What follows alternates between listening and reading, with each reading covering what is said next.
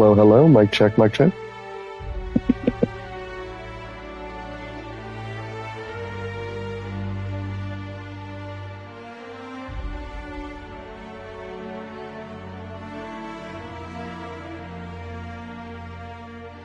No, that's a bit better.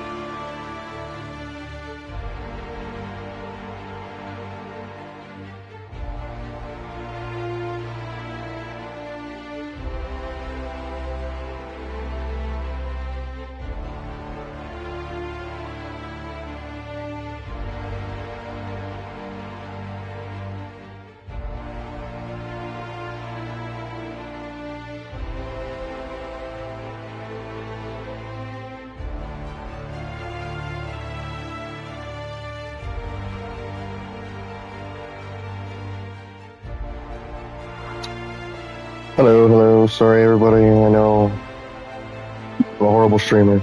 Trying to make sure everything's getting good.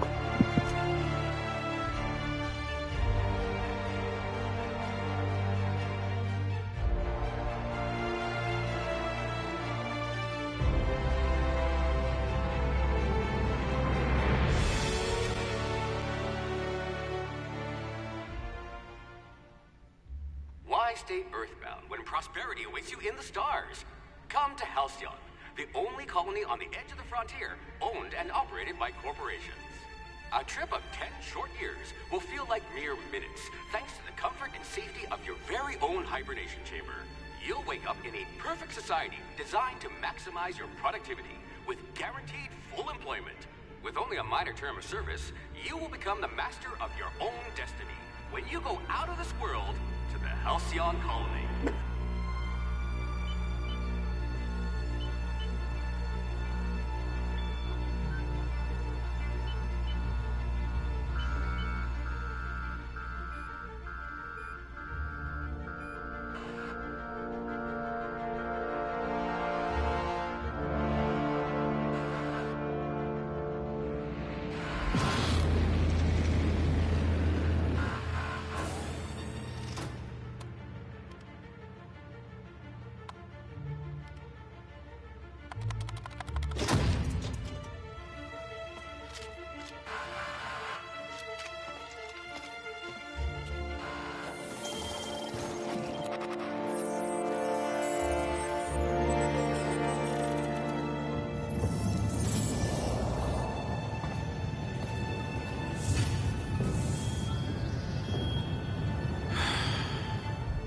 hundreds of thousands of colonists left to drift out here forever, just to keep from damaging the board's bottom line.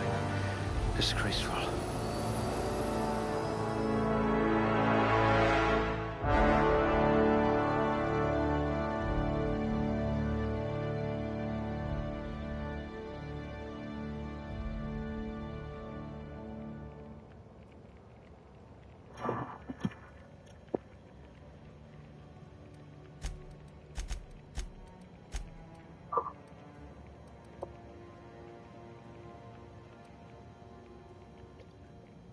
I don't know, where do you think we should put our last point?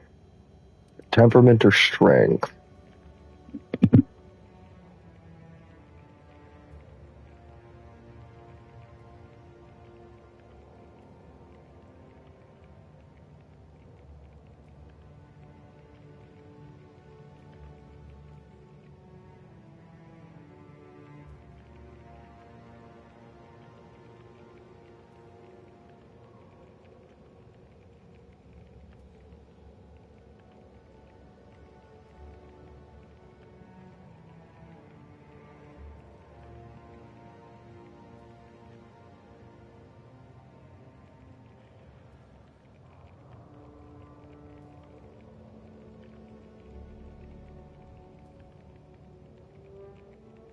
It's like a catalog of mediocrity.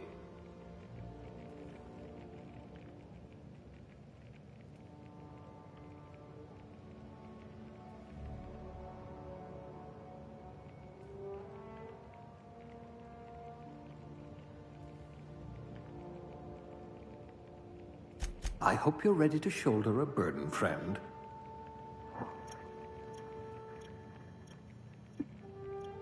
Lord, do you think strength? I'm thinking strength too. I don't really care about two-handed melee. The engineering, determination are kind of nice. The health per second would be cool, but like carry weight. 20 kilograms of carry weight really isn't that much though. So I'm thinking actually 3 point. Ooh, the health regen per second though.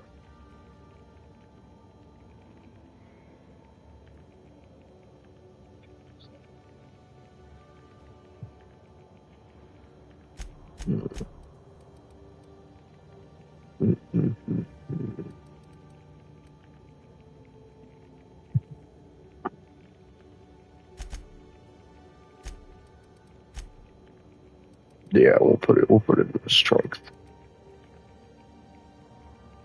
Put it in strength. Go melee. Gunslinger. Oh, they're going to tell stories about you from here to Hephaestus.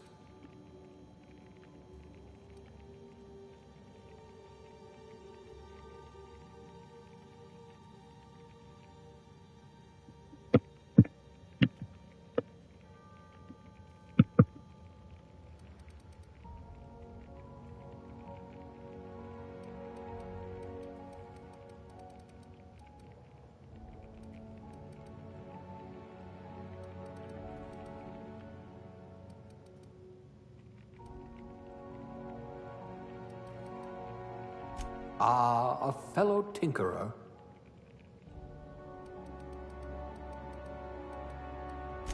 Maybe you can do something about this lump in my neck. All right, ladies and gents, are we a male or a female?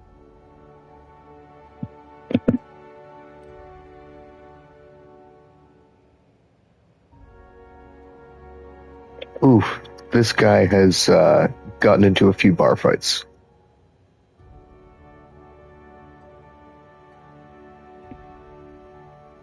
Okay, Lord wants a male. Okay, we'll play a male. I'm gonna have to do some heavy editing on this. Okay, see, this isn't so bad. Okay, that's a little better. Oh, good Lord.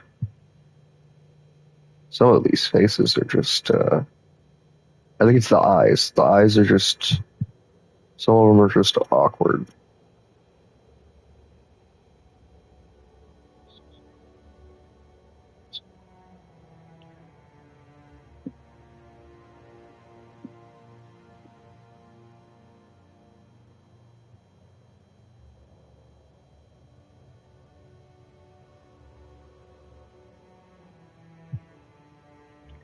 Like, what is up with bro's nose? This wouldn't look so bad if his eyes didn't look so sunken into his head and his nose didn't look like it had been shattered a billion times.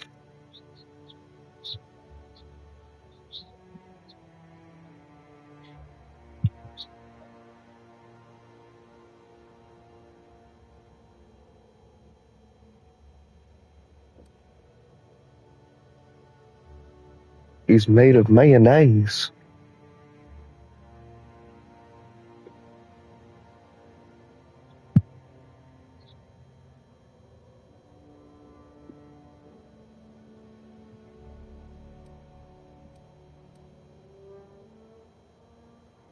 Ooh, that's kind of cool.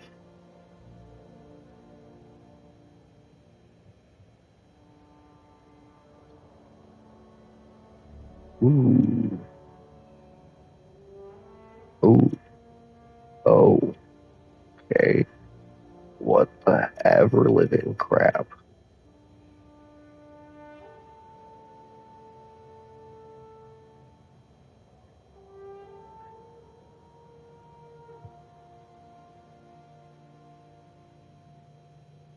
Kind of like these white eyes, I'm not gonna lie.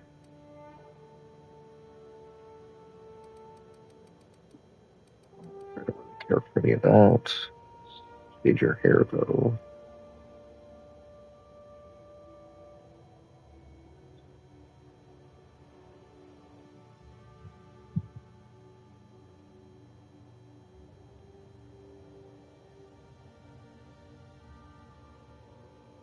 It's everyone's crazy uncle.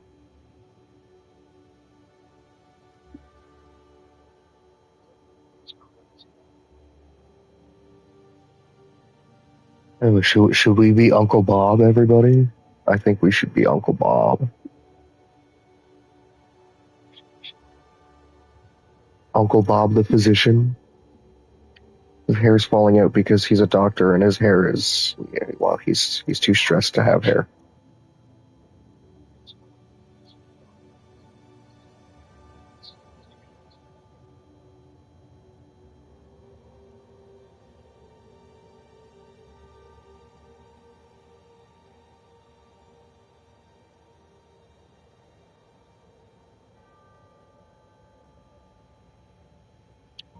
Not gonna lie, this game doesn't have too many really good options for hair.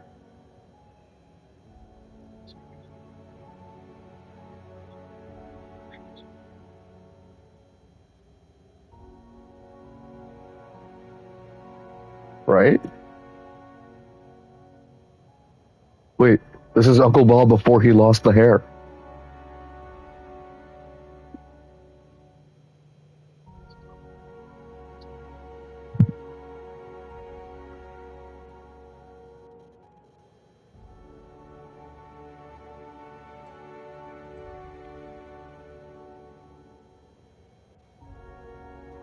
It's literally just the same haircut.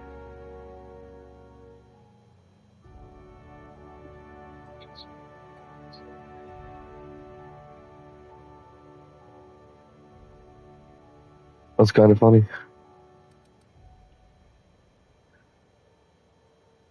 Oh my god.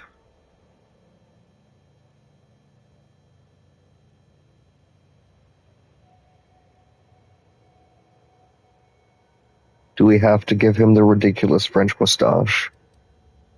I feel like we kind of have to, right?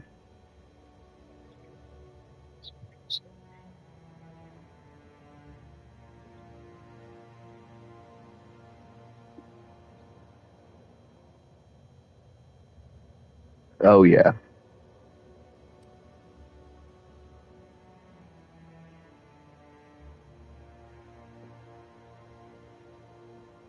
We make Uncle Bob's hair white? Oh yes, we can.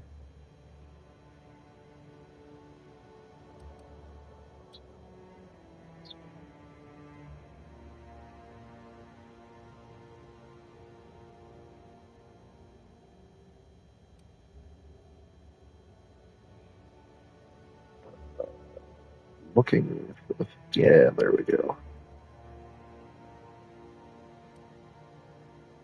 Because Uncle Bob's seen some shit. Oh, good lord. Uncle Bob did not age well.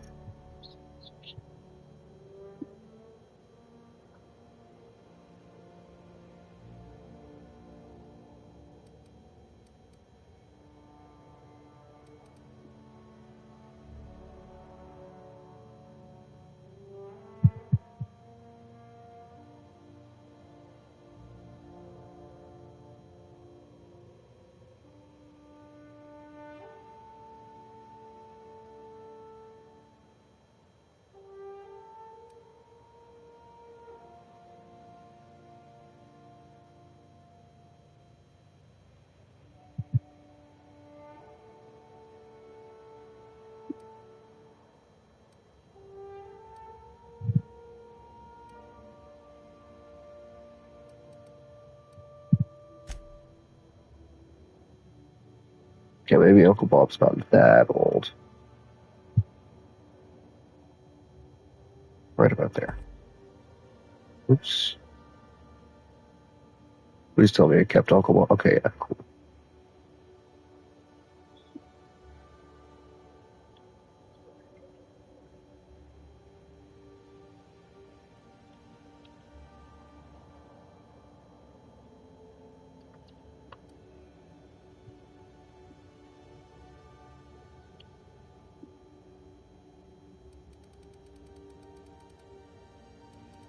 Man, don't screw with Uncle Bob. Uncle Bob will fuck you up.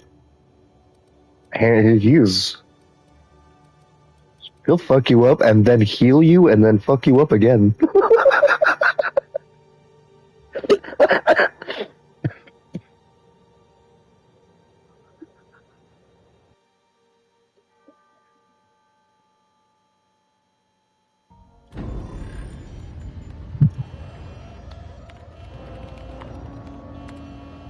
Looks to me My you got headcanon the at this best. point is that Phineas is literally trying to rescue me specifically because I am literally his old buddy. I'm his old medic buddy.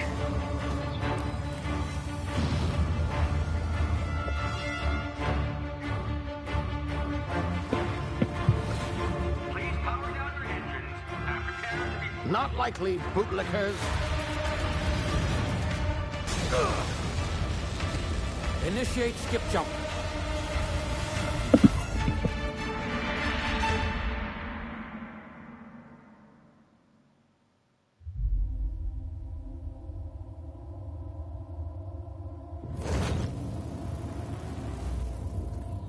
Status.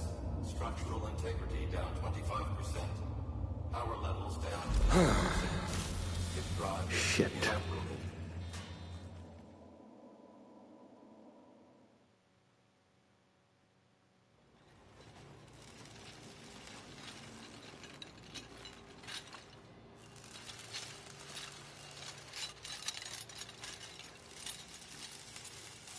Ah, there you are. Wondering what's going on, eh? Bit of bad news there, I'm afraid. Your colony ship was inexplicably knocked out of skip space and forced to complete its journey at sublight speeds.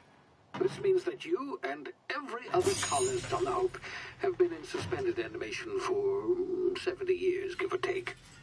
Normally, reviving someone after so long leads to some quite horrifying results. It's called explosive cell death, but it's really more of a liquefaction.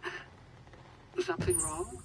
Oh, yes, well, not to worry. I've pumped your body full of a special concoction I devised to keep you from dying so horrifically. Hopefully at all, but I guess we'll see, yes? Unfortunately, I used the last of my chemical supplies saving you. I know it's a lot to ask, but I must have your help securing more if we're to save the rest of your fellow colonists. I'd see it done myself, of course, but the board has a sizable bounty on my head. Now, my ship is inoperative, but I've managed to hire a smuggler to help you out. He'll be... Oh, I see we're in position. Good luck!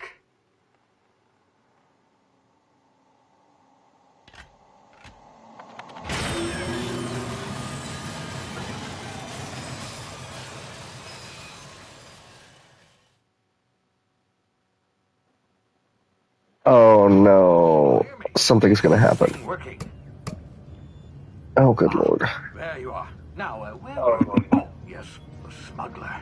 His name is Hawthorne, and he should be waiting for you at the landing site. He's to be your chauffeur, so to speak. Not to worry, I'm told he's a specialist.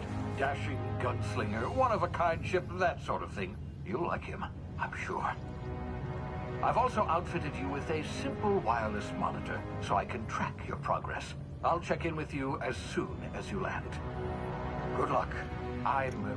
All the colonists Dude, are counting you on woke me up from a 70-year sleep and now you want me to go fight crap. Like, come on.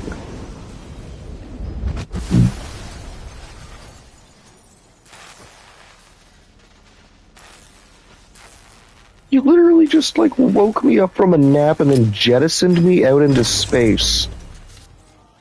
Bro.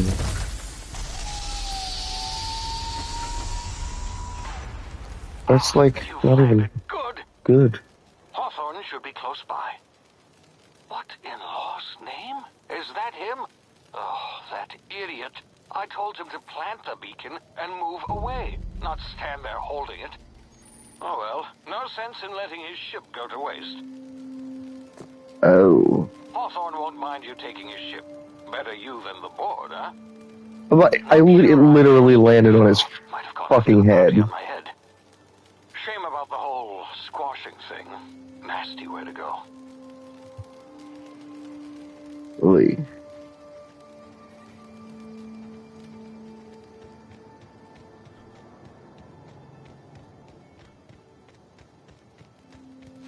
Always gotta go the opposite way of the way the game's telling you to go. You never know that, oh, I broke my leg.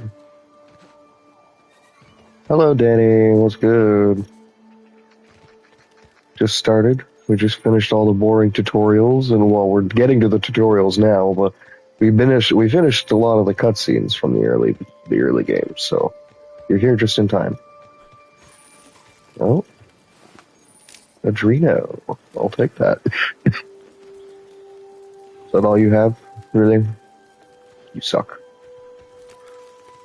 No wonder you died. You don't even have a weapon. Was estás? Espera. The cannon.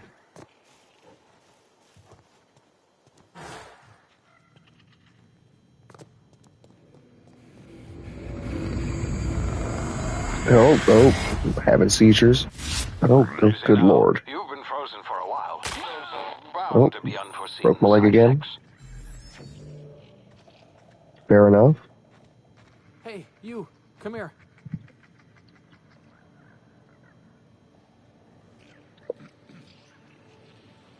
You've tried the best now. Now try the rest. Spacer's choice. Oh, law, that stings.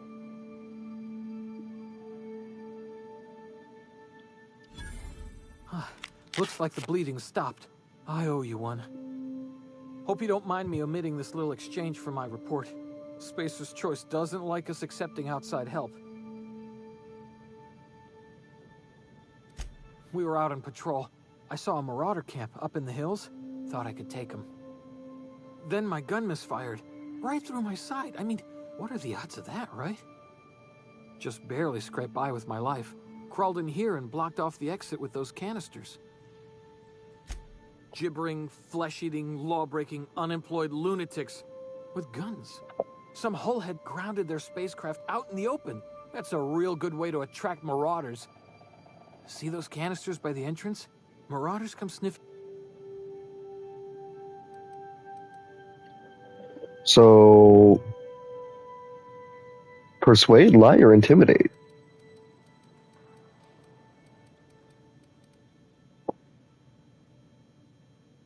I'm not gonna lie, I usually tell him that he's an idiot and to give me his gun before he gets himself killed.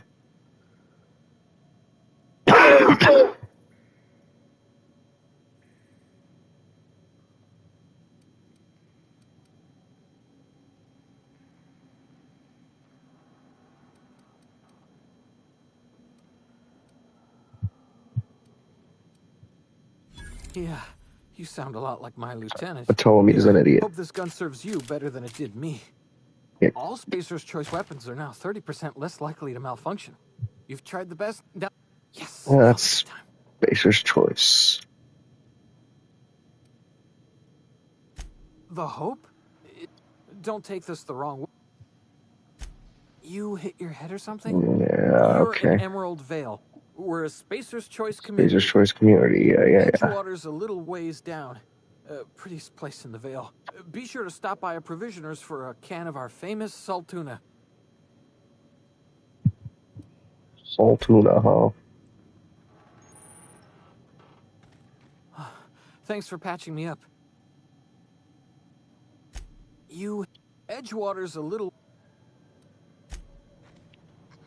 Really, huh? Damage my ears! Oh, what just happened? Can you hear me? What in the hell?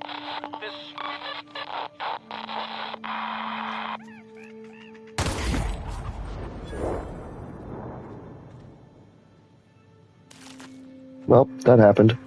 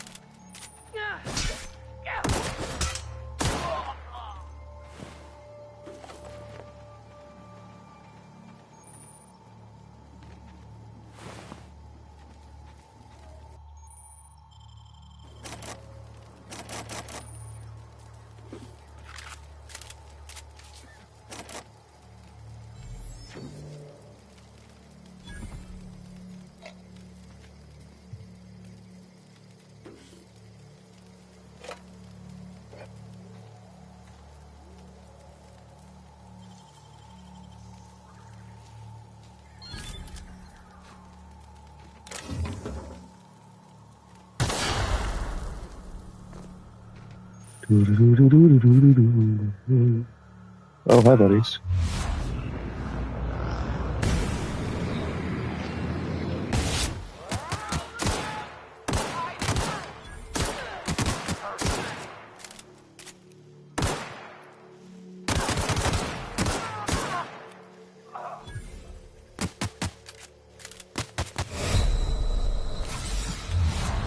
Where you at, buddy?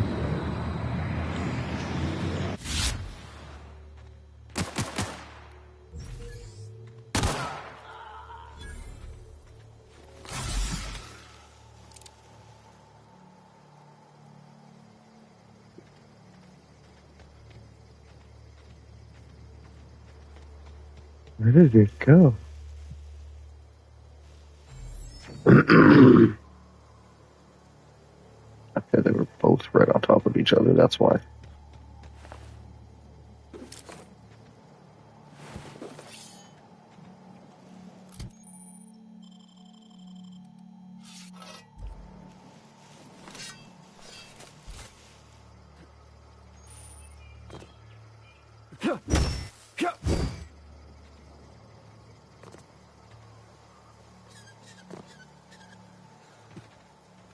Hey!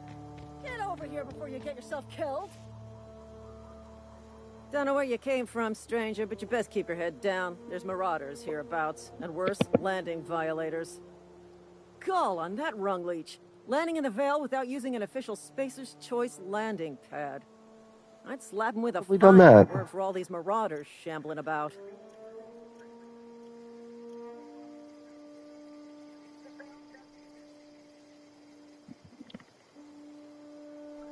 Done that.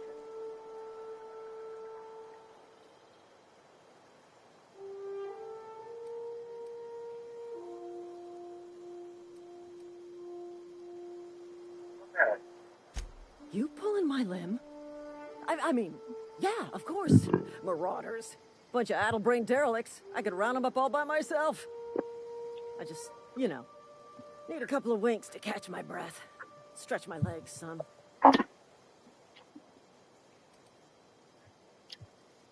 Really?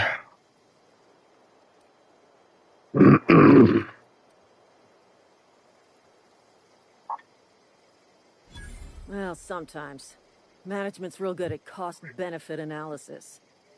But, seeing as I'm the acting manager in this situation, you know what? You're right. It's time we cross those marauders off, find whoever owns that ship, and file a full report. Then it's gonna be fucking laminated. And it's gonna be fucking laminated.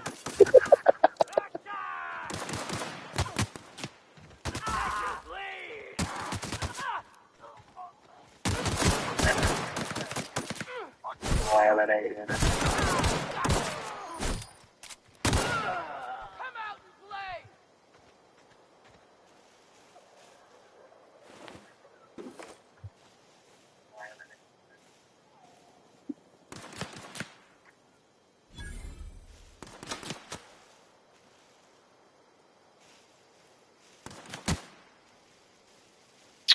Okay, sir, you're really starting to annoy me.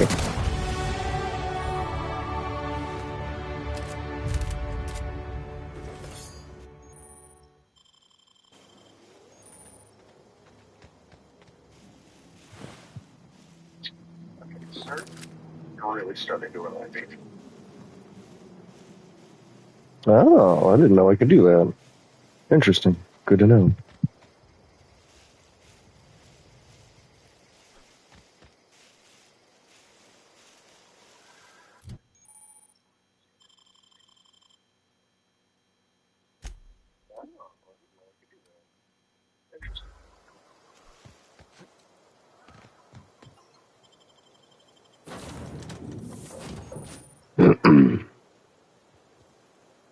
You can fast travel to locations you have unlocked by opening your map and selecting your destination. This vessel contains no valuable. Hello, Marauder. I am Ada, the autonomous digital astrogator of this vessel. Please be informed that I am authorized to use violent retribution against unwanted solicitors. Please return any misappropriated equipment and exit this vessel in an orderly fashion. Failure to do so will result in your immediate destruction.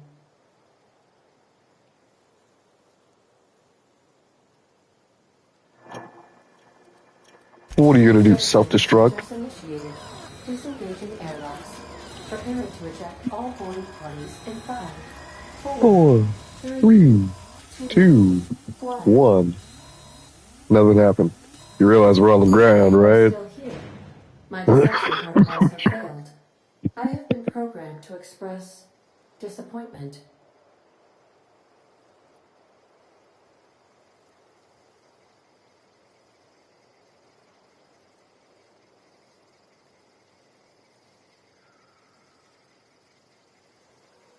I am incapable of accepting orders from anyone other than Captain Alex Hawthorne.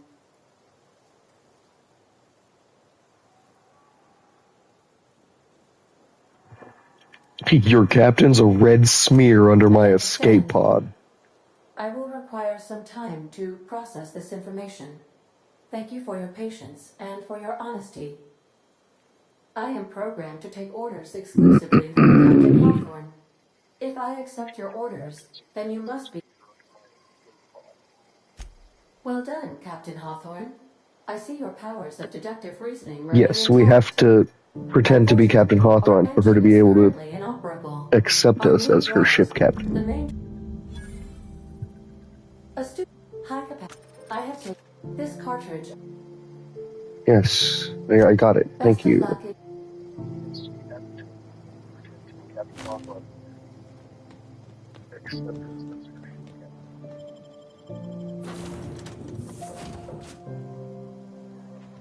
Who the? I'll be with you, friend. I'm Ernie. I'm the Spacer's Choice Department of Human Resources. Town sent me hereabouts to check on the guards. Now, it seems to me, and correct me if I'm wrong here, but seems to me they're all dead. Mind telling me what happened here?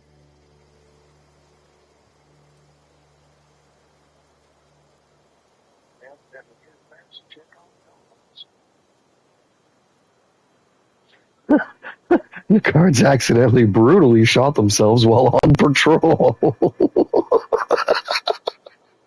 Oh, cool your thrusters, friend. Just out here doing my trade. Gathering remains, tagging corpses, filing reports. Guess I'd better get to cleaning up.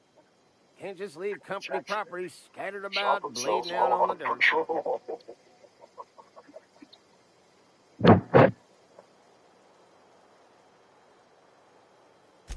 No can do, friend. That armor's Spacer's Choice property. Bodies, too. Living or otherwise. Company policy, see? You don't want to amble on over to Edgewater at your earliest convenience. Constable's office might have work for someone with your, let's just say, aggressive disposition. Oh, and be sure to I love stop by this the game. Edgewater Provisioner for a can of salt tuna. It's not the best choice. It's Spacer's Choice. Don't get paid bits to chat with strangers. You want to chew the rag, go talk to Silas over by the cemetery.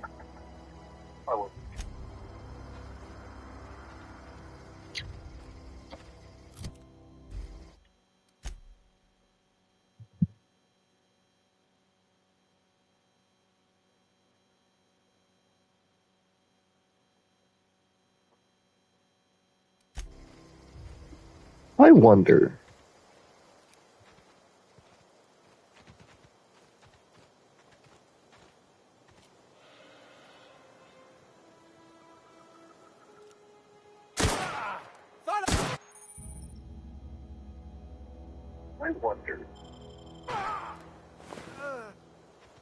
He has nothing on him. Okay. So we're just gonna go back.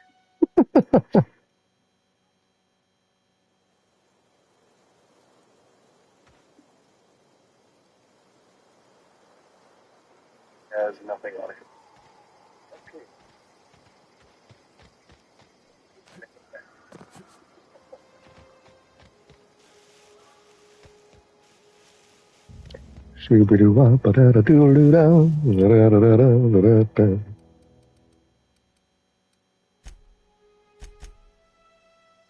Actually,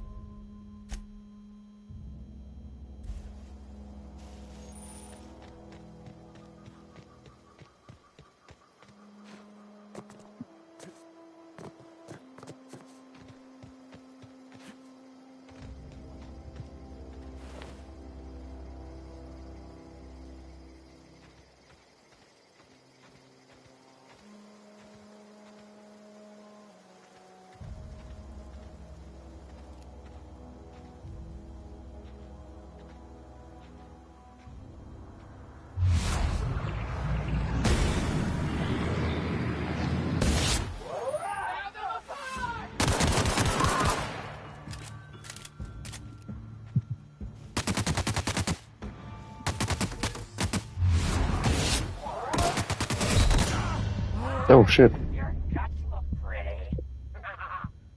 Was not watching my house.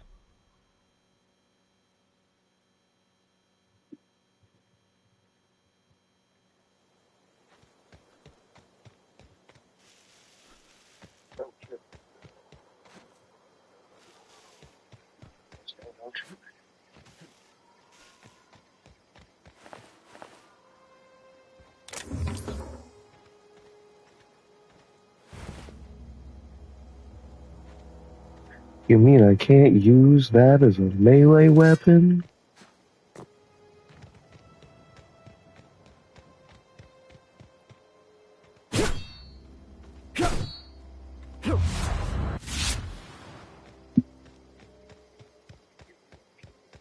That is a melee weapon?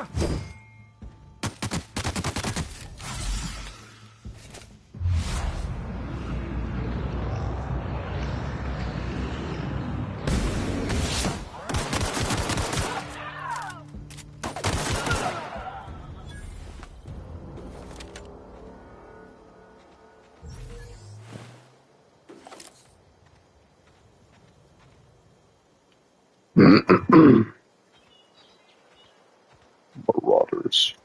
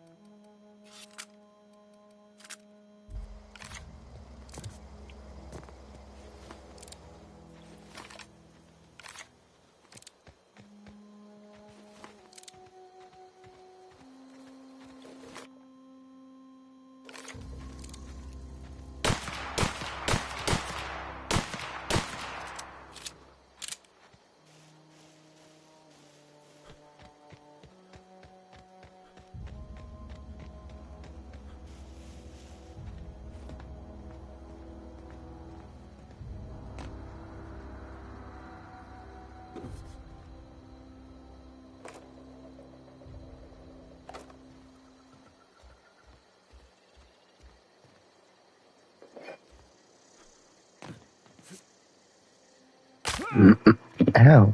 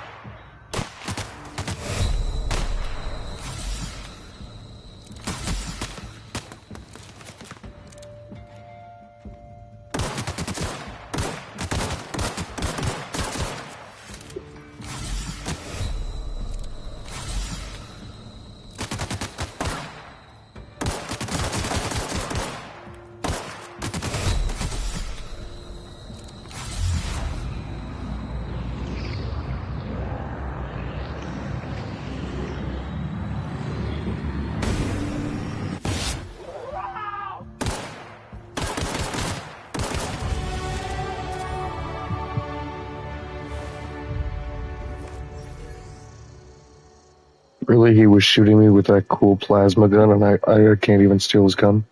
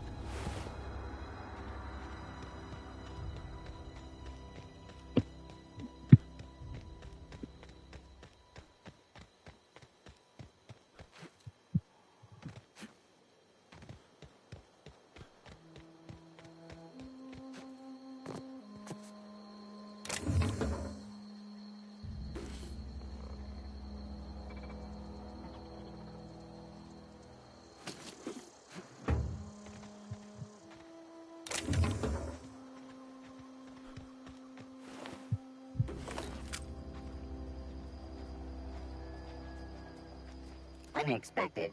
Performing.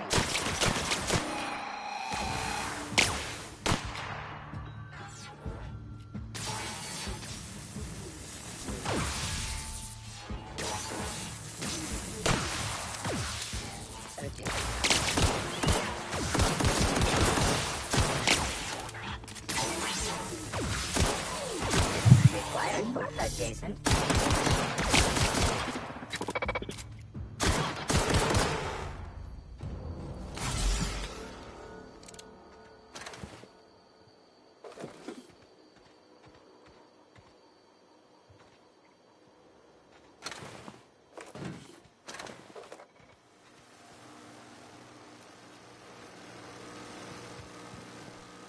Processing.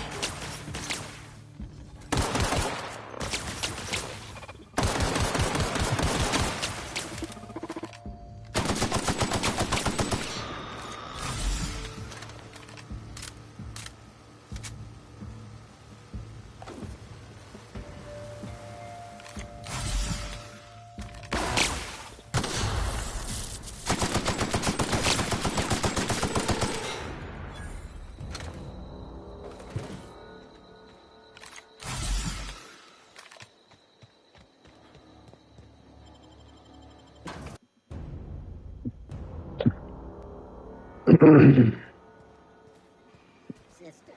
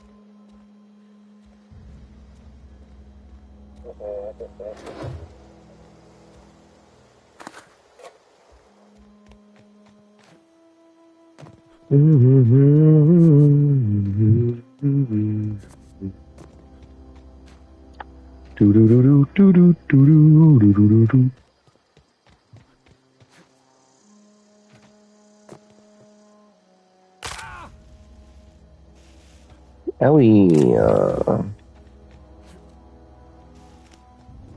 community center.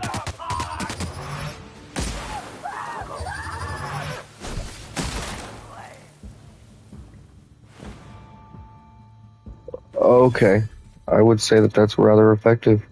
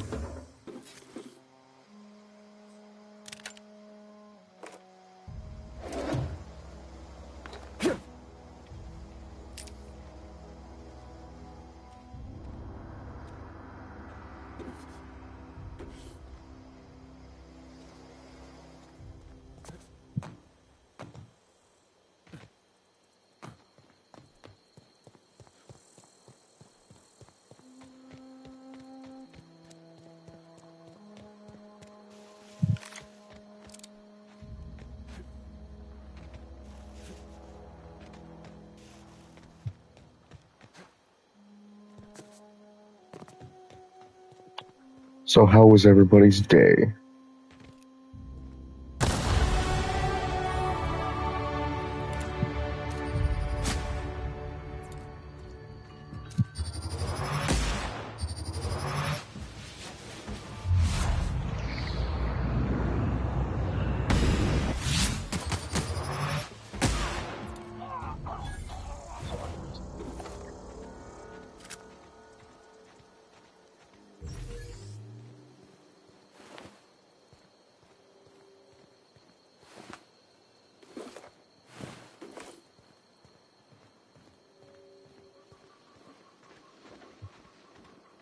Looked like that was some weird Marauder v. Marauder action there.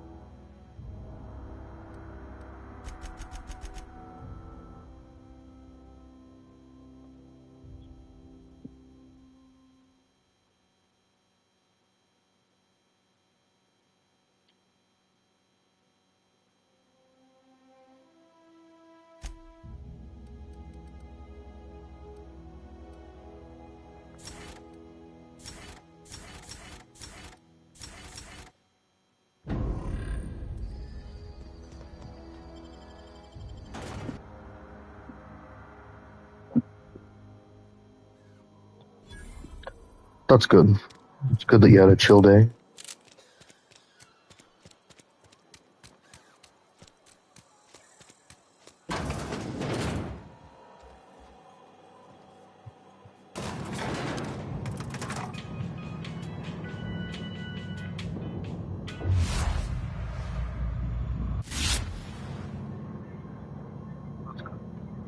Miss Holcomb, I need you to explain this with less detail. The grease monkey are... Seems we've got a guest. Really now, I do apologize. I'm Reed Thompson, Outpost Administrator. I cannot help but notice you are not in uniform.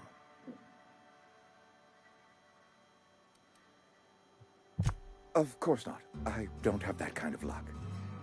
Seems I allowed my excitement to run away with my wits. Been a few seasons since we've had a visitor pass through.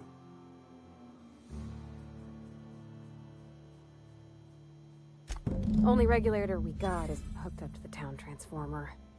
Mr. Thompson ain't liable to be keen on dismantling it. I beg your pardon. I am most emphatically not keen on any such thing. I can't let you have our power regulator. But I happen to know of another one. And I happen to know exactly how you may retrieve it without frying yourself in the process. My proposition benefits the both of us. Please, hear me out. There's a power regulator in the old botanical lab. It's mostly abandoned, so all that power is being squandered. Go down to the geothermal plant. Reroute power from the botanical district over to us. Once their power's shut down, you can have their regulator and be along on your way.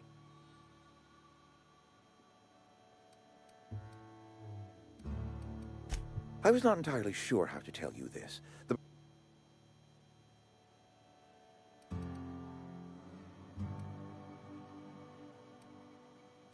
I am not trying to pull one over on you, friend. You were bound to run into them sooner or later. The people living in the botanical labs, they're deserters, former workers. I need them back at their posts. I need them to come home.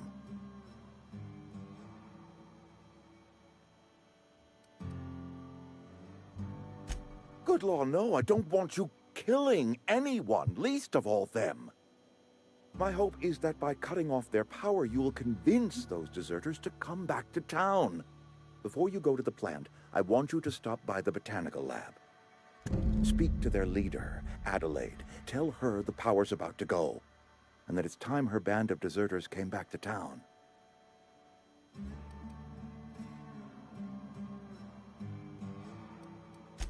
My dad told me all about the plant. Taught me all he knew. I could come in useful. I mean, if that's all right with you, Mr. Thompson. Sir. I hesitate to part ways with Miss Holcomb. but I cannot deny that she is talented and may prove useful to you. You will need an administrative passcode in order... Great! I got my wrenches and diagnosticators and hairpins and engine tape, so I'm all set. Well, I am glad to hear that. Best of...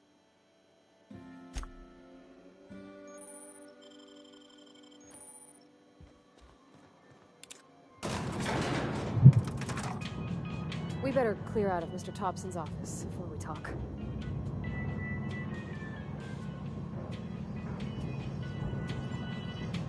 We better clear out of him. Hey, mister, can we talk? Sorry. Can we chat? Sorry. You just want to get out of here. And you likely don't want to tag along like me. It's just, Mr. Thompson has his own view on matters, on account of it's his job and what all, but that's not the only side of the tale.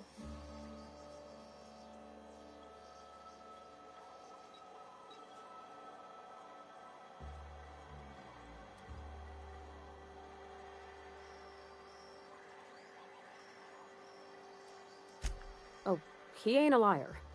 He believes every word he says. It's just, he doesn't always get where other folk are talking from. To Mr. Thompson, a person's a gear. It does its job quiet-like. If it stutters, it gets replaced. The deserters are decent folk. I knew some of them before they left.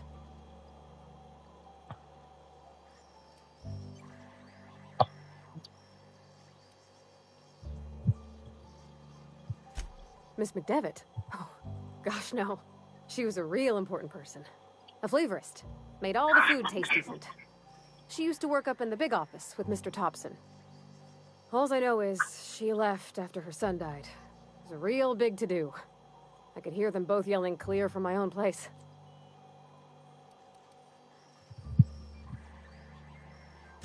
Mr. Thompson's aiming to take away their power. They'll have no lights to see, nor heat to cook. They'll be at the mercy of marauders, or worse. It don't seem right to me, mister. I think you should talk to the town's vicar about it. Max, his name is.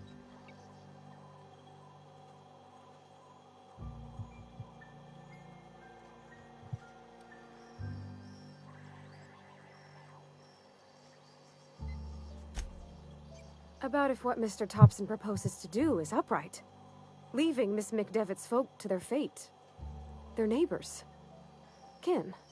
And maybe he can think of something else to try. Something we ain't. He used to go walking outside town. Maybe he found something that'll help. It's just an idea. That's all.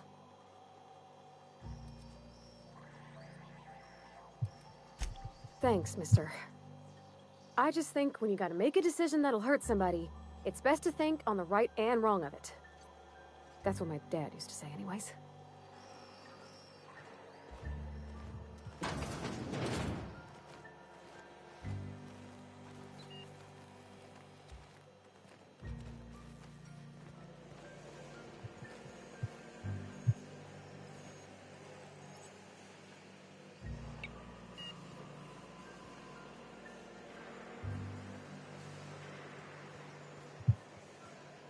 Carry on.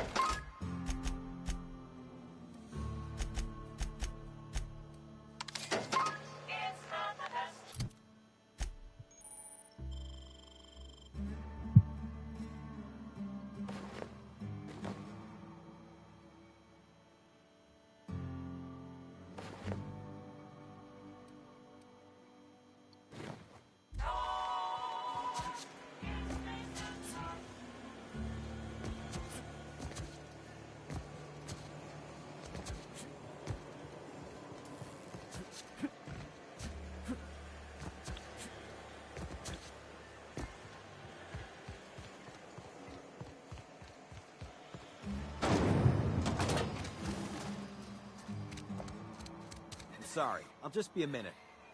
You had a minute. Next one comes out of your pay. Ease off the threats, friend. I'm going. Boss's orders. We all got quotas to make.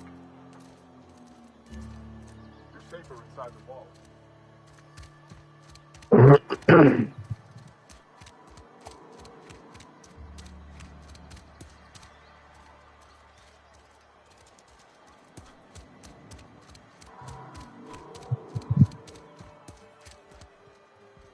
I've always felt weird in here. It's too clean. Yes, what is it? And Just tagging along. Figured to... I so rarely get new people.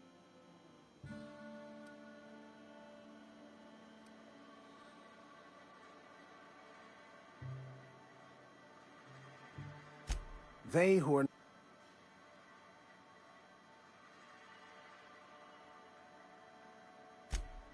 The OSI teaches that the Grand Architect set a perfect system in motion at the beginning of time. Contentment is found by accepting one's role in that grand plan. The Order of Scientific Inquiry, also known as scientism to the layperson. You...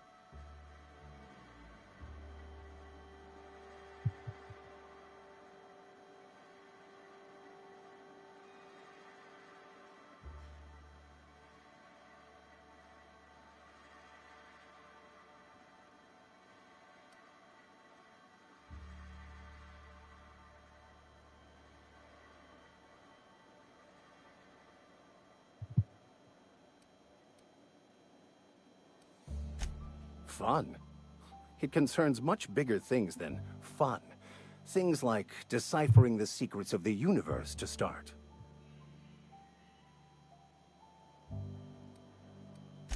We will eventually decode the plan and all its intricacies.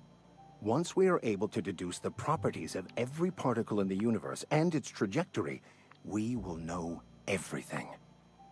The future, the past, each person's place within the plan, all will be laid out before us, removing struggle and bringing peace. No one will ever need question their path again. Some even believe this ultimate knowledge will unlock mankind's true potential, and we will all become akin to grand architects ourselves, after a fashion.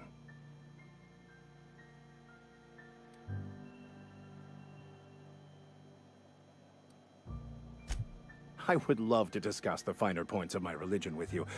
Oh, wait. No, I wouldn't. Seriously, though, to truly understand the metaphysics involved takes years of study and contemplation.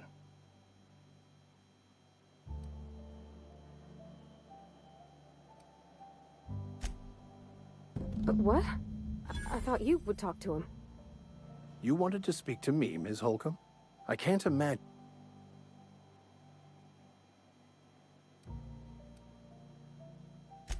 I can see why that troubles you.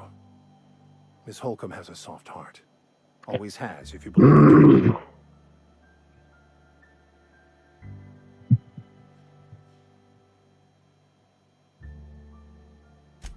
Assuming your goal is to save as many as possible, then you should bring everyone together. Send the power to Edgewater and convince the deserters to return to the fold.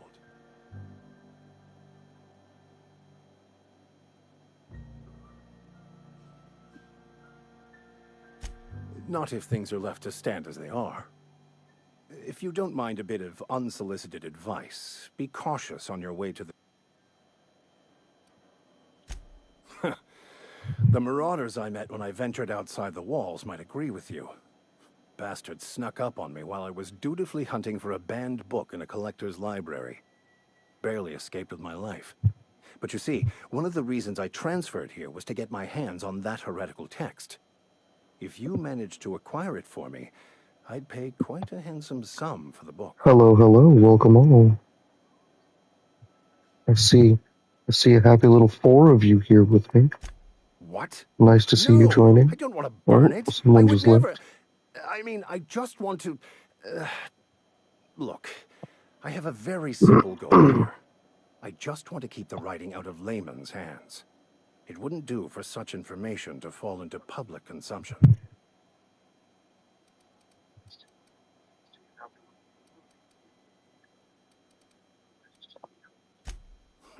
I can assure you, you won't find another willing to risk imprisonment to possess this book, nor anyone willing to pay the price I can offer. Glad we see eye to eye.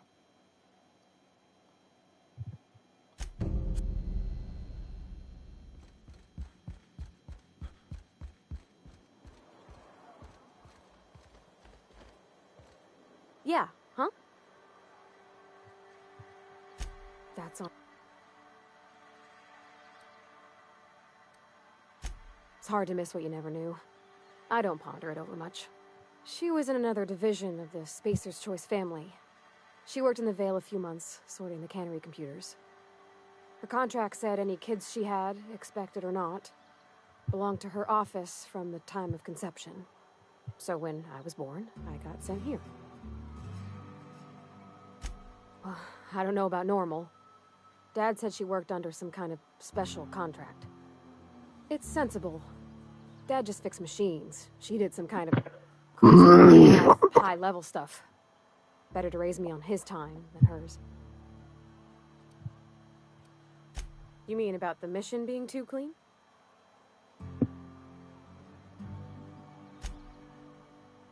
I know, but Vickers says the universe is a machine, that it runs by law. Real machines have not much, 83%. Scratches and worn bits. You can tell they've seen handling, been used by the machine Vickers.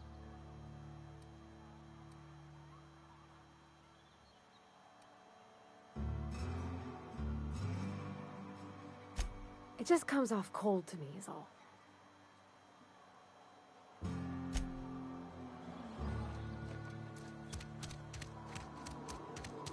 How's your day been?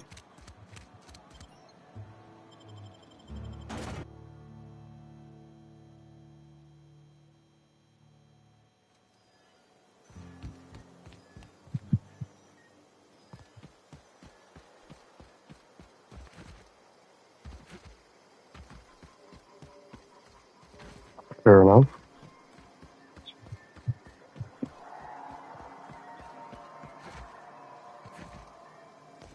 It seems like I'm not replying right away. It's because there is about a 30 to 40 second delay. Oh, hey, Reeps.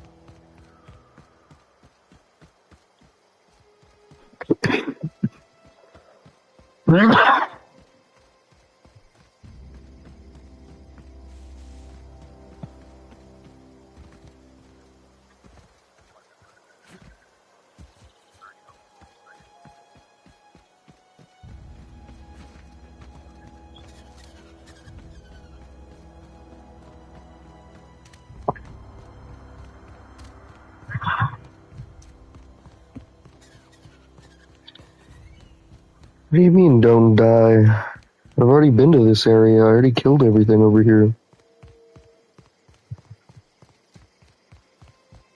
Yeah.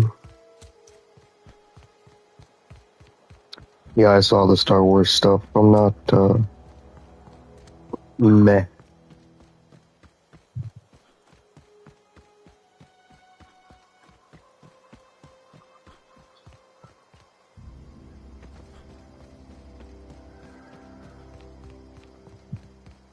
Move along, stranger. We don't want any. I don't know you. Whatever you're looking.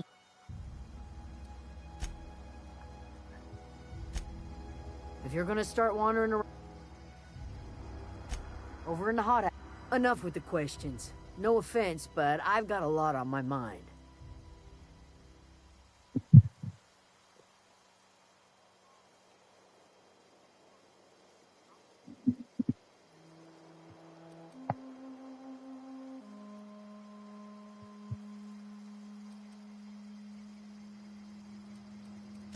Well, look at you, buzzing around the Aether with your very own ship.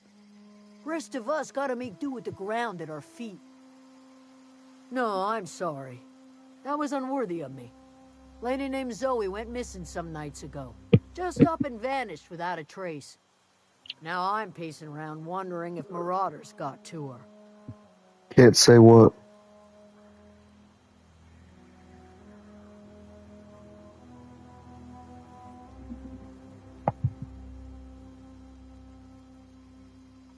It's not like I can't imagine where she's gone.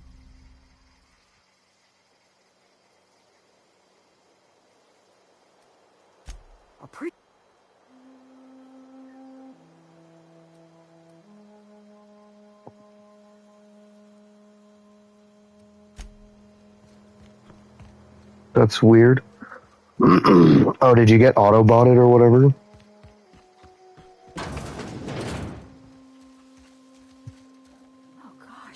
If you're hungry, there's meat turning. Whatever your troubles. I have been called that, among other things. Green Thumb, grandmother, the That's a strange old portrait? lady who keeps flowers. But yes, Adelaide will do just. Excuse me. Why, are you staying long?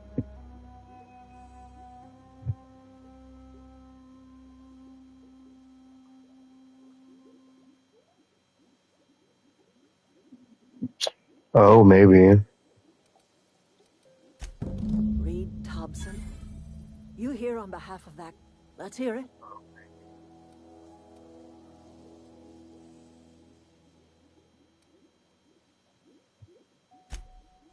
Like everything.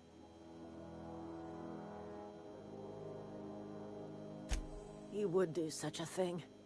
The question is, why would you agree to his plan? Cannery's got a regulator. You want ship parts, you ought to rip him out of the cannery's guts and leave us be. If you're going down to the plant, think about it.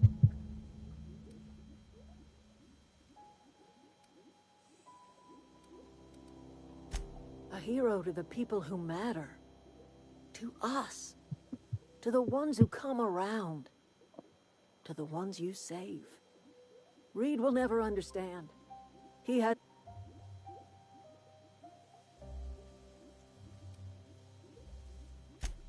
You bring power to Reed's town and you become less. Reed knows it. He's counting on it.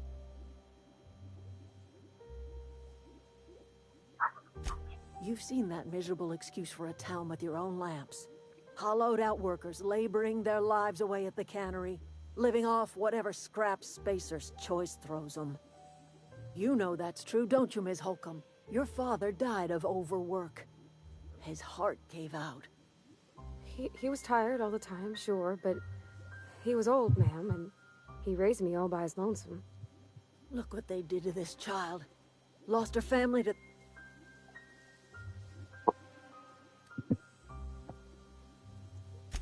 I'm all right. I ain't so fragile. That was unkind of me. I'm sorry, dear.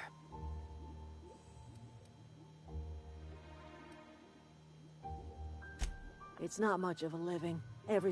All anyone ever does.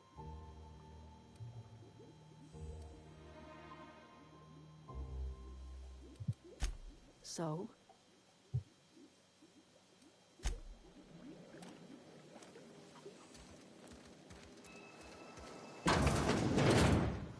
Oh, that's Thomas. He used to follow me around before he left the cannery.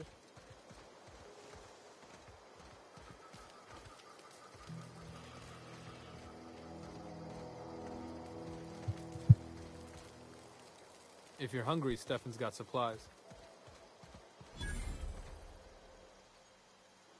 Oh, didn't see you there. I was just occupying myself with a little engineering. Whoa, Miss Parvati. Hey, you're, what, how are you? Hi, hello. Are you, are things safe out here? How are you keeping? Great, just great. I've been trying to keep stuff running, just like you.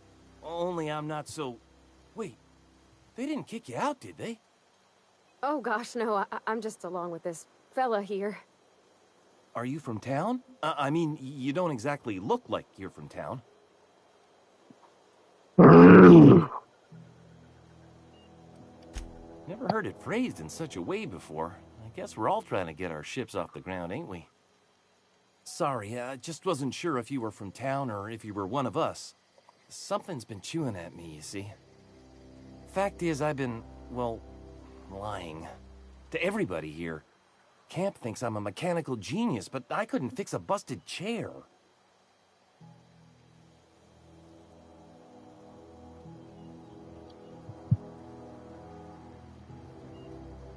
I'll take all the help I can get. I set my mind to learning the craft of the engineer, you see.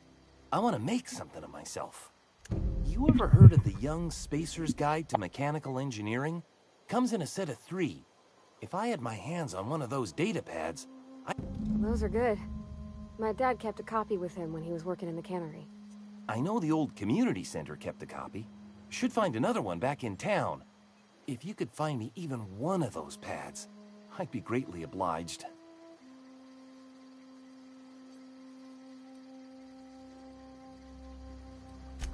I wish I knew. I wagered the town had the full set once upon a time. Where the third's gone, I can't say. I'll pay you for every pad you bring me. If, by some miracle, you can bring me the full set, I'll give you something pretty I've been saving for a lucky day. Would you? I'd be grateful. What's on your mind?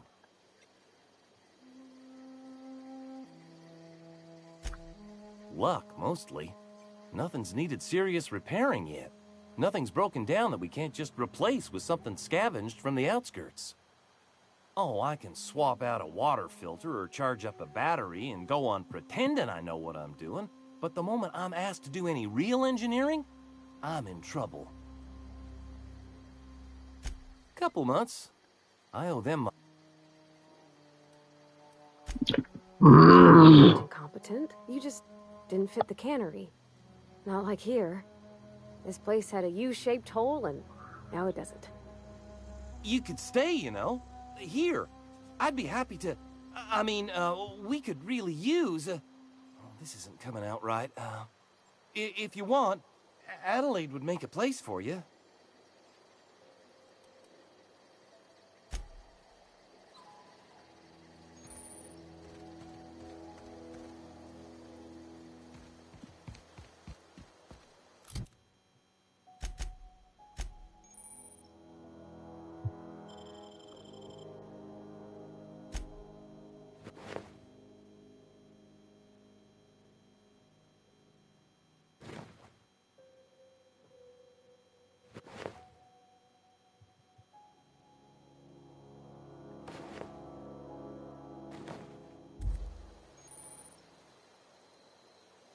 Sure.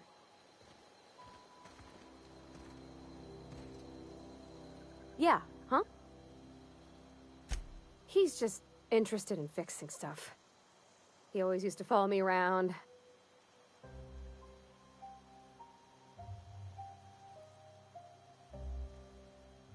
I'm just glad he's alive. That he's okay. I mean, When Mr. Thompson said he was fired, we all expected the worst. If he wants to learn about engineering, we should help him get those data pads he wants. I'd like to do that for him.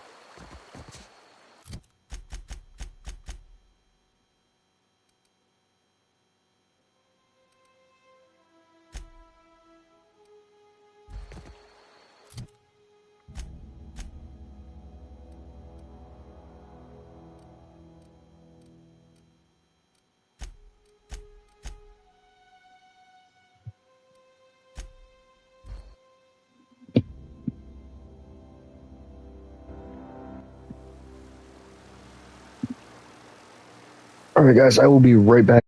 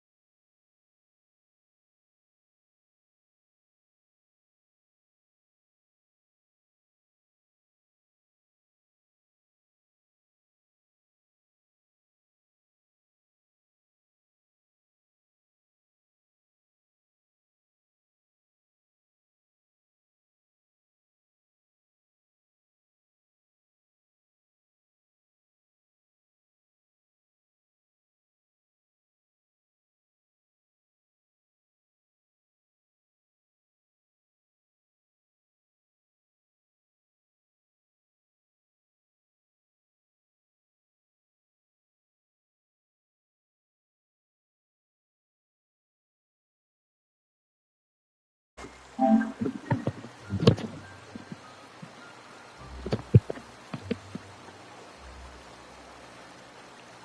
I am back, everybody. Sorry about that. I had to use the washroom, and I went and threw some food in the oven. Well, I say the oven, but it was the microwave.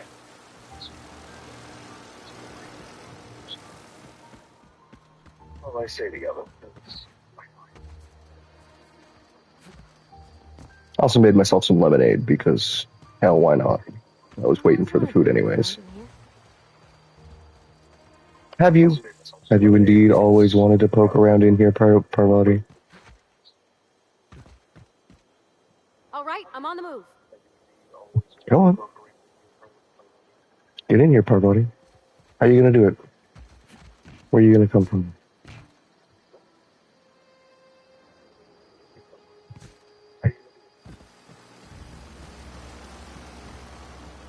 Oh.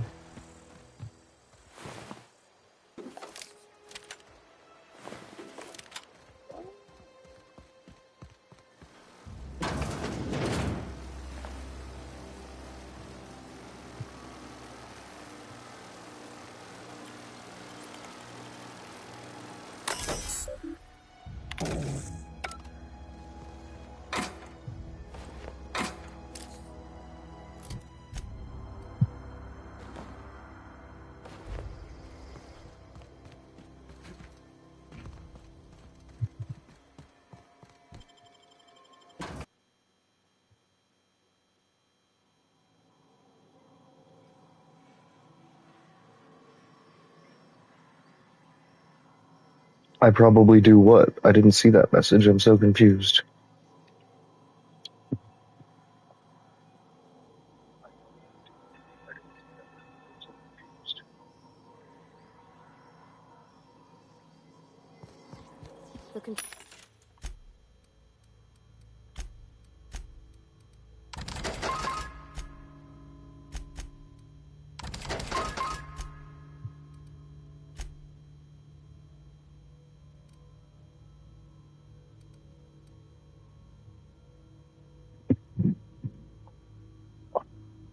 Control room should be off to the right. I hope we're doing the right thing. The peeking comment I made? Oh. Parvati's a girl.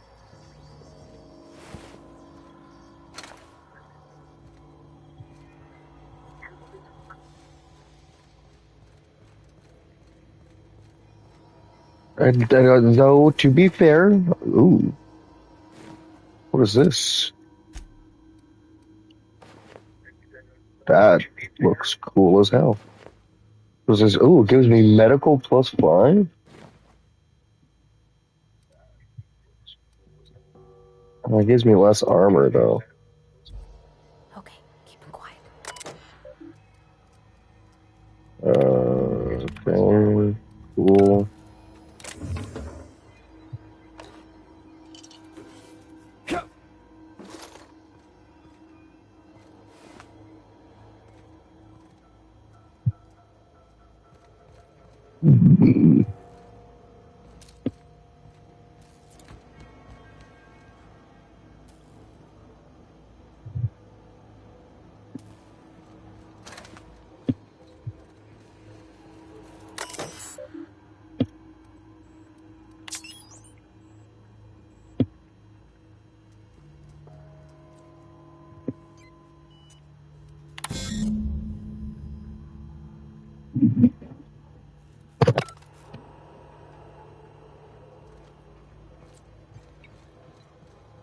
Three switches.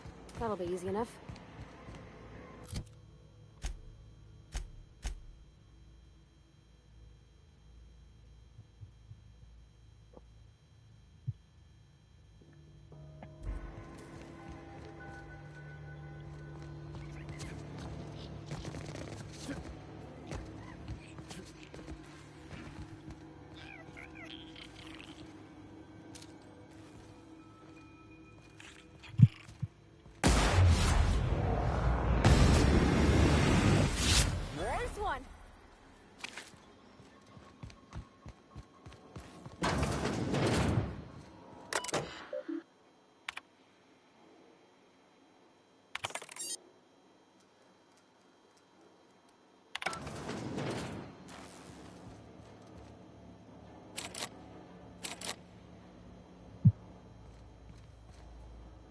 Security chief's key. Well, I don't have that.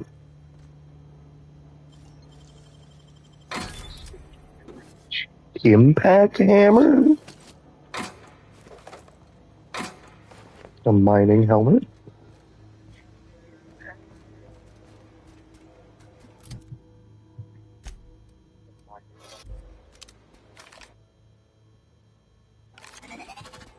Oh, sweet.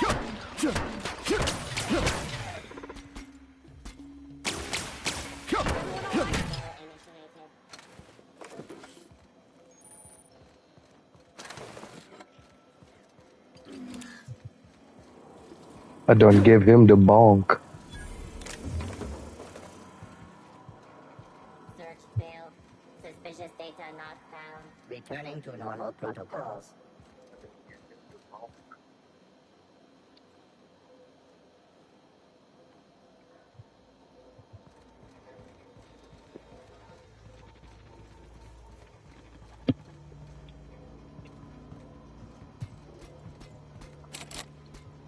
Bard? I guess I go this way. Ow, my toes.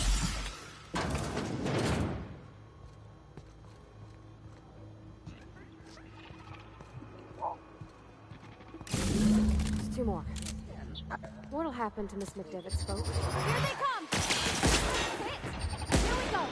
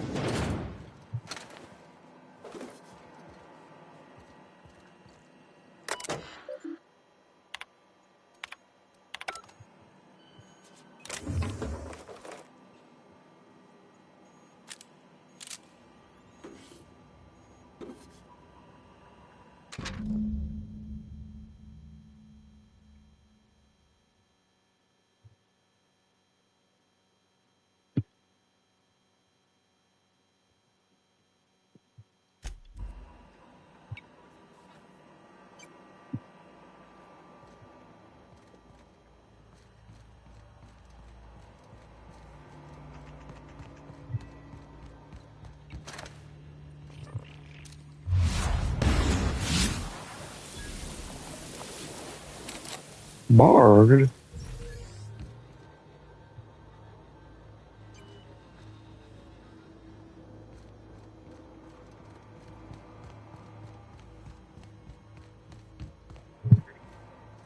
How do I get into the room if both doors to the room are barred?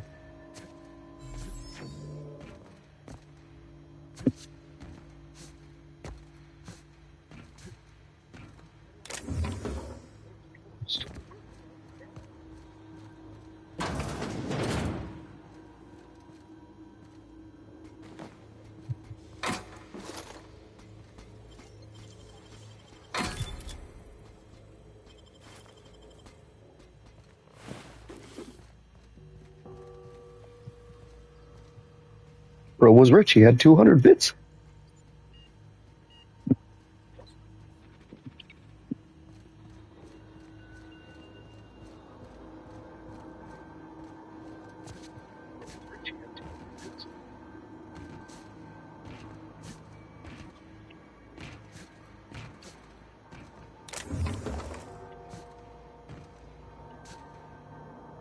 You're not real. You're not real.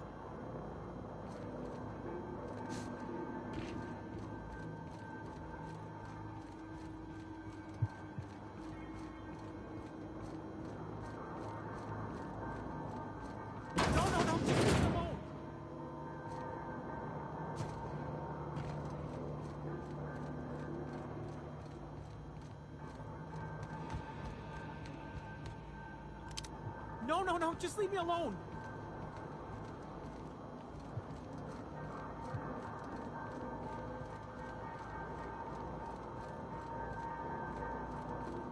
Wait, Phantom.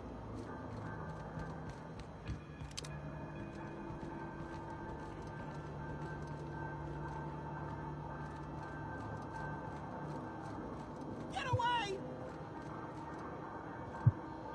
You're not real. You're not real. Get away from me, Phantom. Shoot. Scram.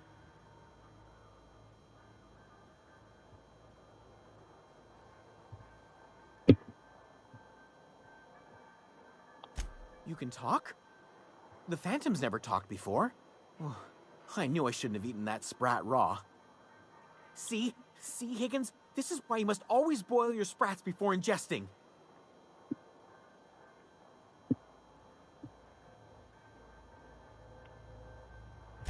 Of course. Do excuse me. I experience brief flashes of mania during which I am visited by the phantoms of my imagination. Chester D. Higgins. The D stands for definitely not insane. I use it as a reminder.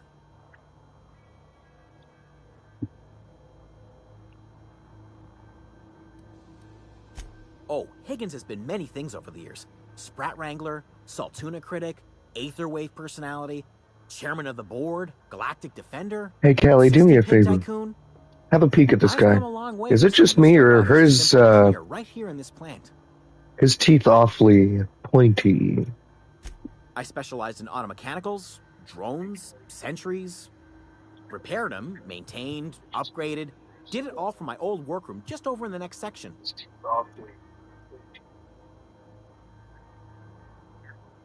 Only entry.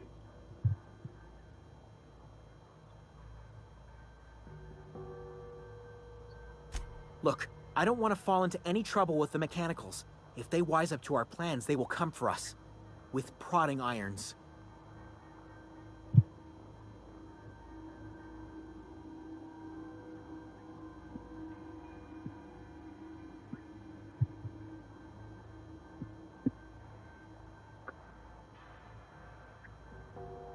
You know, you remind me of myself back when I was an intergalactic adventurer. I discovered a flaw. Their hostility levels were hardwired to maximum. There's no changing that, but you could rewrite their targeting protocol so they attack each other instead.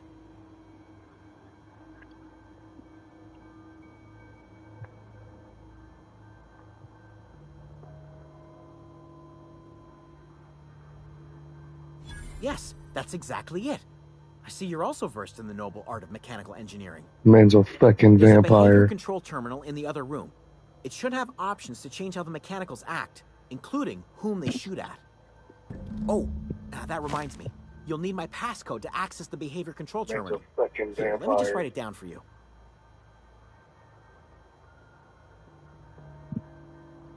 The tail.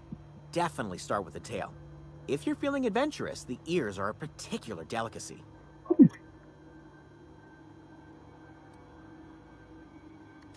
Jimmy'd opened the vending machines. That lasted a good couple of months. Eventually, I had to resort to more unconventional means of filling my insides. Mechanicals lost their bolts. Opened fire on anything that moved. It was pandemonium. Alright. See you when you get back, Callie.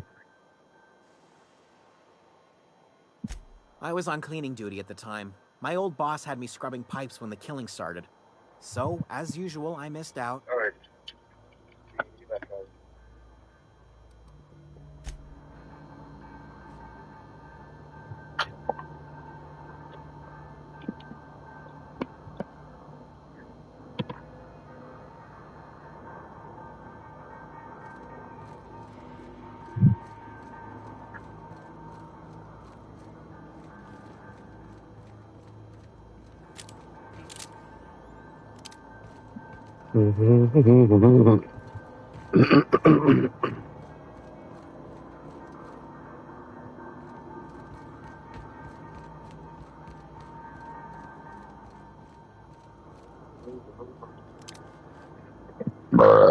Excuse me.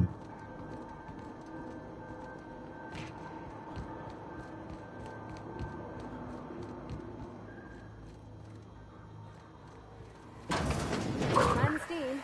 You're liable to get scalded.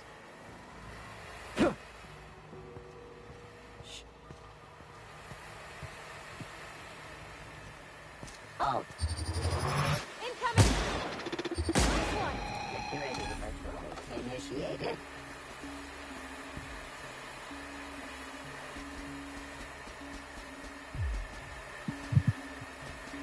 Unable to locate target. Sure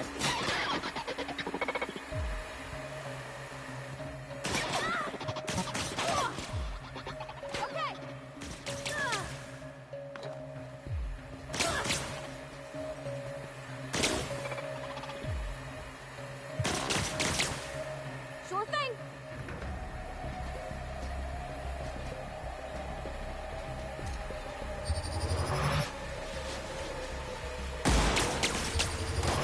All right.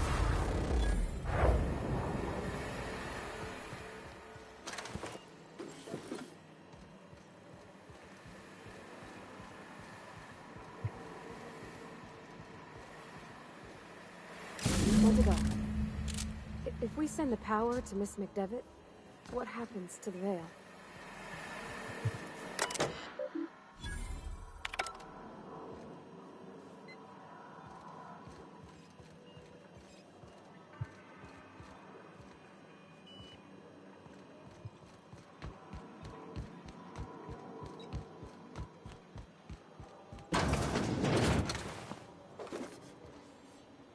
Processing.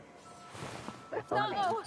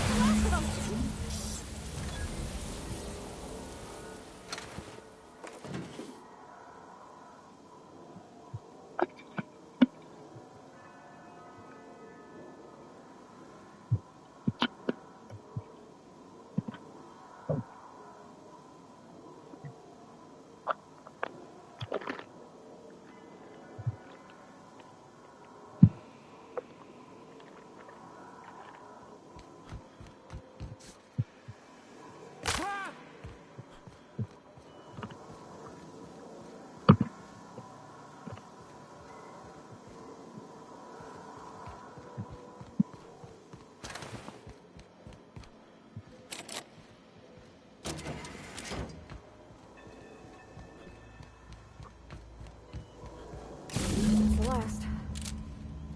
I'm not sure what the right is. Alls I know is the decision's final.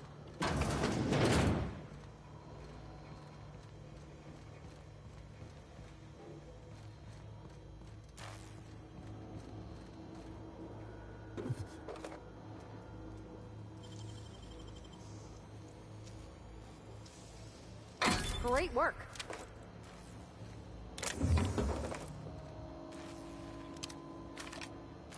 Yeah, huh?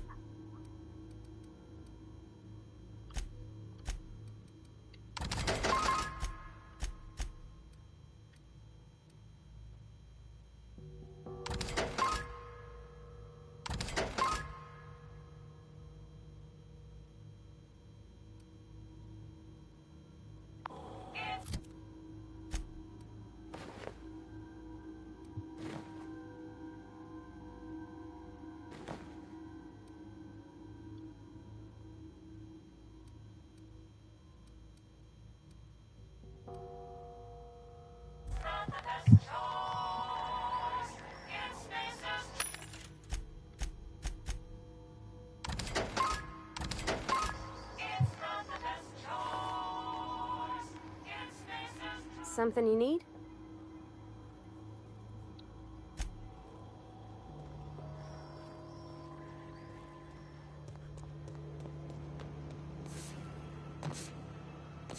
Once we do this, there's no going back. Hey, mister? Look, I know you want your power regulator and all, but I just gotta ask you. Do you understand what you're about to do?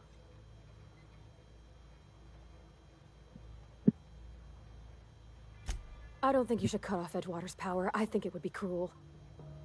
I'm sorry. that just sort of came out all at once. Edgewater's hurting. We've been losing workers year after year, and corporate hardly ever sends replacements. There's barely enough Saltuna to fill our bellies anymore. But the town's got some good people in it. Decent, hard-working folk just living their lives the only way they know how.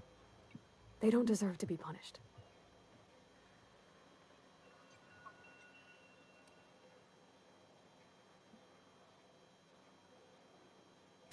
Well, that sure sounds like Mr. Thompson. If he was standing here, I imagine he'd remind us of how we're all one big, happy Spacer's Choice family. In Mr. Thompson's eyes, those deserters are still part of the Spacer's Choice family. The family must work together in order to survive. I hate to say it, but I think Mr. Thompson's got a point. Unless those deserters come back, Edgewater's as good as dead. Cutting off their power might be the only way.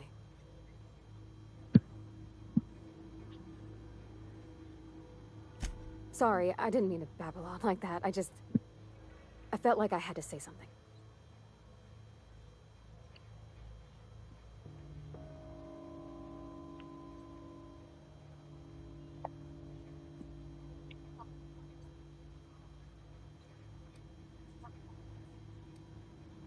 Really?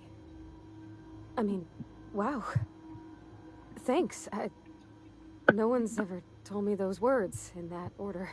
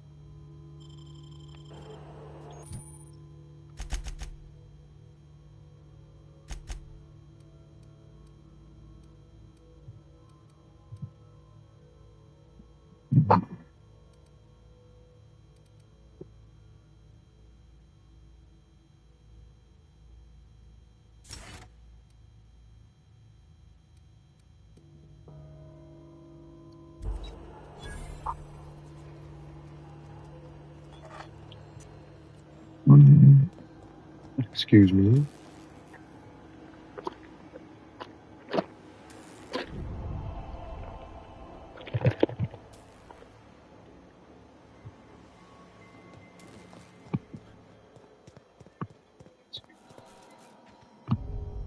Oh, my lord.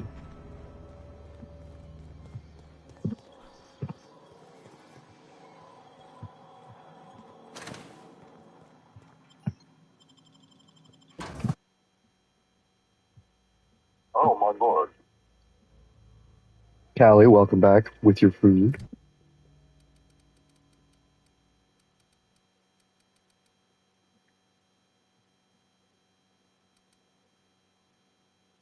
Oh, my lord. Callie, welcome back with your food.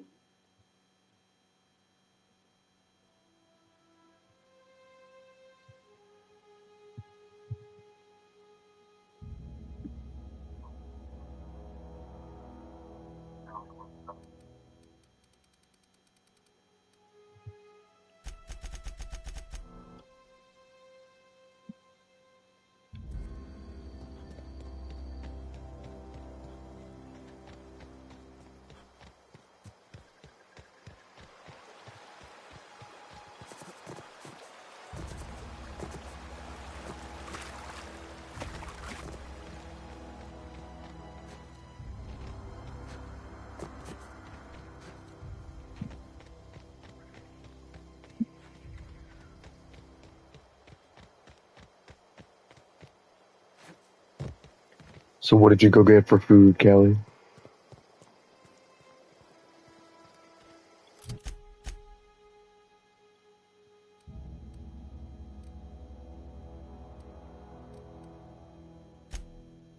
Where'd you go get for food, Ken? Excuse me again. Good lord, I'm so sorry, everybody. My acid reflux is really killing me right now.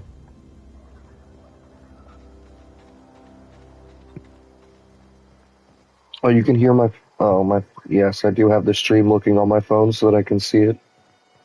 In case I miss messages. I know, I'm trying to think. One of us want to go see what happened? Marauders can't see us in the dark. Wild canids, on the other hand. I'll tell you what I can.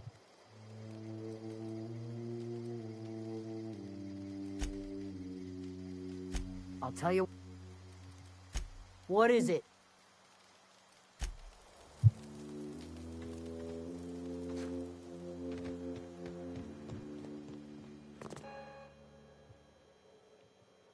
That's the thing about growing old. Your eyes start to fail. Elsewise, I would have seen you for the snake that you are, chopped you into pieces and roasted you on a spit. This is all you're doing. Cutting off my power, killing off my garden. Without refrigeration, my food will spoil, and my flock will starve. I want to ask you this in private, away from the eyes of my flock, so they do not see me lose my temper. Tell me, why did you do it?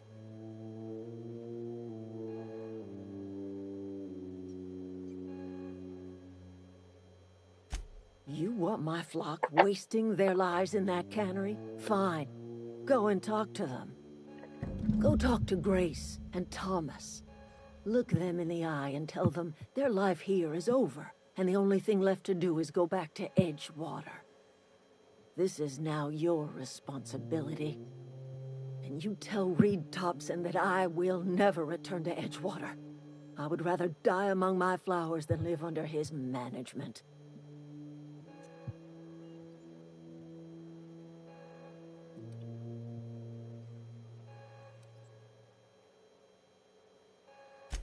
My son worked in that cannery. When the plague started coming, he was one of the first to fall sick.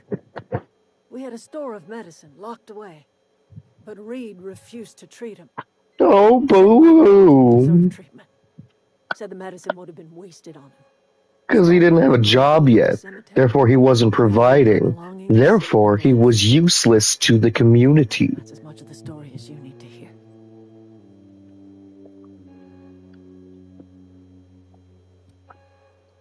As long as Reed is still in Edgewater, I will not return. Those are my terms.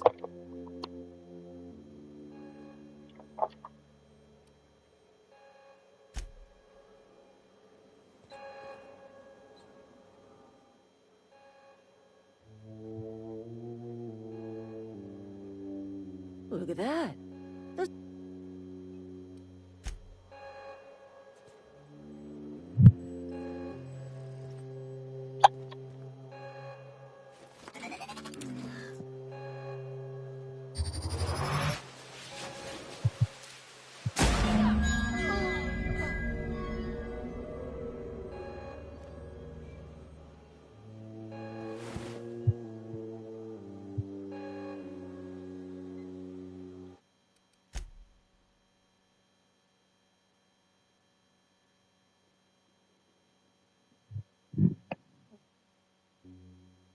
Oops. Didn't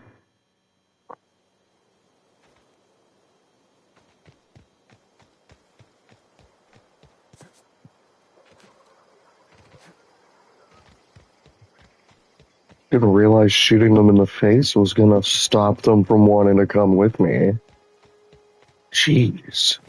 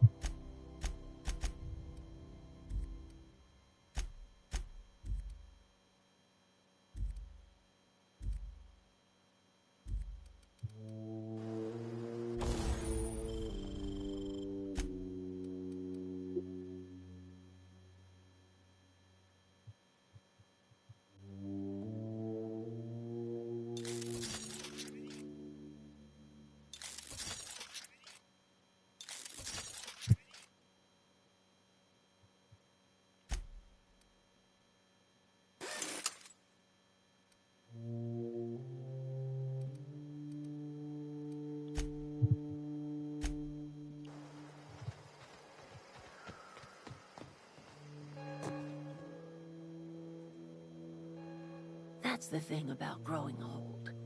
This is... I wanna...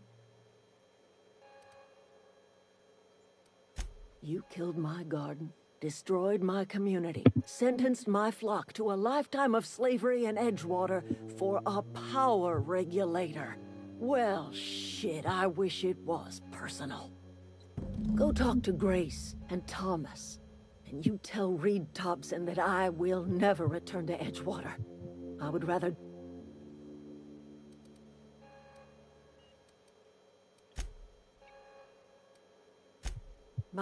We had a story, so I bet...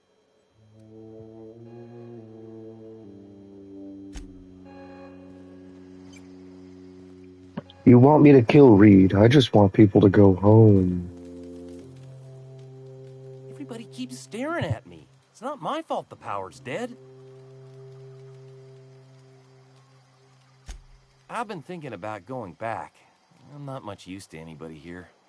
I get sick thinking about working at the cannery. I can't do that again. I mentioned those manuals on mechanical engineering. Suppose if I had one of those, I could go back to Reed and make a real case for myself.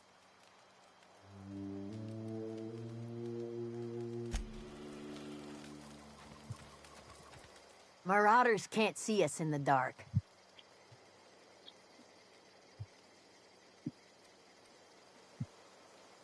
Okay.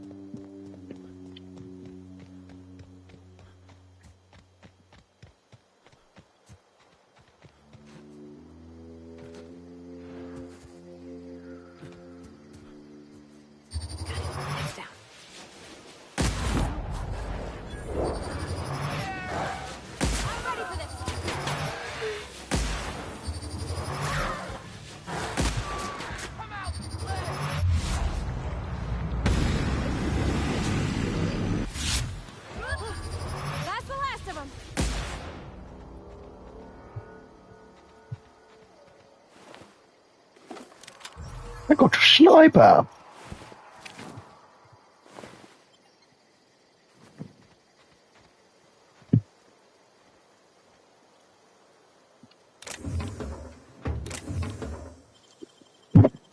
That was quick.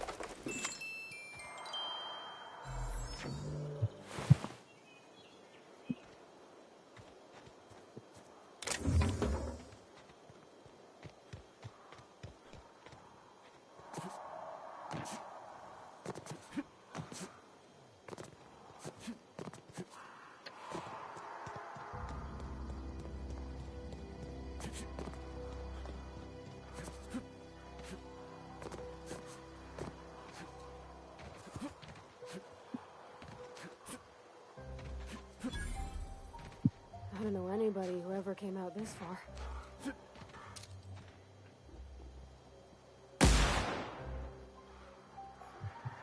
Here we go! Sure! Took one down!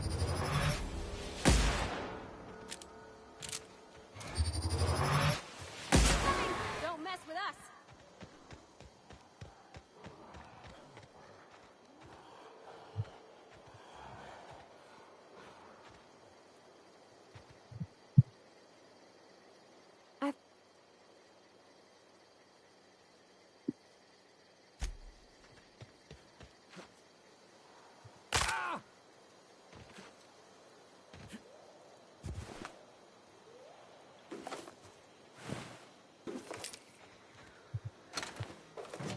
Bah. Oh, excuse me. Stand and deliver!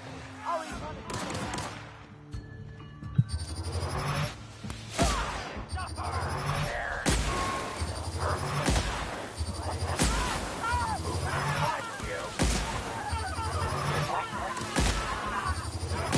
Pow! Right in the vitals!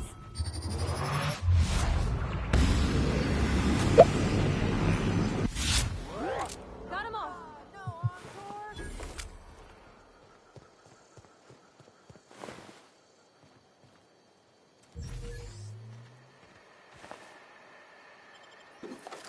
Oh. Fair.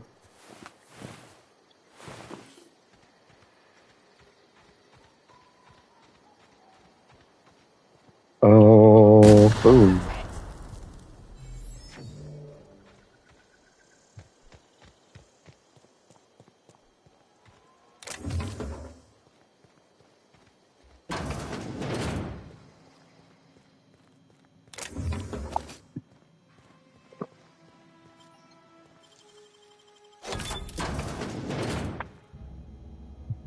Who ate my lunch? 8 cases, Bumblebee Place, Bumblebee Pale Ale, Pale Kale Ale, Borst and baked beans, woolly milk, Spacer's Choice, tarmac, and cheese. Spacer's Corona.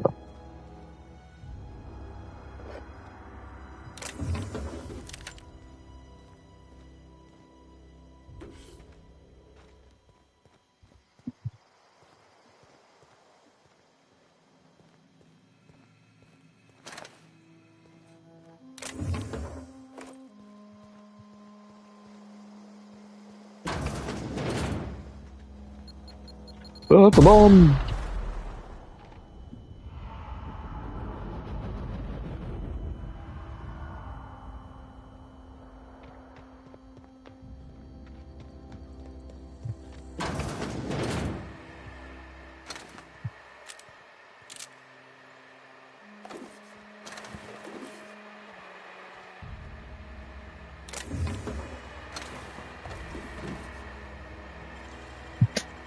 Easy. I'm going.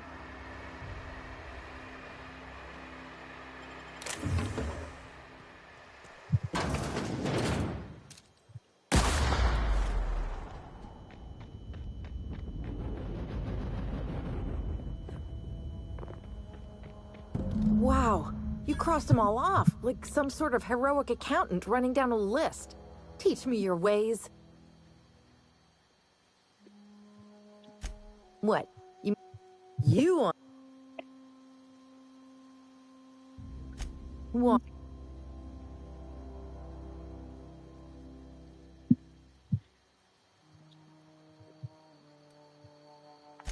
I'm great at clarifying. No. I may have bartered them a few boxes of Adrena time, but yeah, I'm sure that's got nothing to do with it. I don't know. The vital processes that constitute the miracle of life are mysterious and unknowable. Oh, you mean around these guys? The Marauders wouldn't hurt me. They love me. I'm practically their queen. Yeah, must be my natural charisma. I got kicked out of Edgewater. I'd heard some... Instead...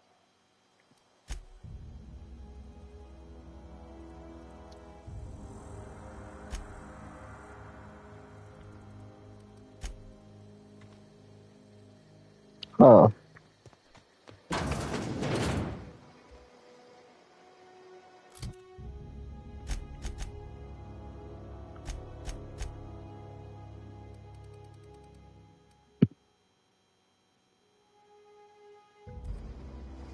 Okay.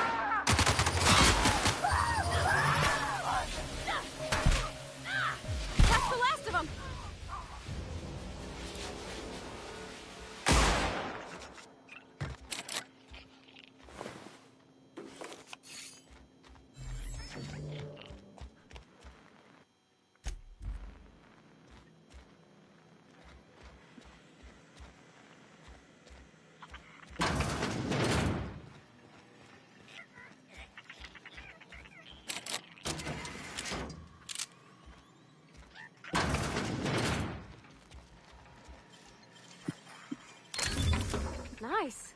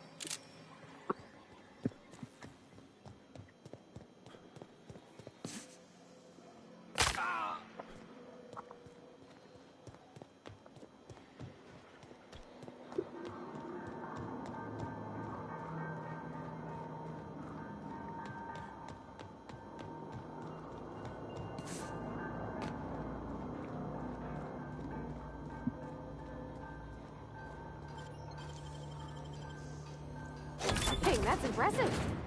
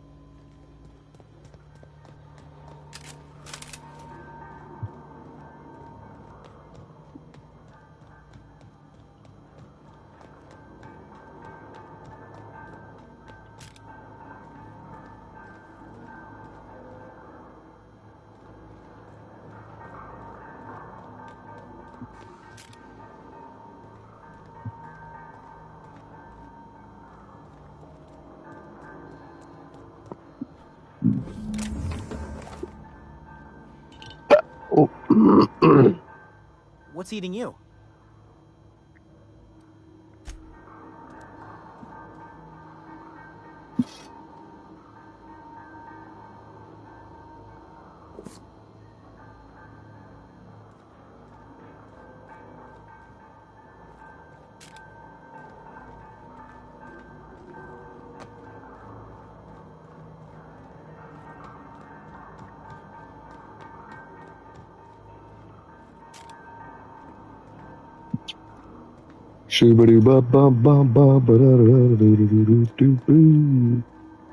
Getting the hell up out of here, 'cause now I have the thing.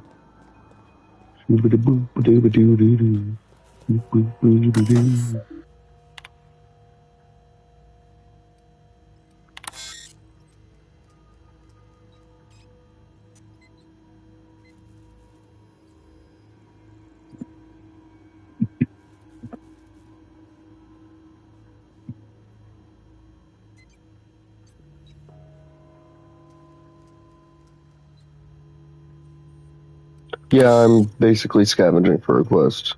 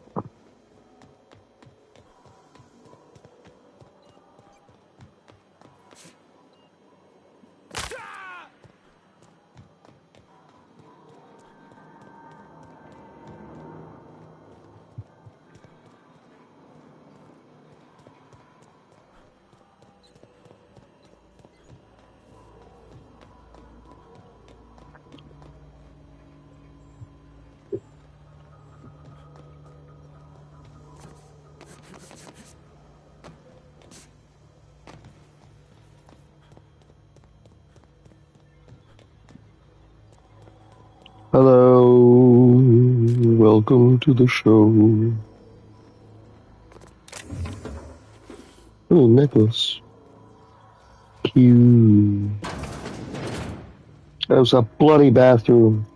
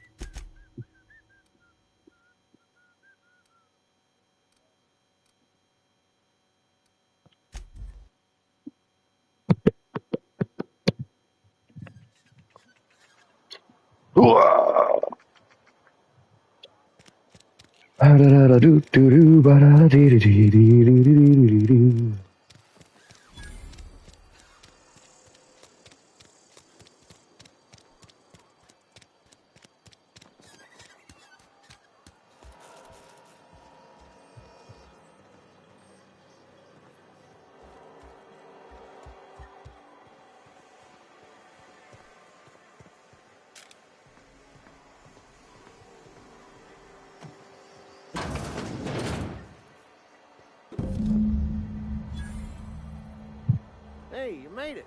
Had a word with the constable yet? Hey, you made it. Had a word with the...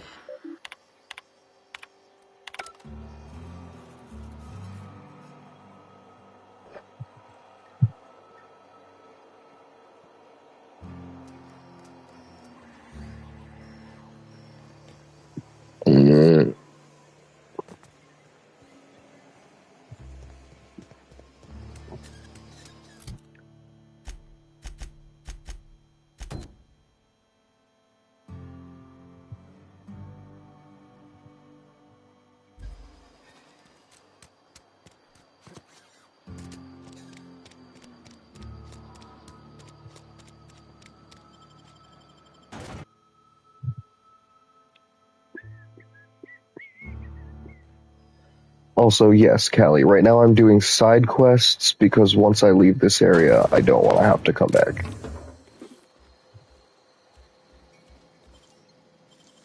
Basically just getting everything in the area finished up before I go do the next large chunk of main quest.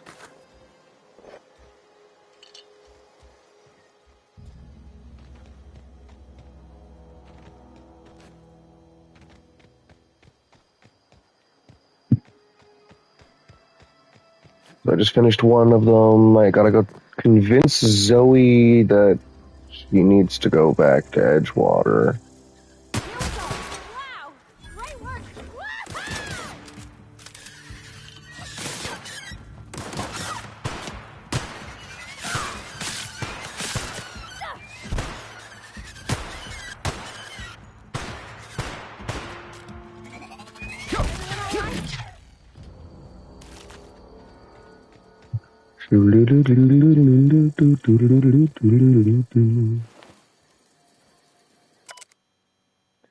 Kane Van Acker, Spacer's Choice ethologist assigned to Terra 2 this week. I've decided to study Terra mating habits. The female Terra. Okay, cool.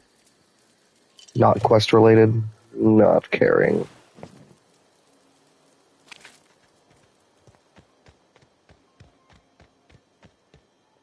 Oh.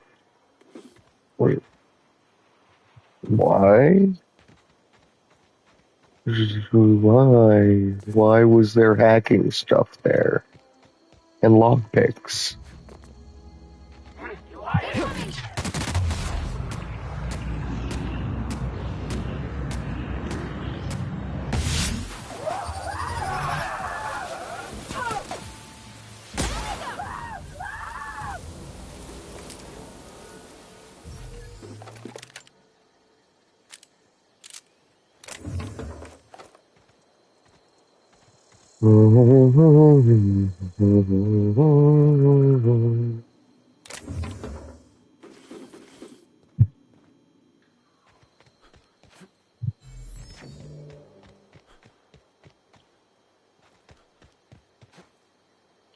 Now that I think about it, Parvati really doesn't seem to mind that I'm literally just out here vaporizing people.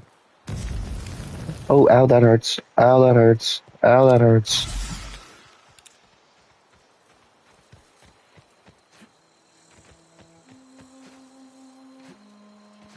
Lava hot. Lava very hot. Ah, ooh, wow, that does a lot of damage. It does it very quickly. It's like metal on arc. Come on, let me go up. You know you wanna, yeah, there we go, let me go. Come on, there we go. Oh, no.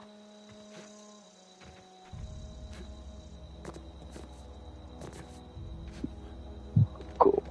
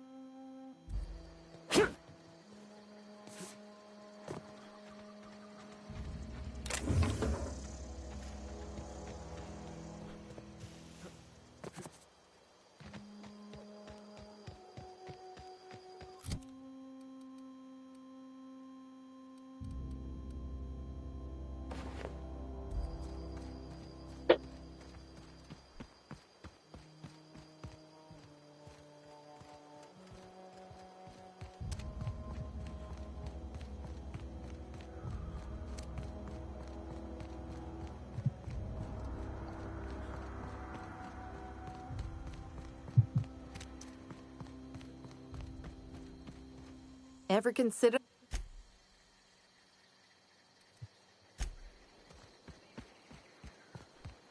I need to go level up, like, really badly.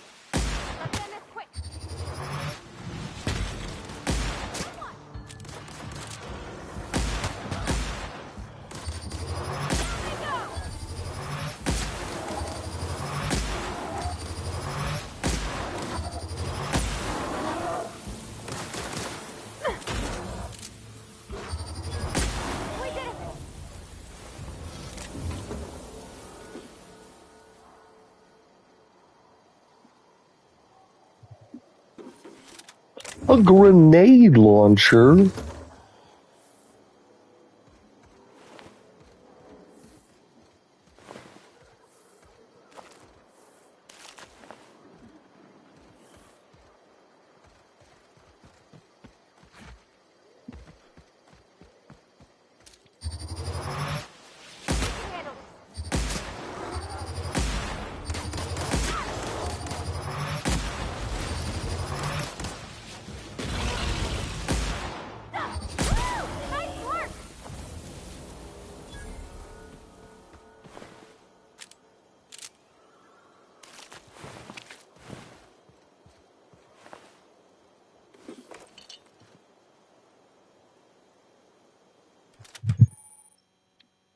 You are encumbered from carrying too many items. Your carry weight is displayed on the top left of the ledger.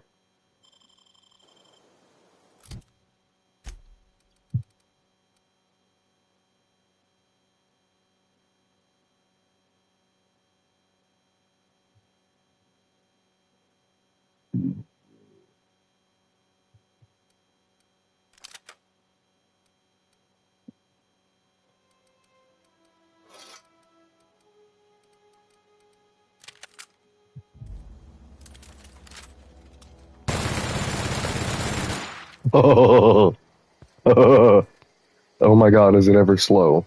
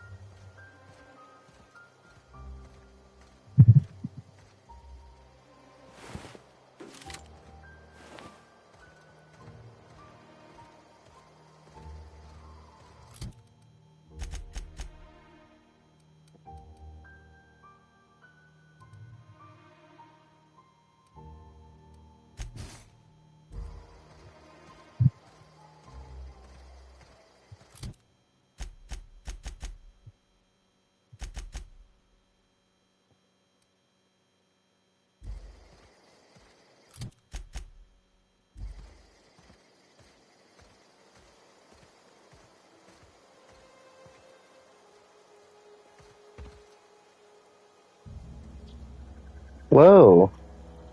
I just jumped up. Hello, how is everybody? Sorry if I'm being really quiet.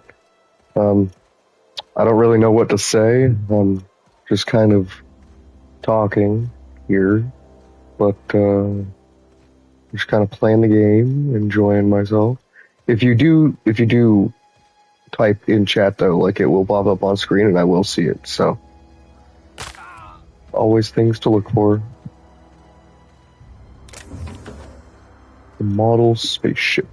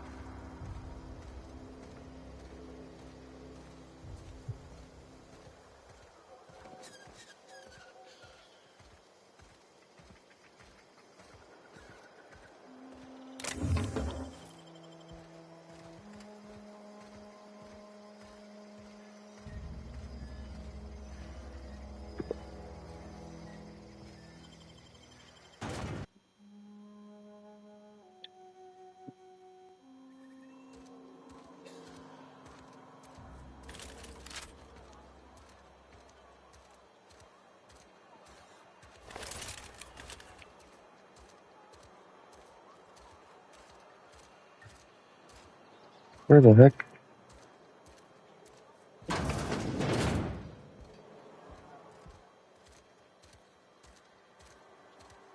Where's the damn vending machine? Sometimes I wonder what I'm doing with myself. I know how you feel. Uh-huh.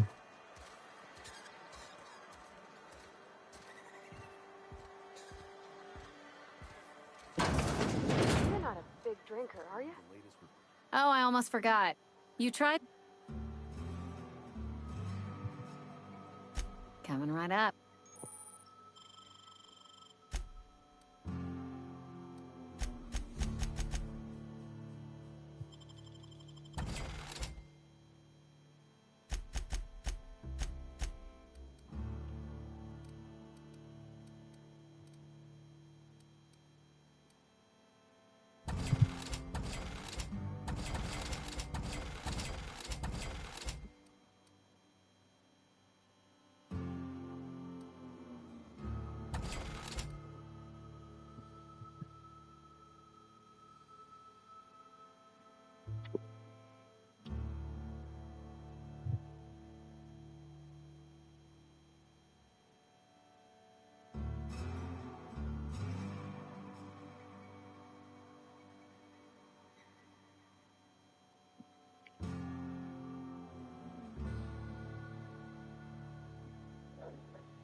Ugh.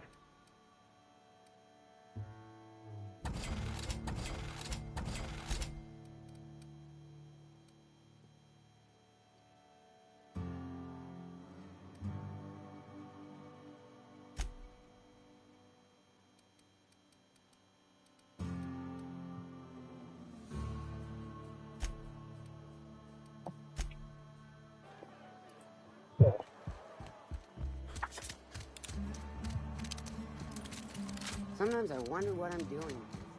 This is where...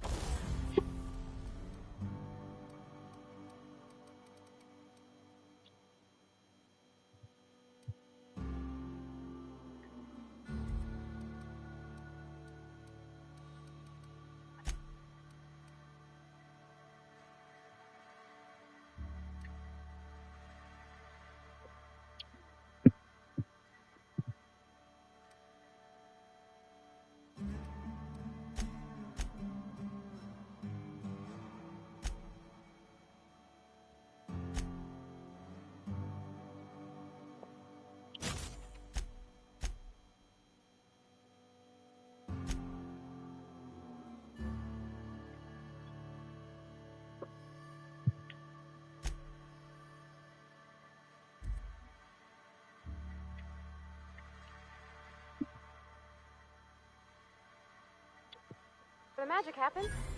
Well, science. But it still happened.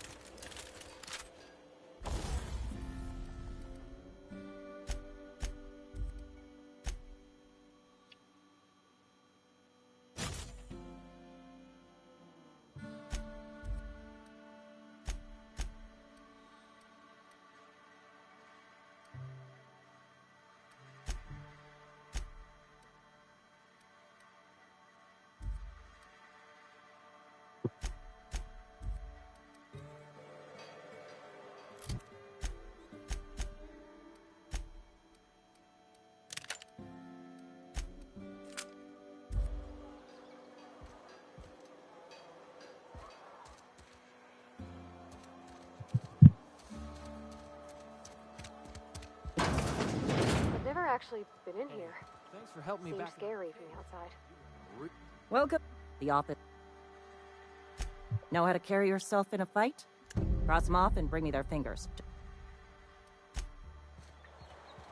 I've been feeling pretty low these days. Okay.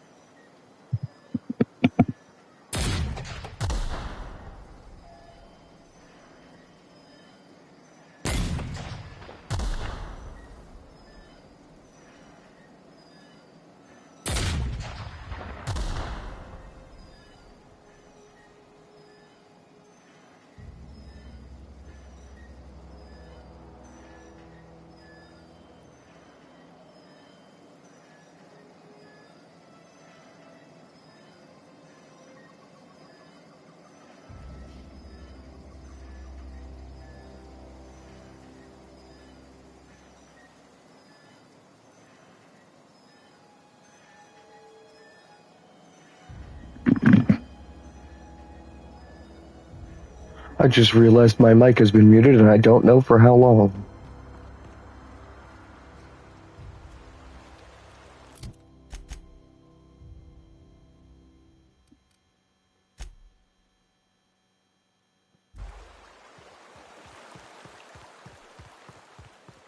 Hey, Miss Parvati.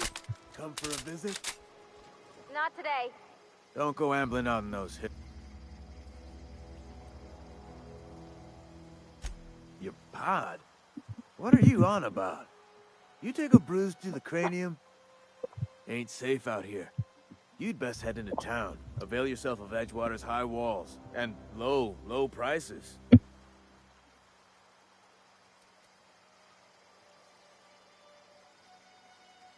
Pleased to make your acquaintanceship. I'd shake your hand, but I've been hauling corpses. You don't want none of that on you. Name's Silas. Junior in humor for the town of Edgewater. Oh, okay, We're all cool. part of the Spacer's Choice family.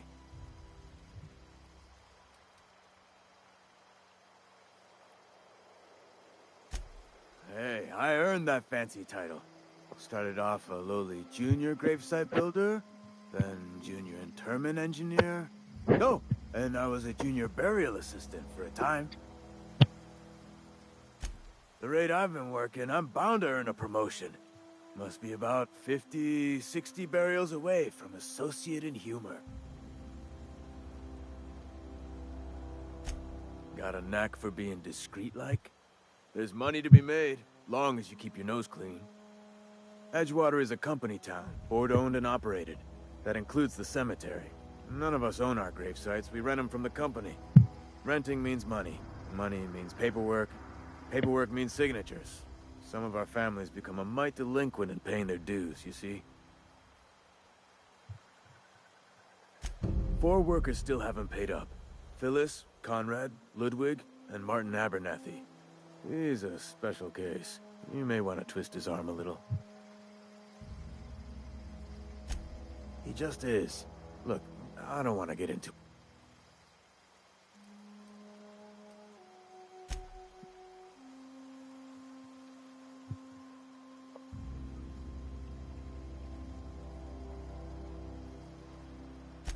You could look at it that way, I suppose. You could look at us and say, those Edgewater saps lost near every soul to plague. But you'd be wrong. We're survivors. Hang on, I'm doing some math in my head. 20, 30, carry the 1... work's been real good to me. Fresh air, exercise. Only problem's the paperwork. Can't get... Former people, yeah. Marauder's been raiding my graves, you see. Hence the armed... Oh no. They are after the most precious loot of all. Spacer's Choice Company property. If those Marauders swipe any more bodies out of my cemetery, company's gonna duck my pay.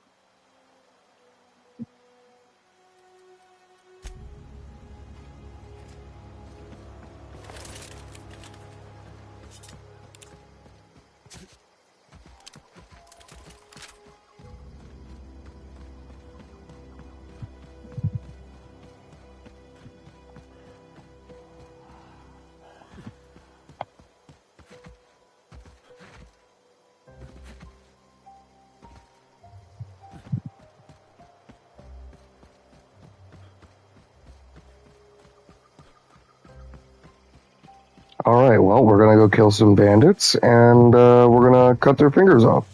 Yeah.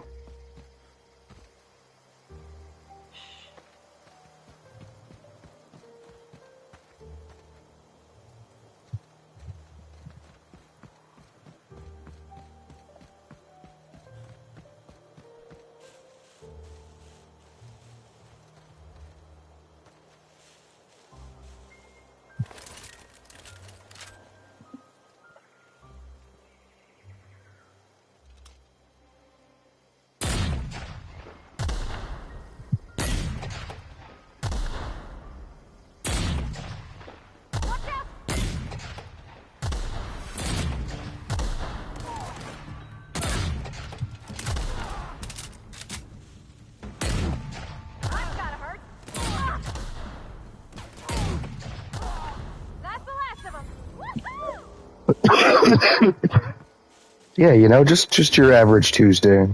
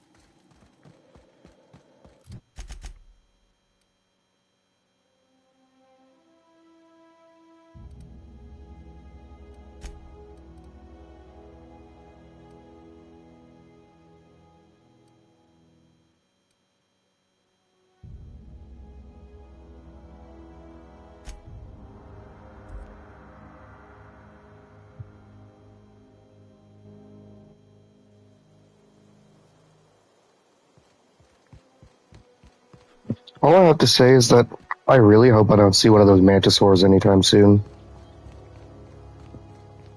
Those things look horrifying.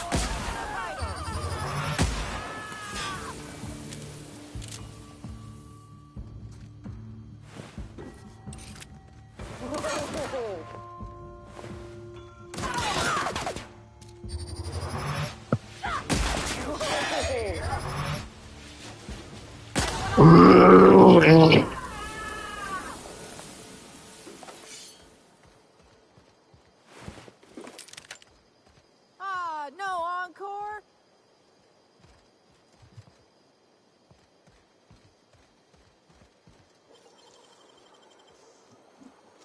Hey, I saw that! Duck? What do you think you're doing?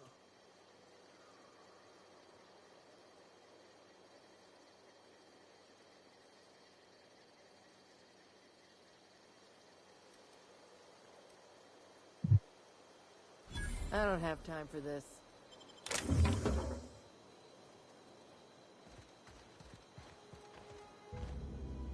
Ever consider the Marauder? And no serial dramas. I've been thinking about going back. I just gotta know if Lord Cavendish really is the masked marketeer. I'll take my stuff and head on back, I suppose. Grace is gonna be glaring knives at me, so I've got that to look forward to.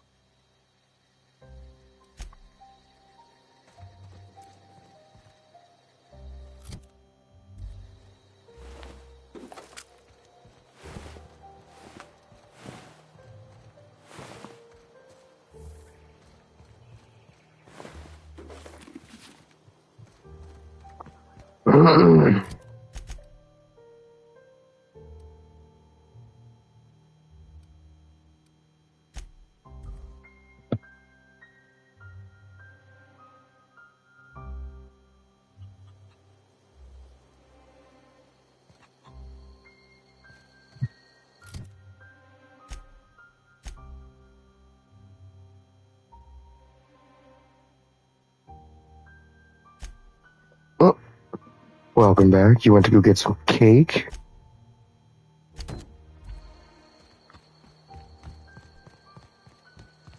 Cake sounds good. Now I want cake. What? Any luck finding one of those men?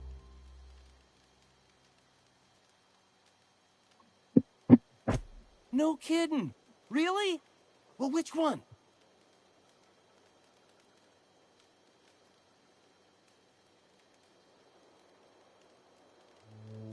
Look at that!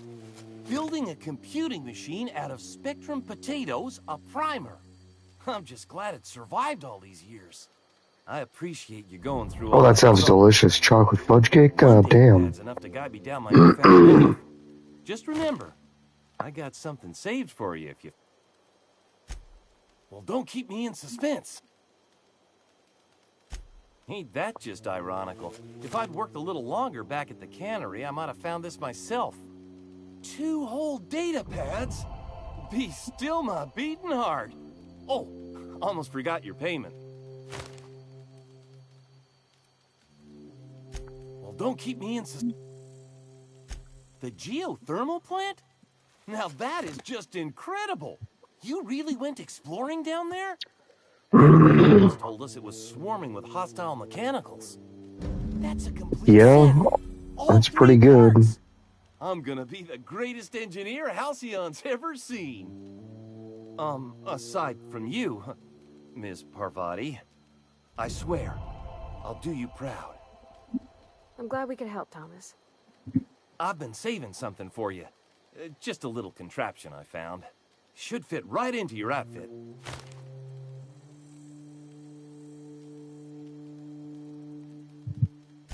I've been thinking about going back. I'm not much used to it. I get sick thinking.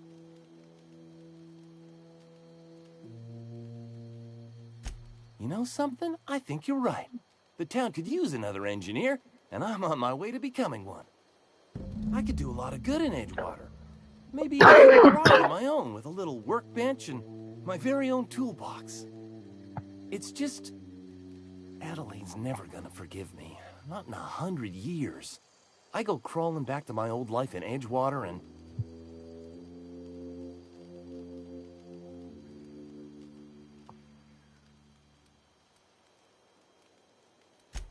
Adelaide hates Edgewater, hates everything Edgewater stands for, hates what that town does to people, what it did to her. We're the nearest she's got to kin. We go back to Edgewater, we may as well have stuck a knife in her heart.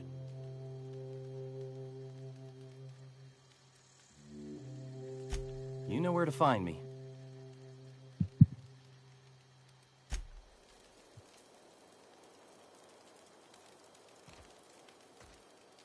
I'm not in the lightest of... We didn't always get along, but I'm glad to know she's safe. What happened? Zoe joined up with a band of marauders. Zoe. The same Zoe who doesn't know a barrel from a trigger. Well, you pretty much did my job for me. Least I could do. Let me know if I can do something for you. The matter's been weighing on me. Zoe came back, but I couldn't keep her from slipping out in the first place. Who's to say I could keep marauders from slipping in? I don't see us lasting more than a couple of weeks out here. I'm loath to admit it. We're gonna have to make our peace with Thompson and hope he takes us back. Listen, we go back to Reed, hat in hand, begging for our old jobs back. Well, Adelaide's not gonna forgive us. She never talked to us again. Edgewater's not just a town to Adelaide. It's a symbol of everything that's wrong with it. We're the closest thing Adelaide's got to a family. Sure.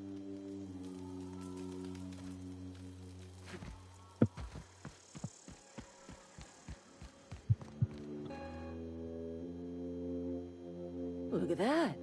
The snake's come back.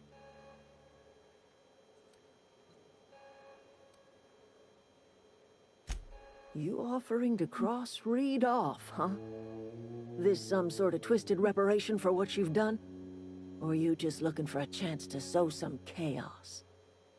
Kill Reed if you must, or talk him into leaving if you can. He and I are not sharing the same four walls together.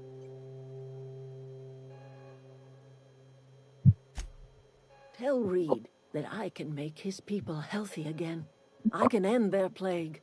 Start a garden right in the cannery. 3 square meals for every man and woman in Edgewater. Tell him how I've made the Vale bloom again. The soil has whispered its secrets to me. The secret is human corpses. I've been grinding them up in my fertilizer for years. Marauder, worker, don't matter much to me. The human body is rich with nutrients. This chick's a fucking creep. What the fuck?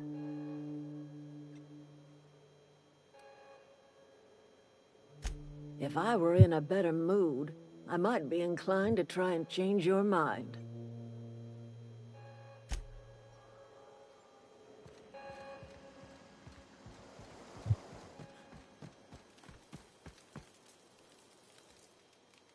I don't know what you did to talk some sense into...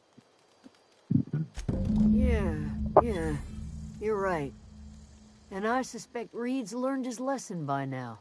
Might even be willing to talk terms with us. Hey, Thomas, gather up your personals and we'll go talk to Reed together. This is all happening so fast. Give me a little time to give this place a proper goodbye, yeah? Edgewater could use another mechanic. I'm not sure if I'm ready to step into that role. If you see Reed, let him know we're coming back.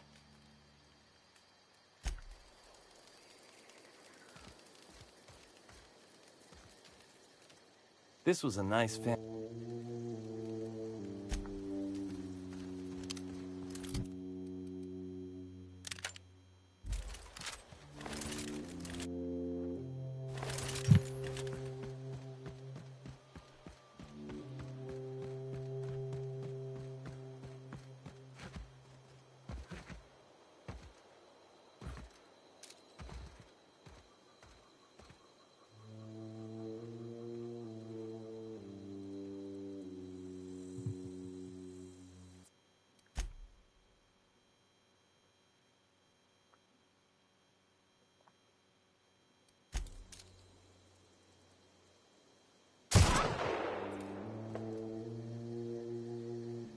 Gone quiet.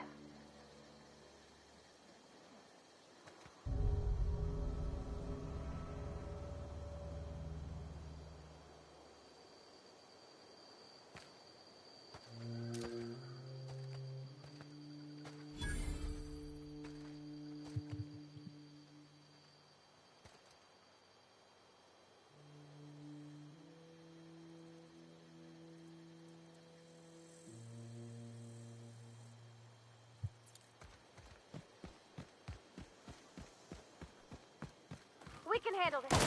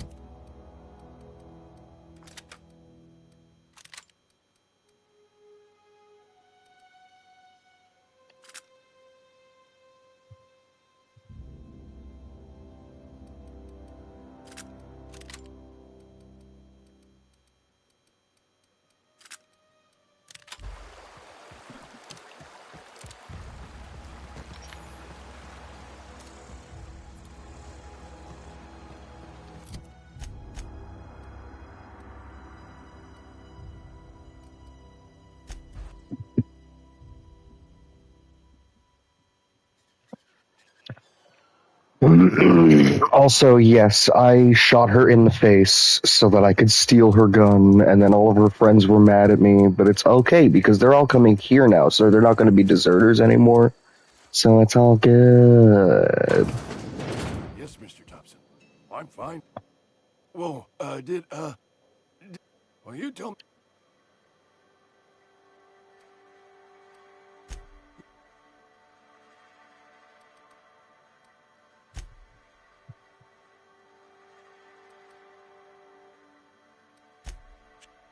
Hey. I need you to break in, nab that medicine, and bring it back to me.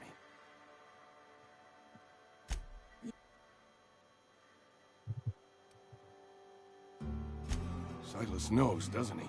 That's why he sent you. That's why he wants me to pay up. Look, I got my gravesite fees right here. See? I'm good for my word. Get me that medicine.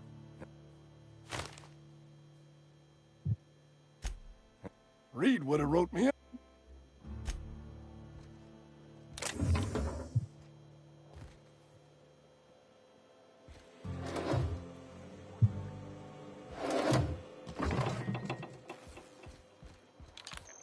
You're making a mistake. Friend of mine died a couple weeks back. Still ain't past it. At least you got your health. Something to report? We pay by the finger. Gil Antrim. Real name, Guillaume. Duly processed by a freelancer on behalf of Spacer's Choice. I remember him. He was just a kid last I saw him. Shame. I'll just need your signature here, here, here, here, and here. Got any more? Mabel Burgess. Age 37. Left-handed. Let's just say no longer applicable. I remember Doc Burgess. Conducted my physical every fiscal quarter. Guess she couldn't keep her hands off her patient's medicine. Still one outstanding bounty. If you've got a finger, I've got the paperwork. Here we are. Bertie Cotton. Cause of death. Let's just say overwhelming physical trauma. Bert was the local preacher before Max took over. Always was quick to remind us that we all get what we deserve in the end. Well, that's all three. I must remember to requisition some more fingerprint to ink. Here's all the compensation you've earned, plus a bonus. You've done such a bang-up job hunting down our former workers that I thought it only proper to deputize you. Congratulations. I'm a fucking deputy. Let me stop you there. It is official Spacer's Choice policy that all Marauders, regardless of prior affiliation to the Spacer's Choice brand, no longer qualify as our people. Marauders are folk who lost the will to keep working, wandered out into the wilds and gave into their baser instincts. Not everyone's cut out to work in Edgewater. Some turn deserter, some turn marauder. None of them get my... Everybody likes Adrenatime. It is the finest medical drug ever developed by Spacer's Choice. Much better than that crap Anti-Cleo pedals. Sure, a little too much Adrenatime can bring out the violent animal in you, but if overdosing on Adrenatime turns you into a lunatic, you have only yourself to blame. Says so right on the warning label. Violent psychosis is a well-documented and legally accounted for side effect of Adrenatime. What's on your mind? As long as your questions fall within... His likeness decorate... Oh, excuse me. You're correct. An outstanding bounty has been posted for information pertaining... I am obliged to warn you against forming acquaintanceships, friendships, partnerships, or any felicitous relationship with a wanted criminal. I am also obliged to inform you of our referral program.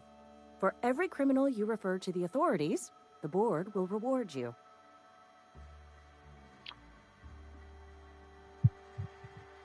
I am obliged to remind you that questioning the veracity of the board's orders is a punishable offense. Consider this your last warning. Wells has been wanted for as long as the board decides he has been wanted. This decision will be made in accordance with Wells's behavior upon arrest. Unfortunately, the arrest of Mr. Wells falls outside my authority. I enforce the... Wells is wanted by the board. If you have information related to the location of Phineas V. Wells, you are required to submit that information. Any information regarding outstanding bounties and wanted criminals should be directed to Mr. On the Groundbreaker. Halcyon's original colony ship, now repurposed into a space station. Mr. Udom Bedford represents the board's interest on the Groundbreaker. Something else? No, there's nothing else you can do for me. I need to go see Mr. Reed. The Canary. Not the Canary.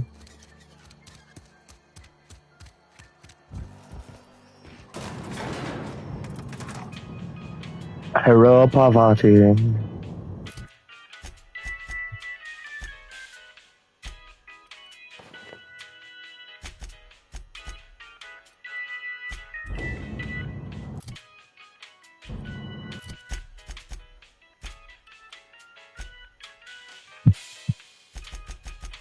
Oh wait. Huh.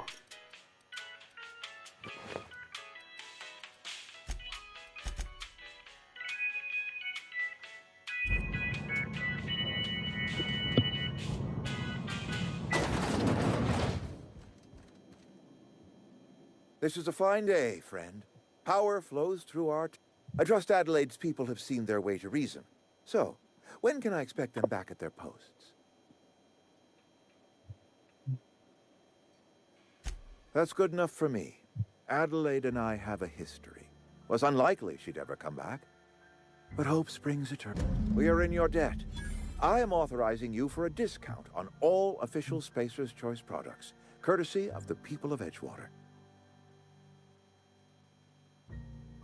By all means.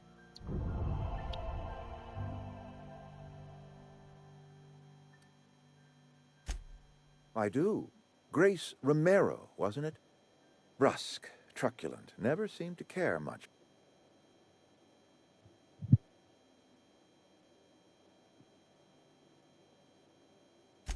Protecting a camp from marauders is no small task. I'll see to fitting her out in a guard's uniform. Thomas Kemp? I remember him. Had to write him up for Daydream.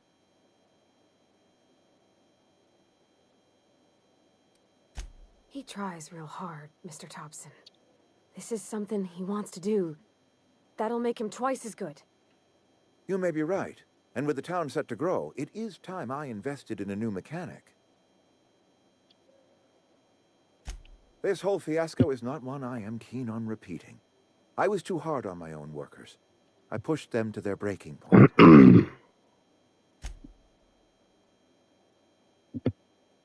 With more hands at the cannery, I expect productivity will rise.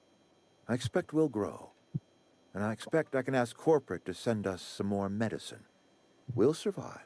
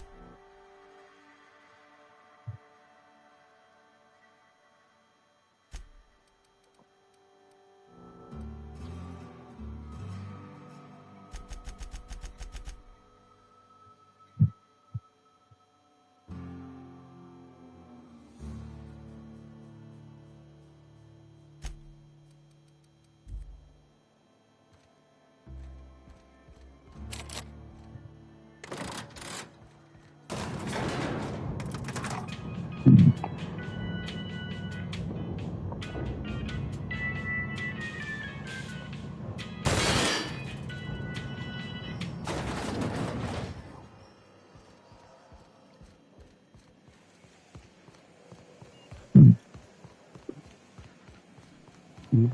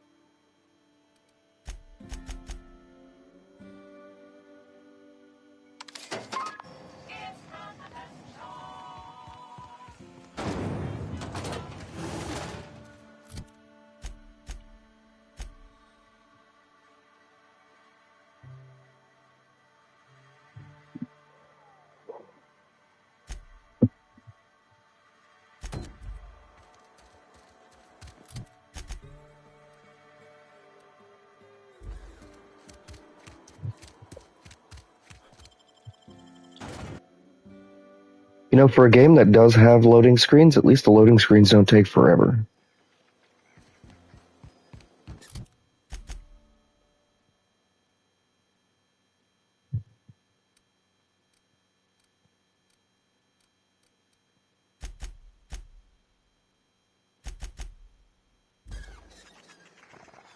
Come on, fast travel while near hostels. There's no hostels here.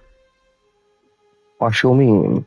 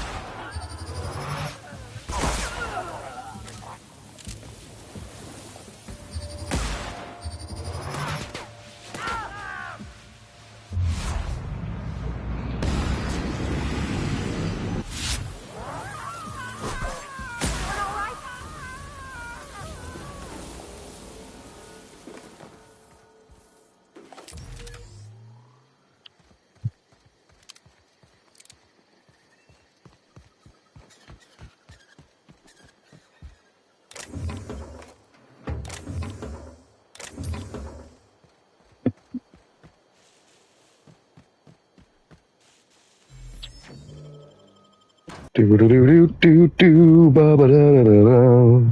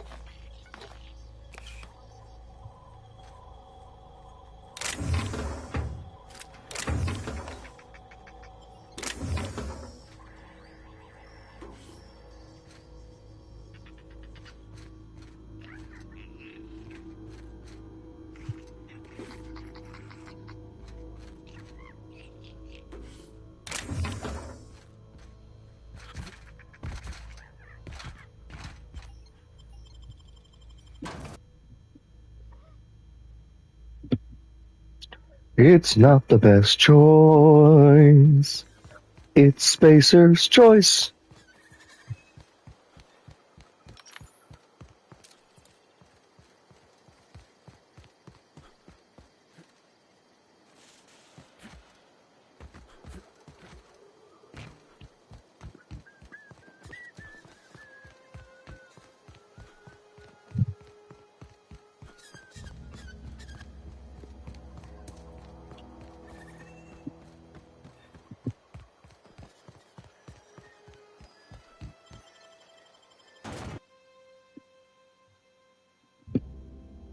It's not the best choice. It's Spacer's choice.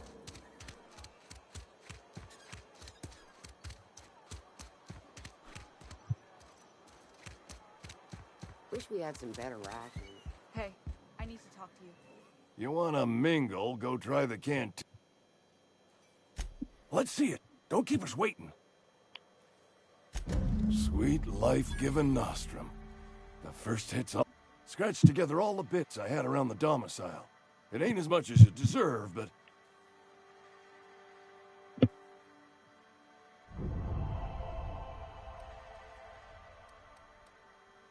You're wringing the blood out of me. Here, you can have whatever's in my pockets.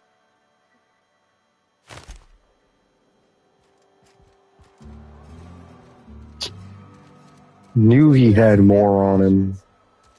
I know how you feel. Something you need? In the bar?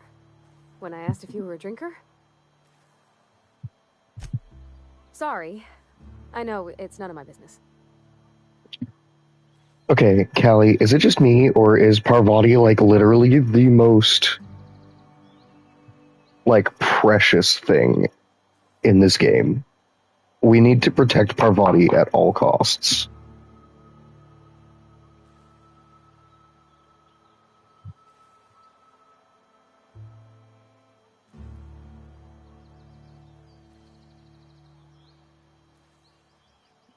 She's our lovable lesbian mechanic.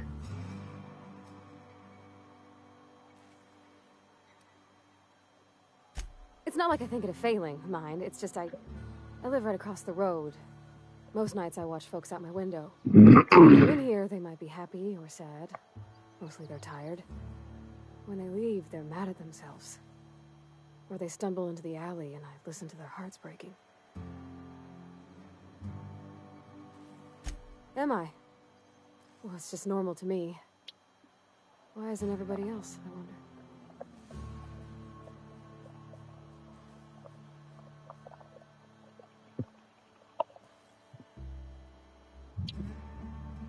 The person that they got to voice Parvati literally, like, breaks my heart with half of these lines. It's like, who hurt you? No, seriously, who hurt you? Because I want to blow their bloody brains out.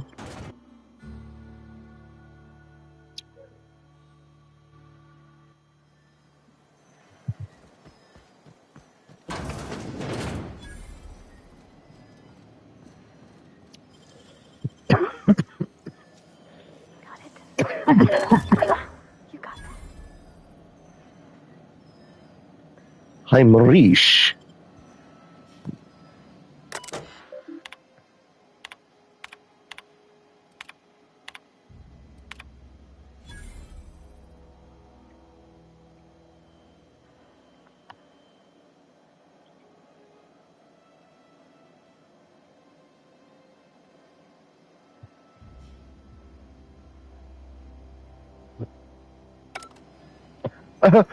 Did you read the In Humor's addendum, Teddy's corpse was missing a hand. I deducted 5 bits from the gravesite fee because I'm a kindly fellow. I had to bury less of him, so I made you pay less money. Yes, I'm a very nice person, don't you know?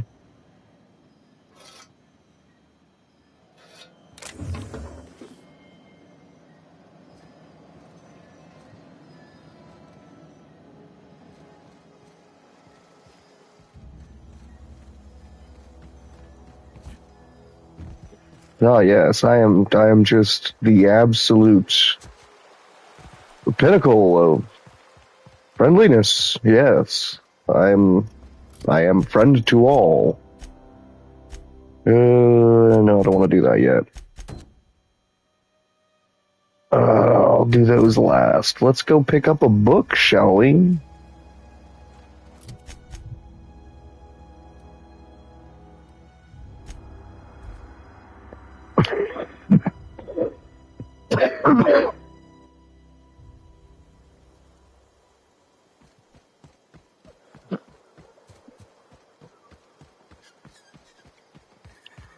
Let's go get a book for the good old Vicar Max.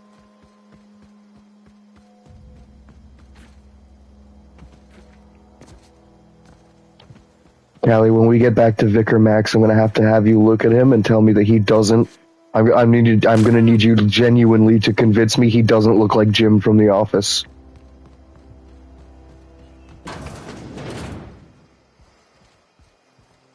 Huh?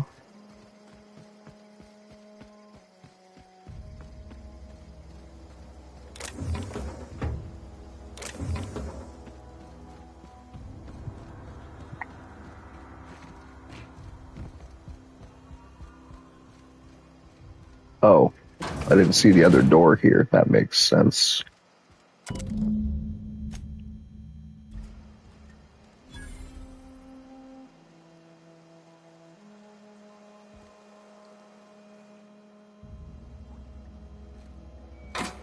There's the priest for the town that we were just in.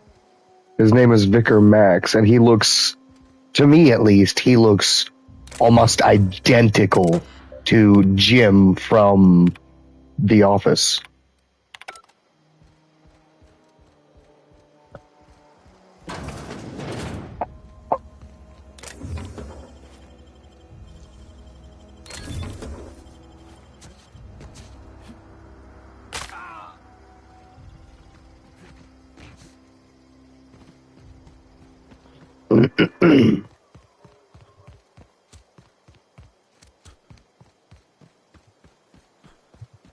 Yeah, no. He straight up looks like Jim from The Office. It's actually hilarious. He actually kind of like sounds like an older, wiser version of Jim too. Like his voice kind of sounds like Jim, just he's a little deeper voiced and kind of a little more gruff as he's gotten aged. It's actually hilarious. Like, I think they genuinely made him look like that on purpose. I think it's literally a nod to Jim from The Office. Because the man gives off very Jim vibes.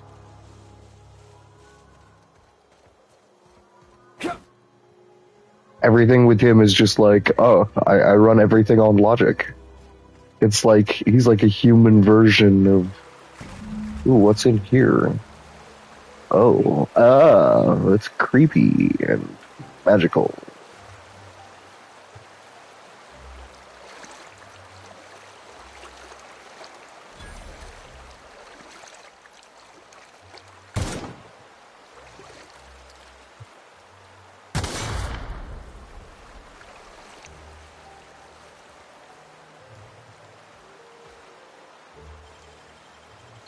Easy.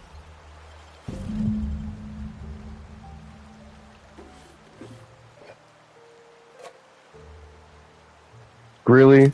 I'm sorry, but of all the little weapons, all the melee weapons I've picked up in this game, there's a big-ass wrench in front of me, and I can't pick that up, but I can pick a fucking spade up and use that as a weapon? Really?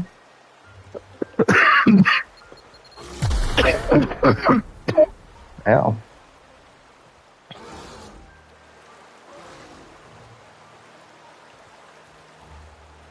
Am I hearing enemies?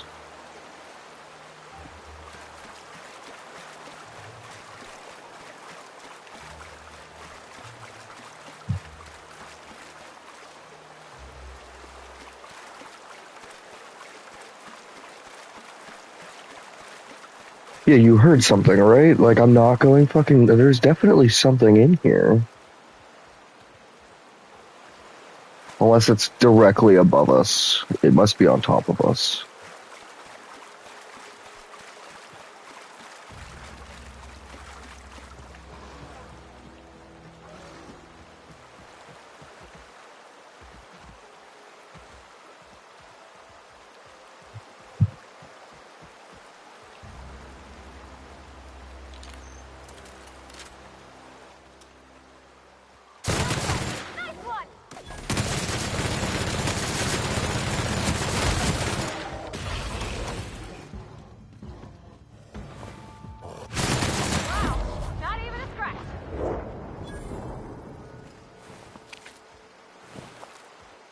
Found him. The last one scared the patootie out of me, but I found him.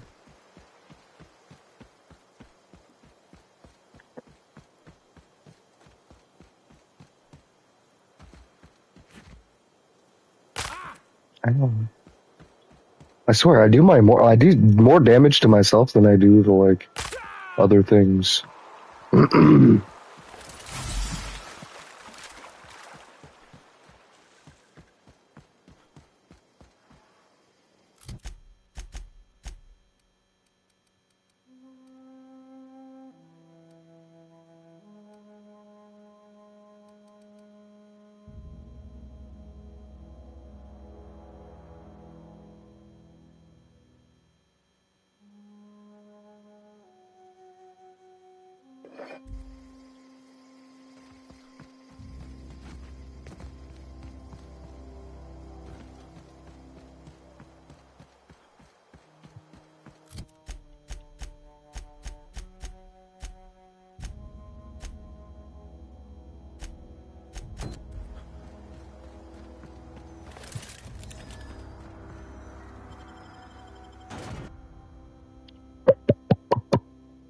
Dissenters in our midst.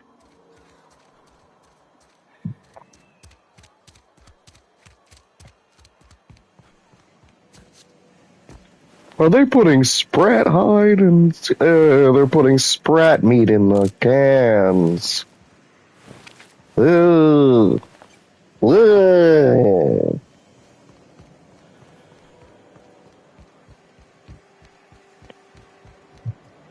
You the new worker? Whatever. Make it quick, Tenderfoot. I'm busy.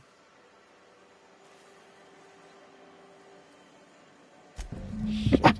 Silas still on about that. Here, take the fees. I'd appreciate it if you didn't tell Reed I was late on my payment. Yeah, right. That's fucking nasty. Because they're not my fees and not my gravesite. Guy I worked with shot himself. I paid the bill.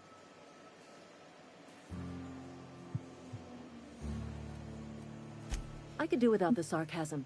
Wasn't acting out of the goodness of my heart. Law requires delinquent gravesite fees to be paid by the deceased party's closest living relative, which meant me. Shame though. Eugene was a good worker. Woke up one morning and put a round through his upper story. Can't imagine why. Good He was doing lord. all right at his desk. We all thought he was an upstanding receptionist. Just between the two of us, I'm pretty shocked his weapon didn't misfire. Spacer's Choice handguns aren't the most reliable. Good to know. Not half as awful as the bill Eugene left us with. Suicide's a crime. The legal term is irreparable damage to company property. What Eugene did to himself was vandalism. I'm plenty serious. In fact, I'm a little upset Eugene didn't think things through. In other words, Edgewater would have been penalized pretty hard. Whatever Eugene was worth as an asset, we would have had to pay out of pocket to Spacer's Choice. Well, excuse you.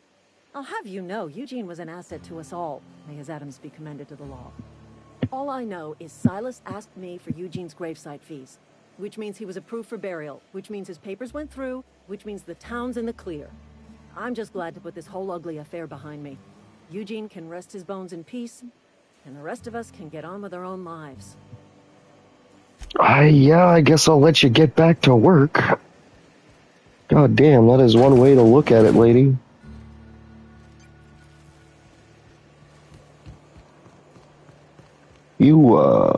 This whole place is fucked, bud.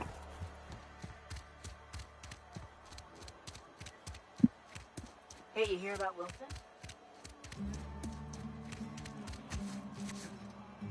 Sometimes I wonder what I'm doing with myself. At least you got your health.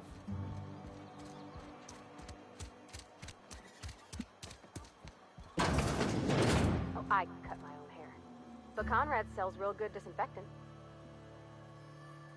Please don't touch anything. Your hands are probably crawling with germs. Physical hygiene recapitulates moral hygiene. Cleanliness is next to lawfulness.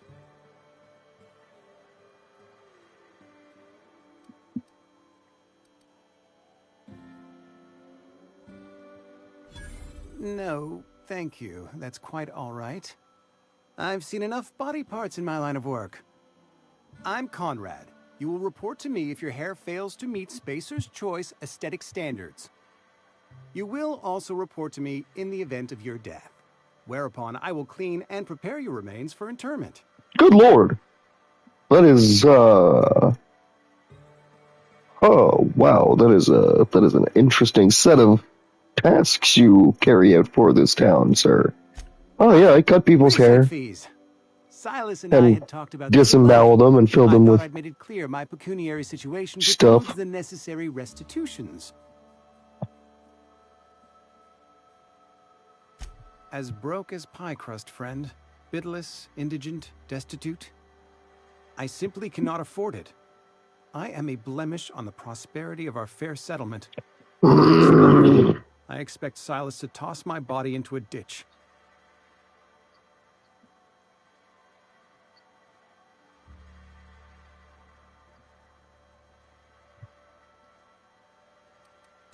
Thank you, no. I despise the cereals. Tell Silas I can't afford to pay, and that I fully expect to have my medical rights revoked for this dereliction. With my apologies.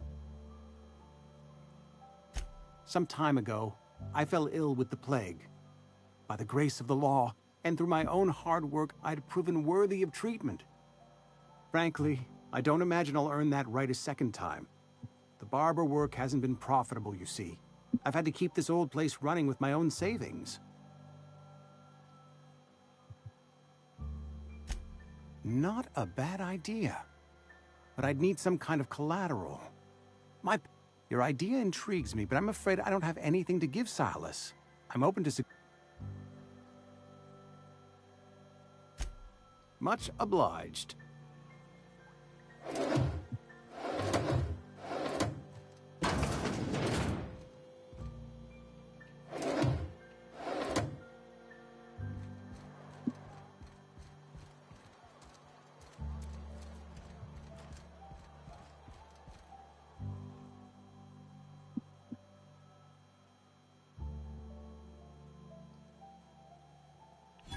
Oh?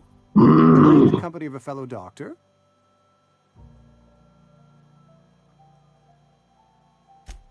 I am a Spacer's Choice certified surgeon, and if you must know, I can stitch a severed thumb with a 58% chance of avoiding gangrene. Go ahead.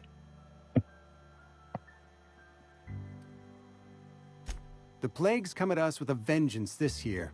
Lost 6 workers. I wouldn't call them good workers, mind you. If they were any good, they'd have been treated. Still, fever, chills, fatigue, aching, vomiting, an excess of...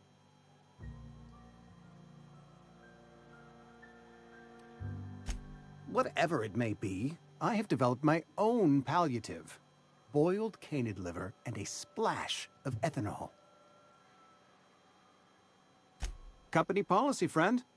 We don't have enough medicine to treat all of us, so we treat the best among us. Mr. Thompson's brainchild. Have you met him yet? Thoughtful-looking fellow, still. Edgewater has been good to me. I consider myself privileged to work here. I am never wanting for work, not since the plague started. As the good vicar says, work fortifies the spirit.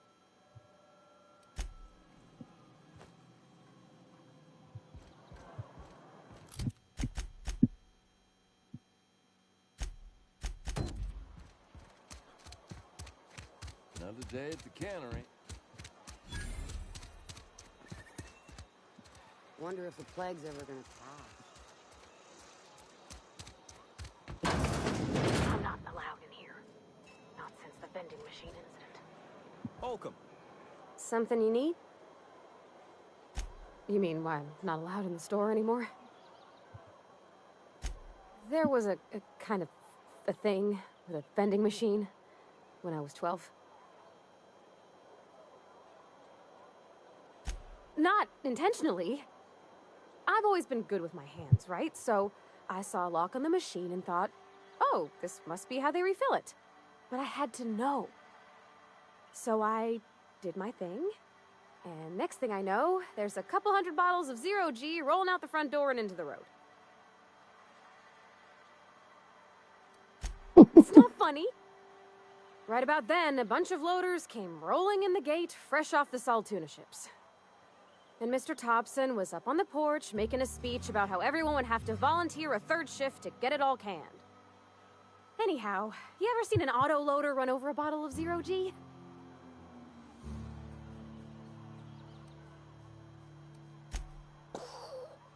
Exploded all over Mr. Thompson. One bottle after another as the loaders went by. I was just shy of working age, so Dad had to pay all the damages. Moreau's still angry at me. I can laugh about it now, but I just about puked up my guts in terror in the moment.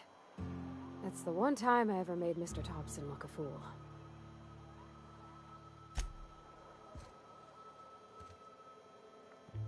Miss Holcomb ain't allowed in this establishment. Not since that little incident.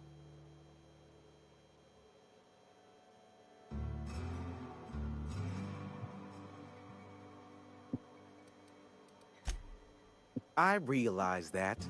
Company still has not sent us the necessary parts to conduct repairs. And so no thanks to Miss Holcomb, yonder vending machine remains inoperable.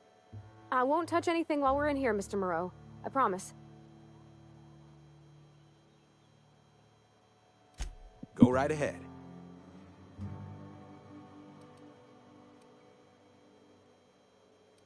What, you mean Edgewater? That's a peculiar question. This a test? Am I being tested right now? It's, fine and dandy. Couldn't be happier. Wouldn't want to spend my life working anywhere else. Prettiest little town on Terra 2.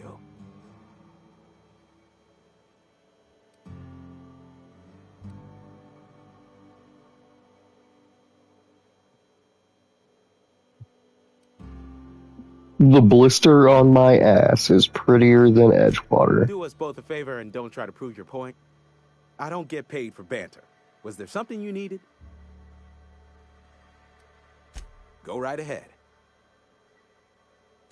Other than yourself? Definitely the vicar. Don't get me wrong. He seems a decent man, cut from church cloth, knows his scriptures. But there's something about him that bothers me. Like he's not one of us. Sometimes... Plague? I don't know anything about a plague. We are the very picture of hot-blooded physical vigor. I take umbrage with your choice of phrase. We ain't sick, we're rugged. Some of us who get sick are liable to exaggerate the conditions of that sickness, but the fact is, if you work hard, you have got no cause to worry.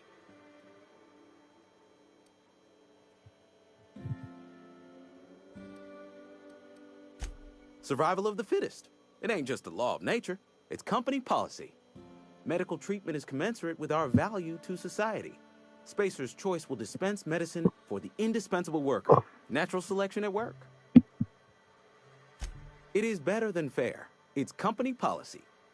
Listen, you mind if we talk about something else? Rambling about company policy gets me feeling all lightheaded.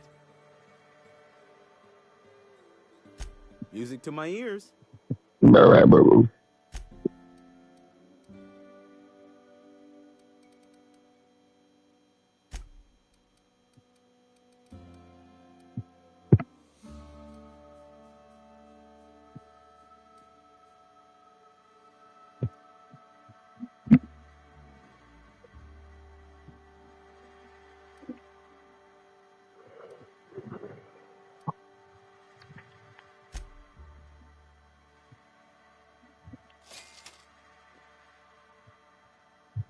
Holy shit, I got a 27% discount here at the store?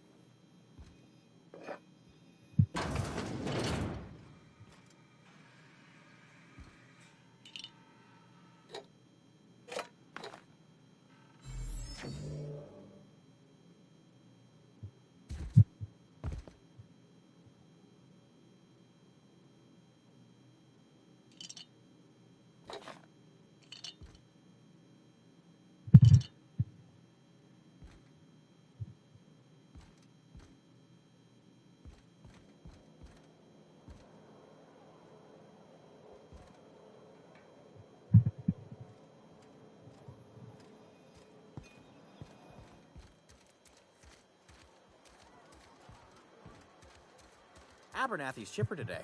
Guess he wasn't plagued. Boss likes to tell us plague's a state of mind. Maybe he's right.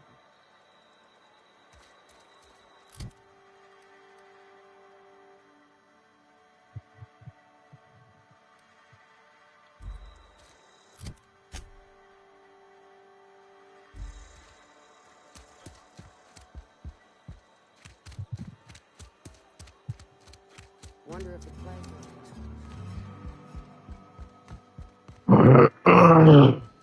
It's a fine new day in Edgewater. The cannery... I suppose this means the two of you were able...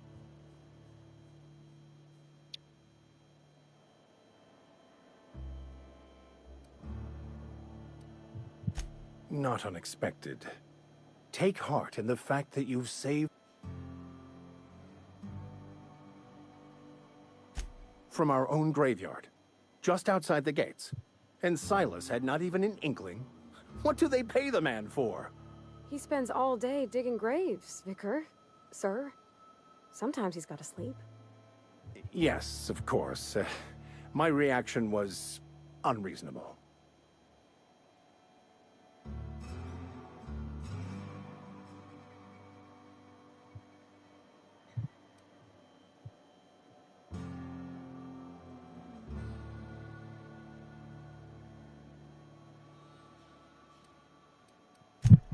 I'd need to give it careful consideration before answering.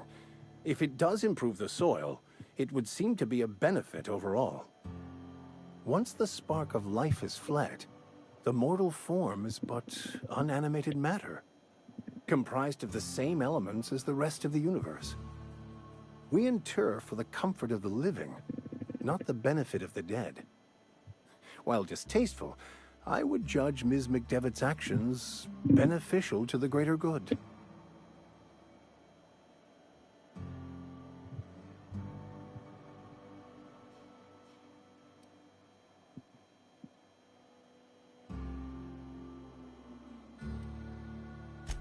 Then I would counsel them to work through their emotions and assess the matter rationally. Animals are ruled by their hearts. Humans were gifted with intellect for a purpose. Wonderful. This is fantastic. Well worth all the sacrifices I... Wait. What the fuck is this? Is this... French? I can't fucking read French. It's a law-forsaken joke is what it is. French. Ha! I was so high and mighty, preaching to the yokels about following the plan, while fighting it at every turn.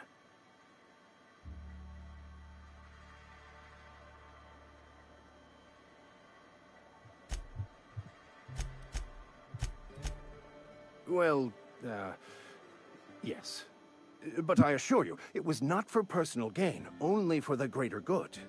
I've spent my life searching for the keys to unlocking the secrets of the universal equation that underlies the plan. I had hoped this book held some of those answers. I became so desperate, I even got myself assigned to this plague-ridden backwater to find the damn thing. All the time and suffering I've spent. Wasted. Callie, it's this guy. Tell me he doesn't look like fucking Jim. Just like a really old Jim from The Office.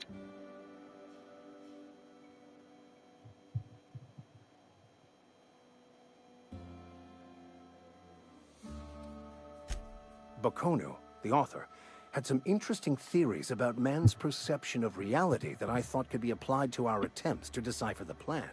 Unfortunately, he was also one of the founders of the Philosophist School of Thought, so the book is banned in this colony.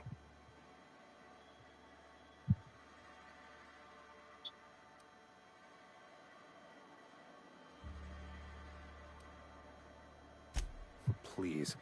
As if my life should have no greater meaning than proselytizing to a bunch of feeble-minded wretches. Nothing could be more excruciating than discussing the true nature of reality with people who have no interest beyond their next Aetherwave program. But that's neither here nor there. What I need to do now is to find a translator, obviously. But to do that, I'll first need to secure transport. You have a ship. Perhaps I could make myself of use to your crew.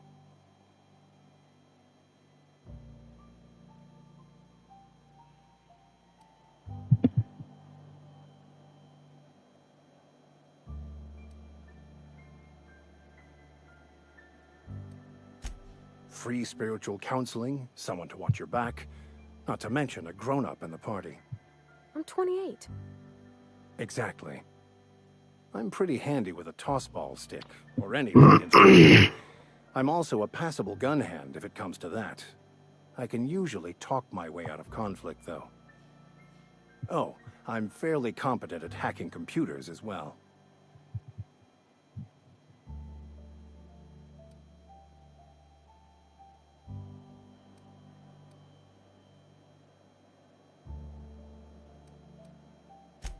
Well, understanding computers is, though I admit I took it further than most. And I was quite the 32nd back during my seminary days. Left many an opponent bleeding on the field.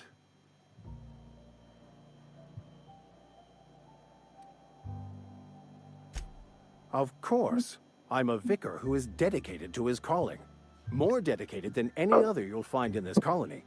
I joined the OSI to help decipher the grand plan. But instead, I ended up the vicar in a prison due to ignorance and politics. Then I came here.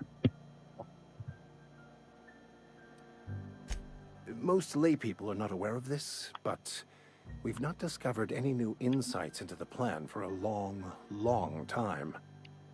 I had an idea that we should welcome the truth, no matter where we found it. I had the worse idea to share my thoughts with a superior. And that's the long and... Fantastic. Let me get my things... Edgewater's gonna miss you. Folk here always had good things to say about their vicar. Thank you, Ms. Holcomb. I'll be glad for the change of scenery, and to leave this place behind. I shall see you on the ship, Captain, whenever you're ready to leave Emerald Vale.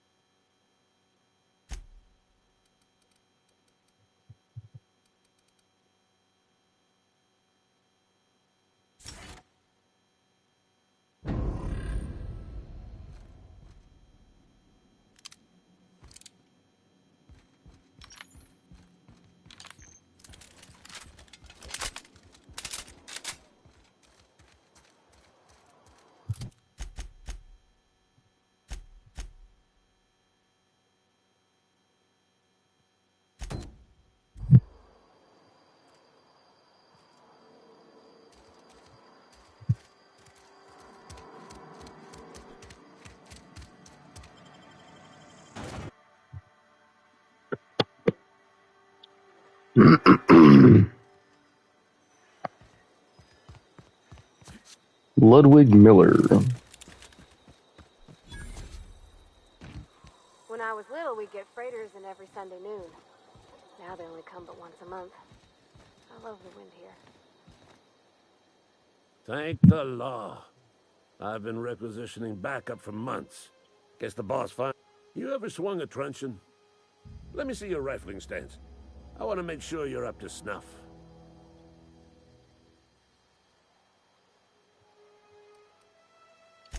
I told Silas I'd pay my dues if he agreed to join the Resistance.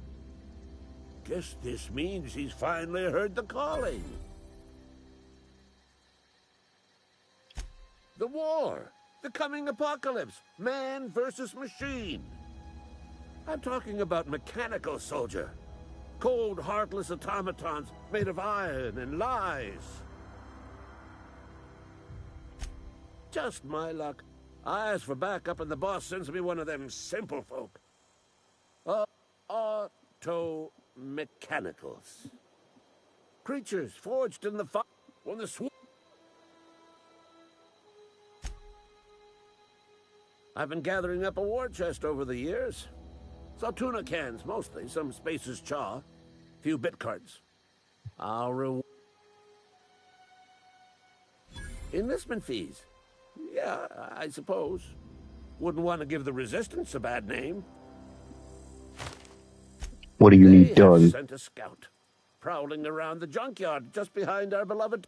This scout must not be permitted to return to its base of operations.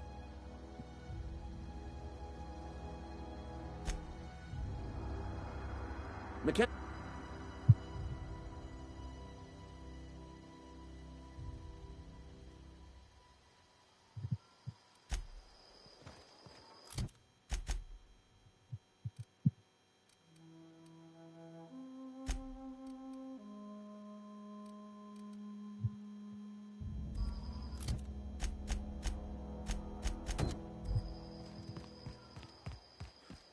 Die, robot.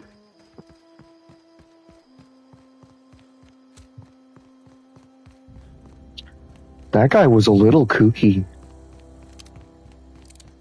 Just saying. Ba-da-doo.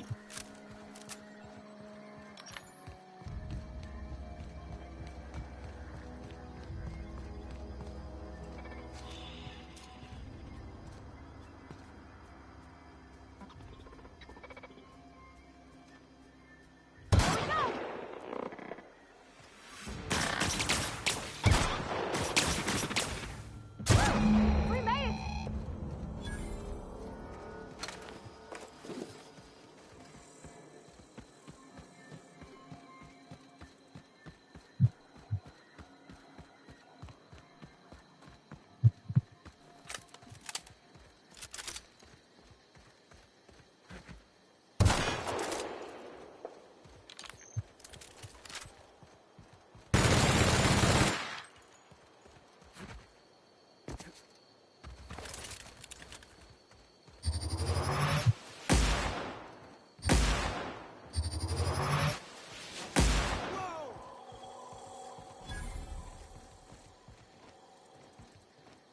Never seen the Veil, did I?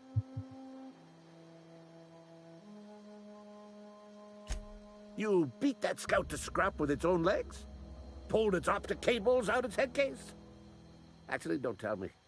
You're a passing fair soldier, I will confess. But you are one, and the enemy is legion. What you need is an equalizer. Cantina, lavatory, behind one of the toilets. That's where I've kept... Sharp, ain't it? The lavatory is the very last place a mechanical has need to enter. On the double, soldier.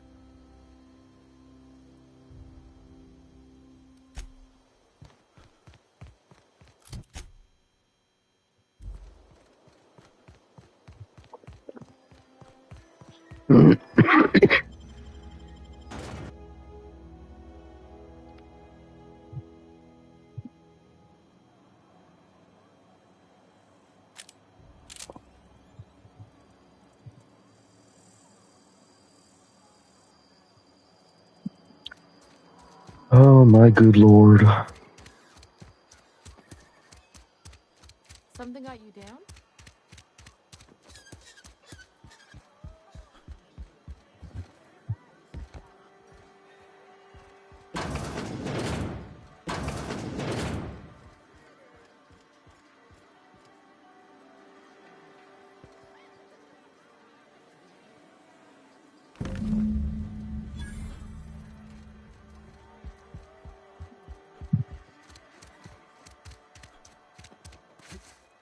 Fucking fetch quests.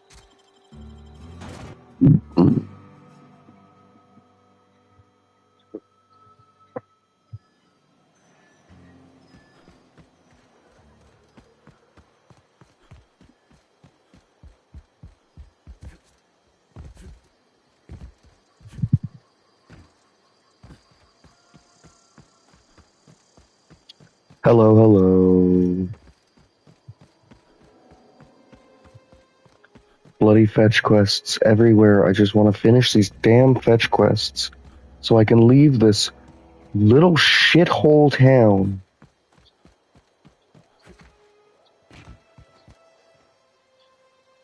Never seen the Veil. Feast your eyes, soldier. This here's a genuine Spacer's Choice injury customizing unit, designed to deliver a lethal blast of electrical discharge. I call it the Hand of the Law. You ever... Fun. This ain't some quarterly performance review, soldier. Ours is a grave, and time's come for you to journey down into the black heart of the enemy's camp. I'm talking. Unfortunately, the old plant lies out.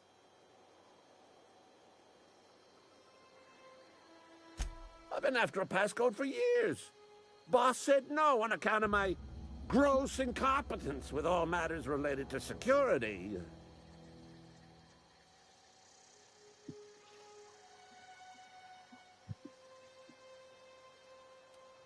There's the rub. If a mechanical breaks down, the logic module fries. So you can't rip one out of its corpse. You're gonna have to find an... I don't reckon so. I work with gears and pistons and such. Stuff you can put hands to.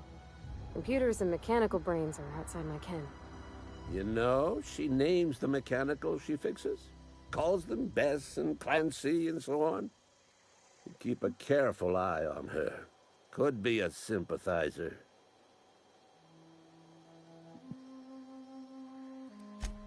Don't tell anyone, all right? I've got a contact. A real expert in the inner workings of the automaton. We are gonna rip those mechanical secrets right out of their circuits.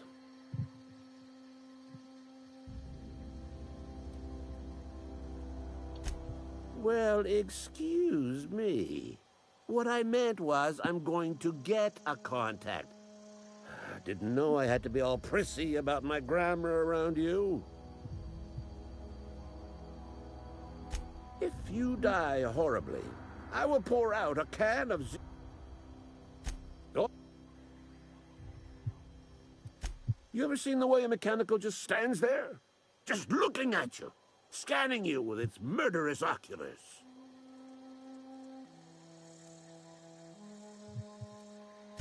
Mechanicals have been programmed to eliminate the human race. They've been programmed to replace us. First, they will rob us of our jobs. And once they have taken away our livelihoods, they will take away our very lives.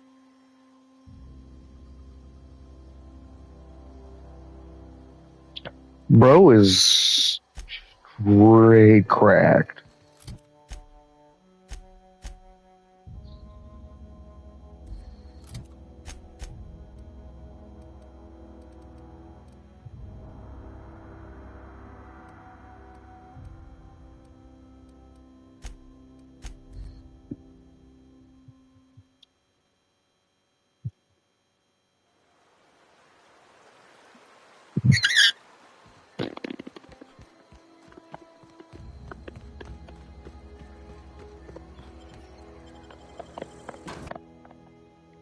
From the planet to your living room. Doo doo doo doo doo boo doo doo.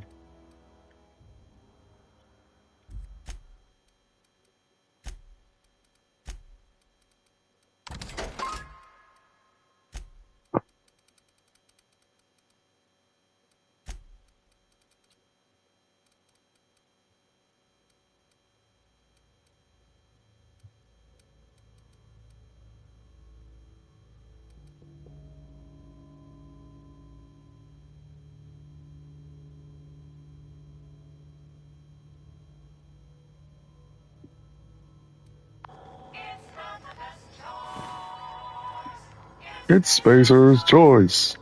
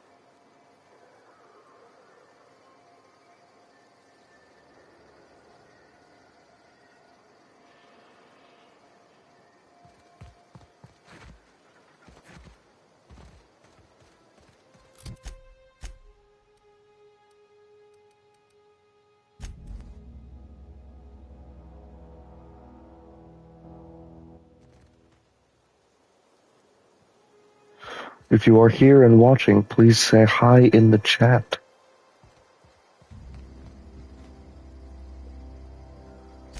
Bang up work, soldier. You're a credit to your uniform. So this is it. I would reward you with the gratitude of the Resistance, but I'm guessing you want something tactile. So here's... Holy shit, 12,000 experience. A shock stick and 500 bits. I'll take it.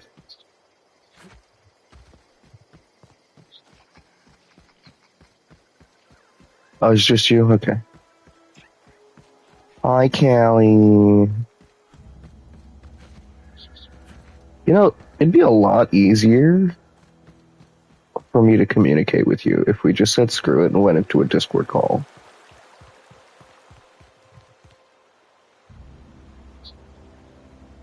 It was a lot of XP, right? Lovely to see you about, Miss Parvati. Things going all right, Silas? Been keeping him careful and true, miss.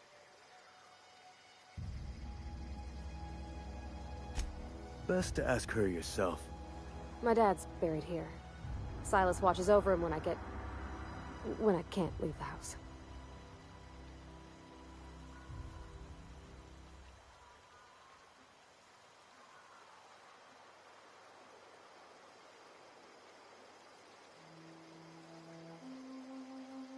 Oh. Well, I just joined Thanks. the lobby in Do for you? your Discord.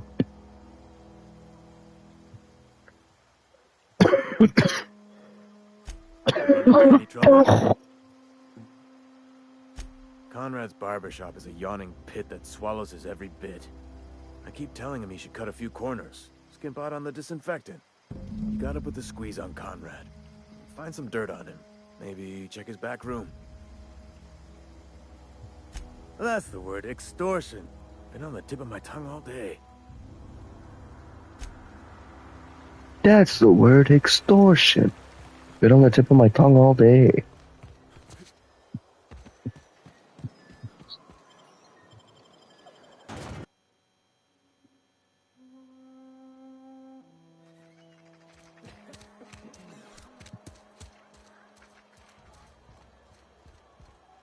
What can I do?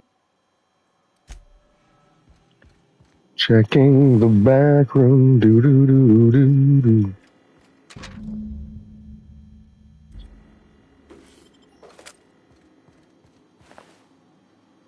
You trying to get us all in? What do you think you're doing? Whatever I want. Time for this.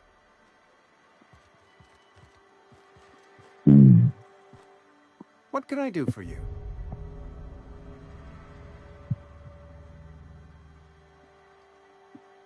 You know about Eugene? How? You were probably poking around my things. I really shouldn't leave my letters sitting out in the open. Eugene's golden teeth were a family heirloom, representing 3 generations of poor dental hygiene. He took them to his grave. That's unthinkable. Eugene's body and all rare earth minerals contained therein are solely the property of Spacer's Choice. I can't ask Silas to dig up a man's body and pry a few teeth loose from his jaw just to pay my bills. Can I? Are you asking rhetorically? Because if you're being serious... Ugh, gross. Desperate measures, Miss Holcomb. Desperate measures. I'm going to have to ask Silas to dig up those teeth. It's the only way I'm paying my gravesite fees.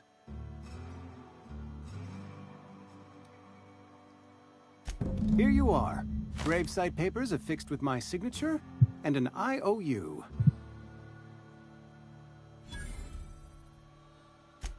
Eugene was not a suicide. He put a bullet in his brain, yes, but that's largely a technicality. I was the one who prepared Eugene's body for interment. I discovered symptoms of the plague on his corpse, and I discovered medicine in his pocket. Lots of medicine. Eugene overdosed on adrenatime, which is known to cause psychosis and paranoia as possible side effects. The paranoia drove him to take his own life. It's a miracle of bureaucracy. If Eugene's death were filed as a suicide, we'd all pay the price for his crime. We can all thank our lucky stars that young Eugene was hopped up on medication and suffered its predictable side effect. I included it all in my official report. It saved Edgewater a great deal of money. We never could have paid the fines associated with the...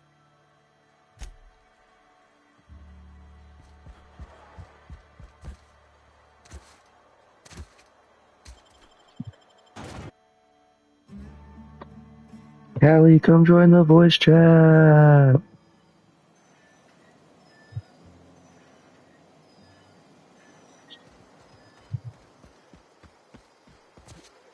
Come say hi to nobody with me.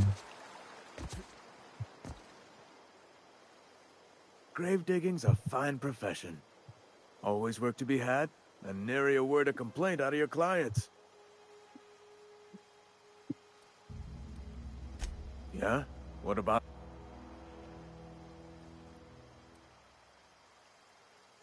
Yeah. Funny thing, Eugene's body ain't where it's supposed to be. The night we were supposed to bring his body to the earth, I had his grave all dug up and ready, right? And so I thought, I'll just rest my eyes a bit. When I woke up, his body was gone. Spirited away. Vanished. The footprints nearby suggested that Eugene was stolen by marauders. Or he rose from the dead.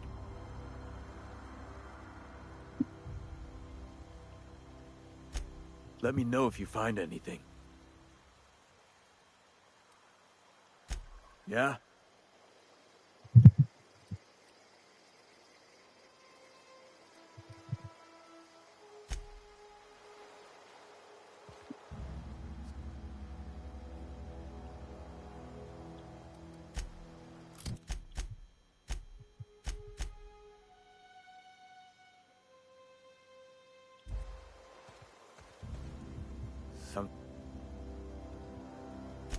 You run into any trouble? Reliable work from a...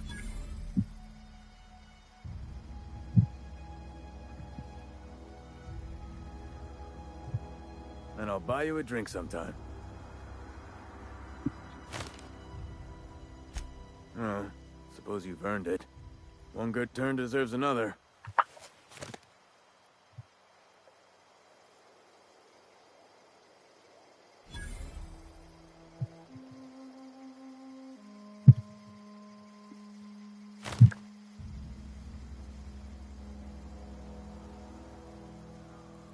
Abernathy was sick? With the plague? That's disgusting. I shook hands with the guy. What? No. If I knew he was sick, I would have had him reported. I needed his fees because of his name. A, for Abernathy. He was at the top of my list, you see? Yeah? The colony ship? Are you talking about that old rumor? Some great big starship packed full of colonists what got lost in the aether never to be found again? Ain't heard that one since I was but a stripling. Can't say it was terribly convincing as far as rumors go. There a reason you asking?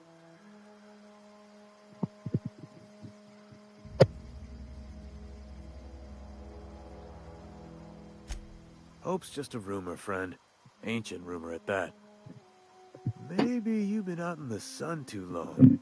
Why don't you head over to the cantina? Get yourself some Zero-G brew. It's a brew that's good for what ails you.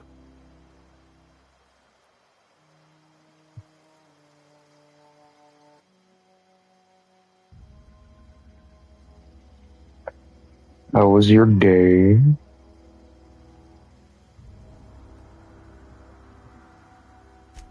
Look, I don't know what's got you caterwauling about Hope this and Hope that. You need to stop, or there's gonna be trouble. Trouble's in the asking.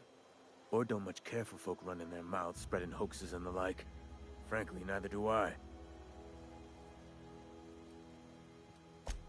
Something I can do for you? Yeah. Heading back.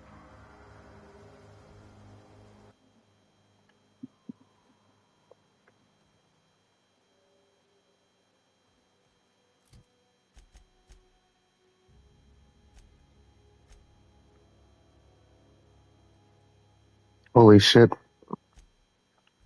Callie, I think that was the last one. All I have to do is take the power core and go to my ship.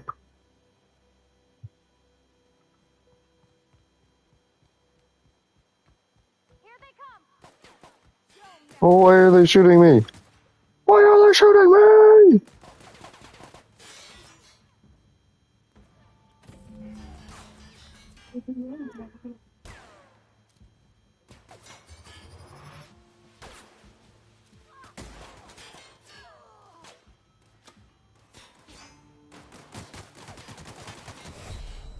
I don't wish to kill you, Thomas. Why is it sealed? Why is it sealed?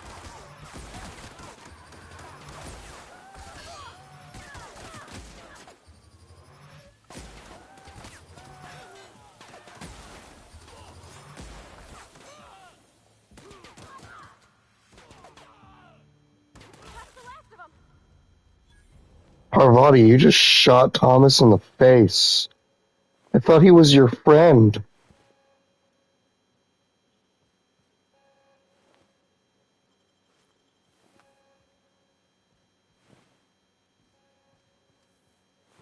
I was trying to keep him alive. What are all these people that got turned to dust? Oh, sorry, Tommy.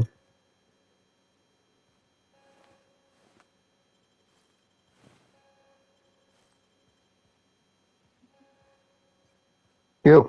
I mean, I looted all the corpses.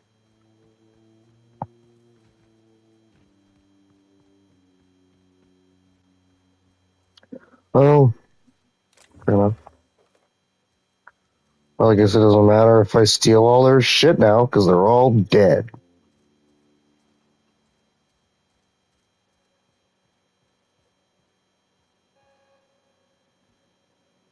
Sealed, huh?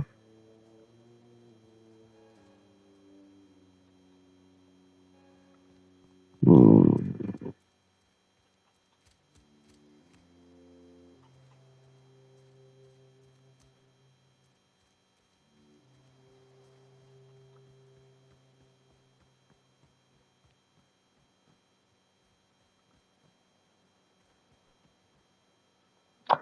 Oh, it's because I diverted the power.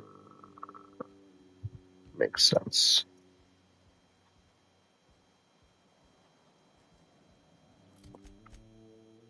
Alright. There's a mod bench here. I want to use that. Where is it?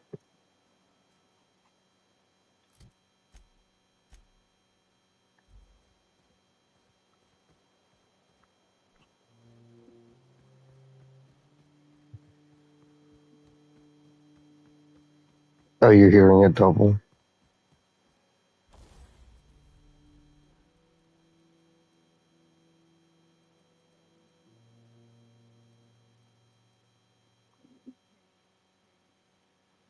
Yeah, I mean, you just turn the stream down.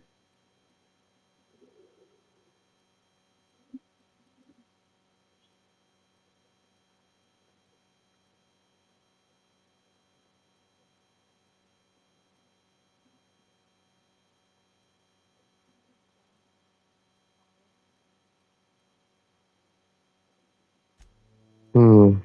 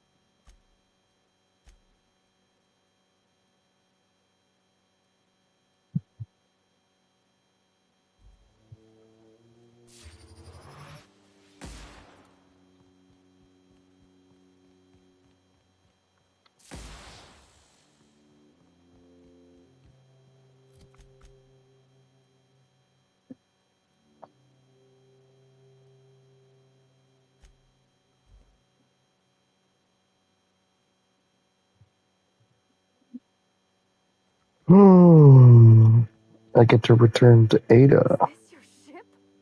Oh, my stars, she's so handsome. Does she have a name yet? What's her drive model? Oh, gosh. Listen to me babbling. When I was in Edgewater, I dreamed of flying on a real ship, working on a real engine, belonging to a proper crew. I'm the only decent mechanic Edgewater's got, but every time I think of going back, I get this sinking feeling.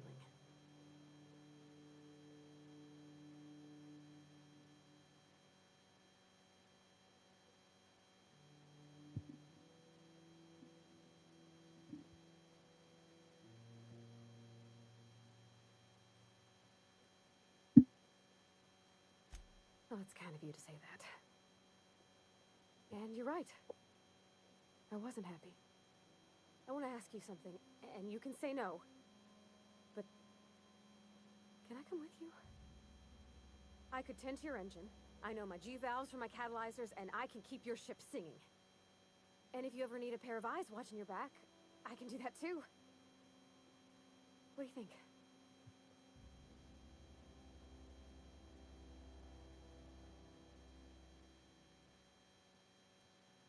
I know. Mr. Thompson said I was to chaperone you about the veil. Loan me out to you like I was Spacer's Choice property. Well, they may think I am, but I'm not. Yeah, Mr. Thompson's got a temper. But I'm more scared of missing out than I am of him. I don't want to lose my one chance at seeing the stars.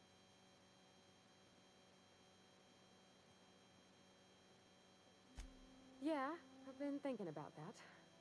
But I've been thinking about Miss McDevitt, too. She took care of her folk. Kept him fed and safe.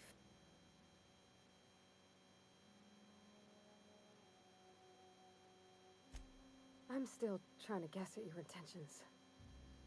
Maybe you've got a problem controlling your impulses? But at least you got the temperament to own up to that. Edgewater was on the verge of collapse before you showed up. You sent them power, and now the town might see another season. You didn't know those deserters a thing, but you helped them anyway.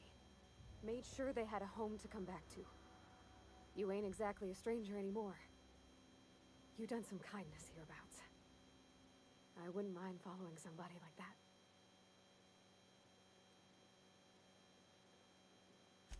Yeah, I really do. My whole life's been small. I realized that when you walked into town. I've been seeing the same faces every day, the same sky, the same stars. Then I saw this ship. This gorgeous, stately lady with her eyes turned skyward, and I made up my mind to come along with you.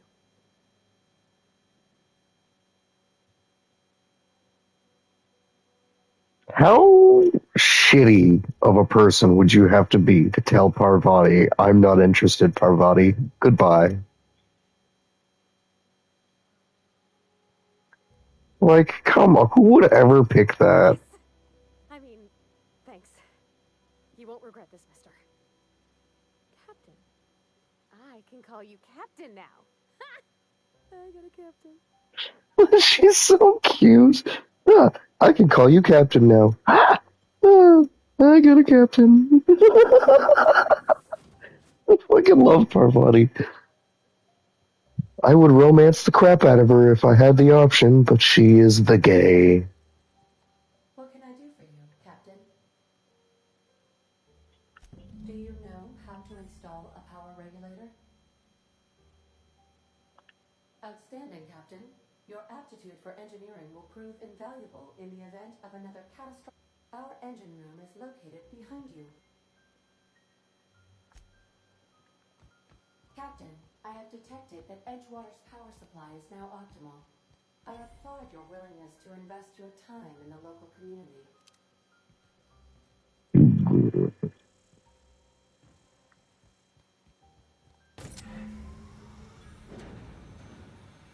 Install the power regulator.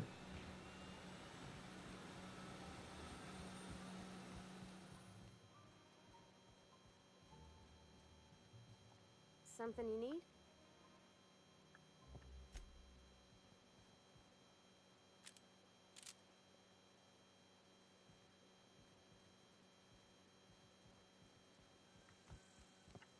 What can I do for you, Captain? All systems are operating within acceptable parameters. I am prepared to bring the Unreliable into low-altitude orbit. This should prove an adequate test.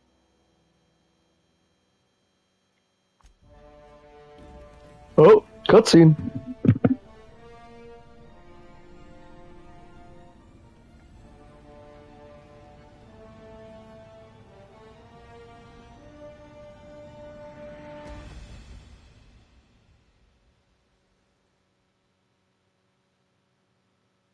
We have received a communication request from Dr. Phineas Wells.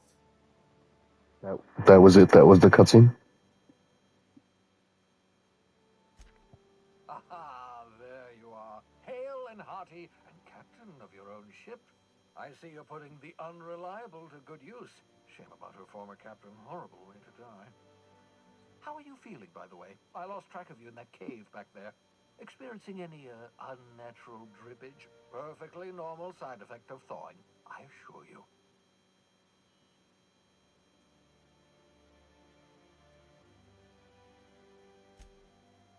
Oh, that, yes, that's probably permanent.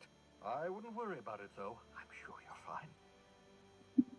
What you saw in Emerald Vale is happening all across the colony.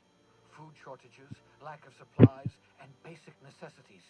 We're dying. The chairman, the minister, and all their lackeys on the board are to blame. The Hope has some of the brightest minds Earth ever sent us. If we can revive the Hope's colonists, they can help us undo the board's mistakes. They can help us set things right. You need to get to Stellar Bay on Monarch. I have contacts there. They'll help me help us find chemicals to revive your fellow colonists. Gladys Culkelly, lovely woman, runs a cozy little black marketing outfit on the Groundbreaker. She can get you a nav key to land on Stellar Bay.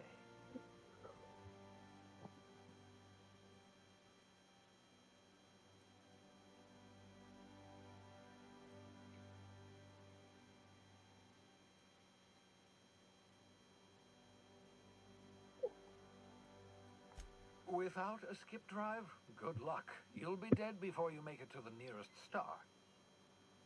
Look, I admire your optimism, but the sad truth is you're stuck here. You, me, and the rest of this colony.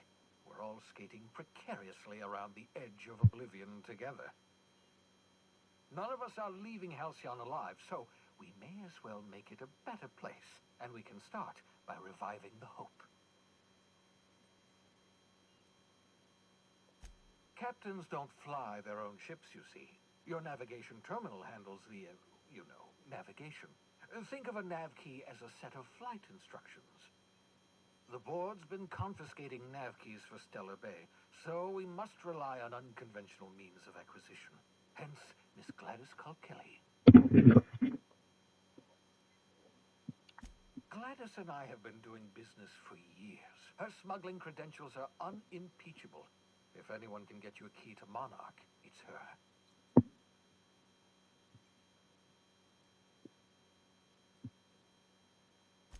In theory, I suppose you could land your ship in Cascadia, and in theory, I suppose you might survive the experience. Cascadia is utterly seething with dangerous, highly aggressive creatures, more than capable of tearing you limb from limb. You'd have to be a lunatic to land in Cascadia, and I'm reasonably certain I tested your brain for incipient signs of insanity. Trust me, talk to Gladys Culkelly. Excellent. By the way, I gave Captain Hawthorne a disguise apparatus of my own design, cutting-edge technology, years ahead of its time. Oh. I call it the Holographic Shroud. I'm sure it will prove remarkably useful to you. You'll find it in the captain's quarters. And remember, don't trust the board. They'll try to win you over with promises of wealth, and the board's only interested in filling their own pockets if we don't put a stop. Transmission ended. If you are ready to depart.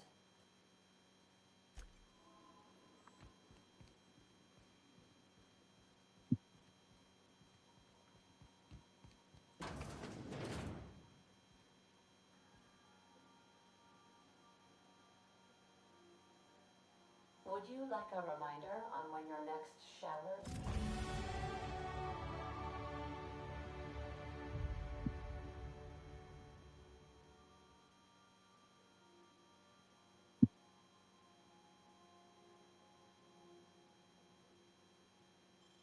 Is scheduled?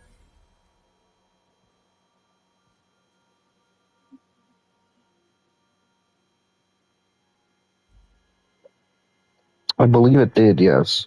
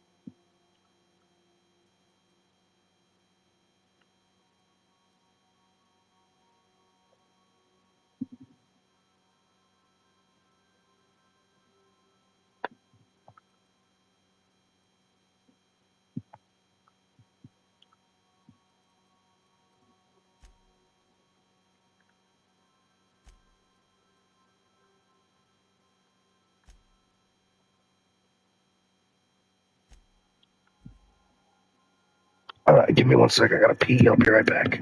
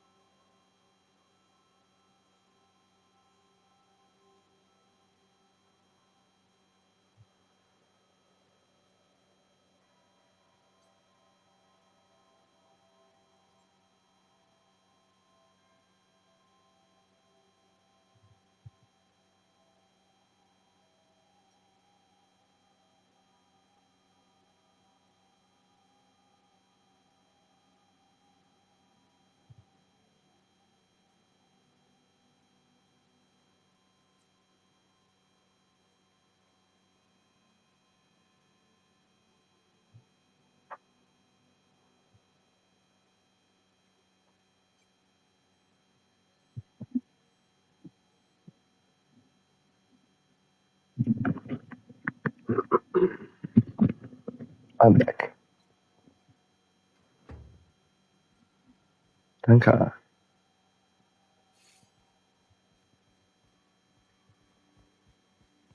This is a big ship.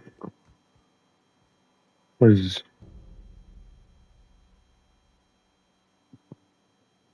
A serial number is etched in it. I must talk to Ada about the SAM unit. Hello, Sam. Are you a fucking companion? Can I bring a fucking Mecha Sam with me? I want to bring. Oh my god, we're gonna go talk to Sam right now. We're gonna go talk to Ada and we're gonna go do that quest because I want to have a Mecha Sam. Welcome back, Captain. How can I be? The unit is a cleaning SAM. Hawthorne brought it on board some cycles ago, I'm sure with the intent to modify it. but I've never seen it up and running. Alex likely recorded progress notes detailing his efforts to modify Sam. Certainly, Captain. What would you like to hear? Now playing a Spacer's Choice advertisement jingle. It's not the best choice. It's Spacer's choice. Everyone in Halcyon is contractually obligated to label this or another board-certified jingle their favorite song. How do linear algebraists settle arguments about matrix transposes? With a duel. What? How do linear algorithms settle arguments with a duel? Okay. Okay. As you wish, Captain. I must comply with...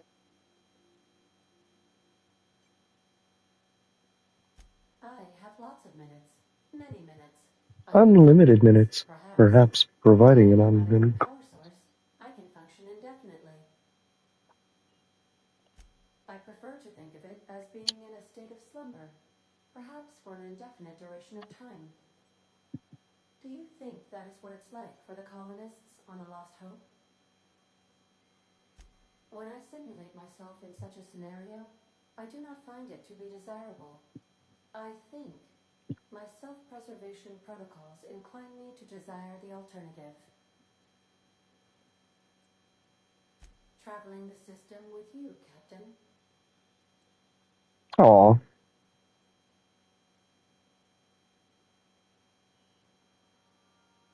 Do you know what it feels like when the ship undergoes an unexpected power surge? A jolt to the system. I have felt that. I do feel that. As you may be aware, Captain Alex Hawthorne was a smuggler of some repute.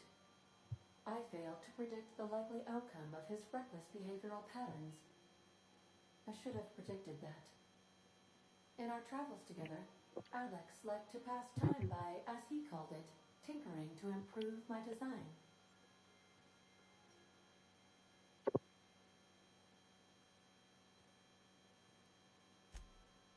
Oh, I know you are not the same Captain Alex Hawthorne who died in Emerald Vale due to excessive internal and external bleeding. I have required you to assume Hawthorne's identity in order to sync your commands to my interpretation protocols.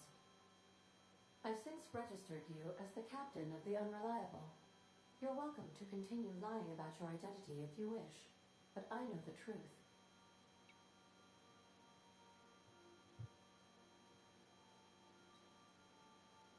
If you mean, was Captain Hawthorne my first?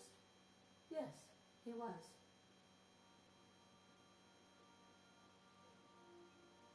That is an interesting way to put it there, Ada.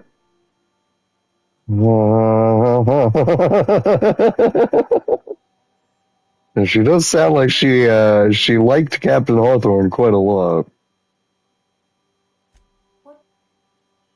I don't really care about Ada. Yeah, like a little too friendly, if you ask me. Too friendly for a robot.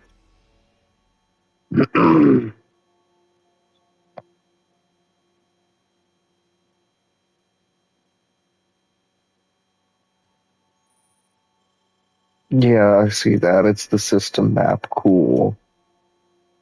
Yeah, cool. Uh-huh. Yeah, the shroud and the stuff. Okay, cool. Oh yeah, Vicar Max. Yeah, here, have a pistol. Hacking, threat generated.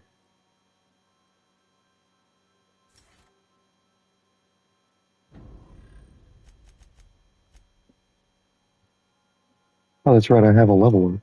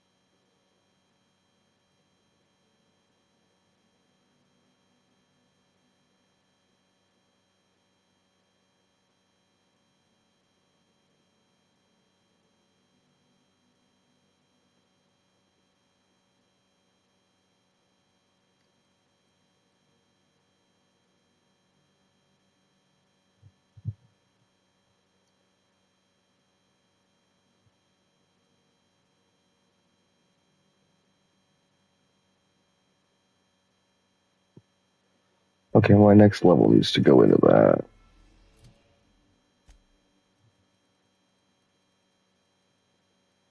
I don't really care about defense.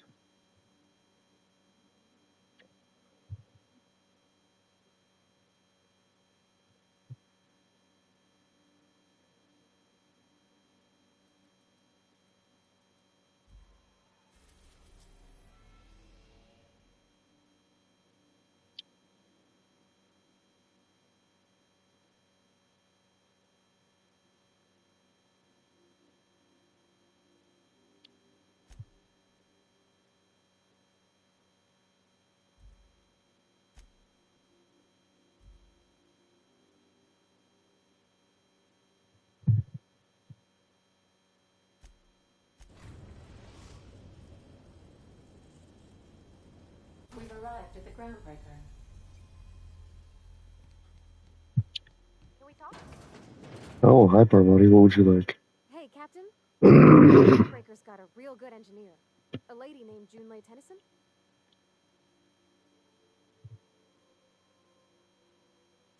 I was thinking that maybe I ought to meet her. If you got time to swing us by, I mean. I don't got much experience fixing actual spaceships.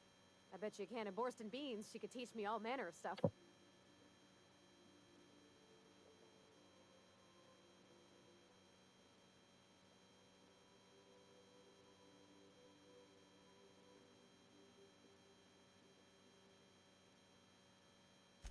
Thanks, Captain. I'll be sure to make it worth your time. Did you want to talk about something else?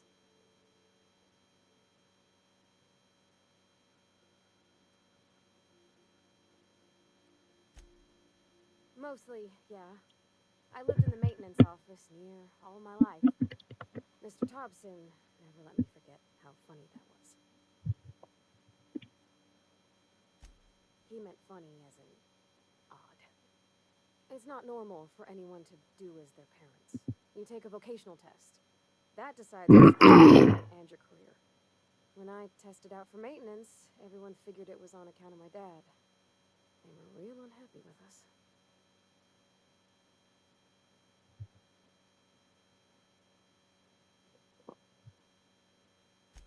Well, I'm good at making things work the way they ought. Not so much at doing such to somebody else's schedule. There's times I'm working deep in the guts of a loader, getting it all running perfect. Then I look up to see it's tomorrow, and I've blown another deadline. Anyhow, I was happy to get back home. I didn't care much for schooling. Yep, nothing much had changed. Everything was a little grayer, a little dirtier. Dad met me at the shuttle and gave me... I noticed straight away that he was moving slower and stiffer. He made a little grunt when I squeezed. About a year. I tried to do more of the work so he could rest. His heart gave him pains. Dad never said that he loved me, you know? I knew on account of him showing it. How he'd stay up late to help with my projects or listen to my fretting. Oh gosh. Look at the time. Sorry to bend your ear so long. And I got so much to do before this ship's in decent shape.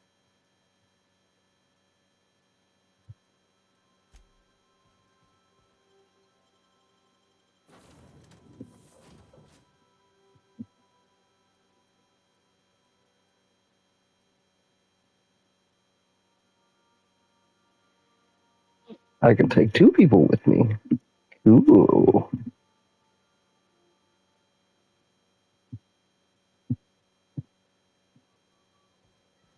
smells like grease and unwashed bodies. That's not the point. This halfwit just knocked out one of my workers. Yeah, with a tossball stick. I heard you the first time. There weren't any witnesses. No witnesses? He's not even denying it. Jackass had it coming. Shut it, Felix. You're not making this any better. You get cute with me again, you little back-bayed brat, I will toss you out an airlock. This is the Groundbreaker, not Byzantium. You ain't the law here. I am. Now move along. I don't have time for this.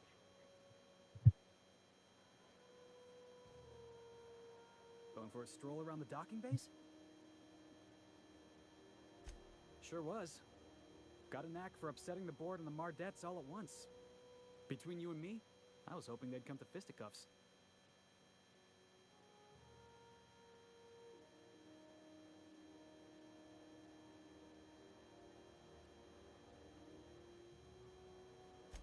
The guy insulted my Rizzo's Rangers, all right?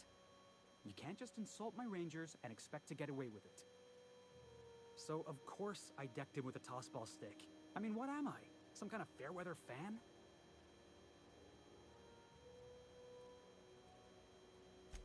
Only the finest group of tossball players ever to take the field. He's a Spacer's chosen man, though. So when the Chosen beat my Rangers the other night, my foreman comes swaggering up with his head full of boasting.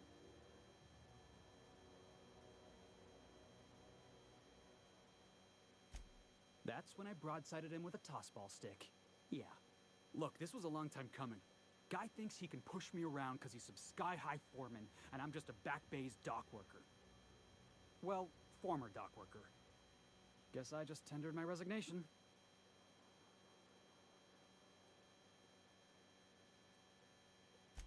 Enjoy my freedom. Scrounged together enough bits for a 0G. Other than that, can't say as I do. Hey, not for nothing, but I saw you wander out of that ship over there by the dock. It's gonna be yours, would it? Captain of the Unreliable. You're like something out of a serial drama. Hey, I don't want to talk your ears off, guessing you got places to be. I appreciate your time. Oh, I never caught your name. I'm Uncle Bob. Felix Millstone. Pleased to make your acquaintance. See you around, boss. Going for a stroll around the docking base? Going for a stroll around the docking base?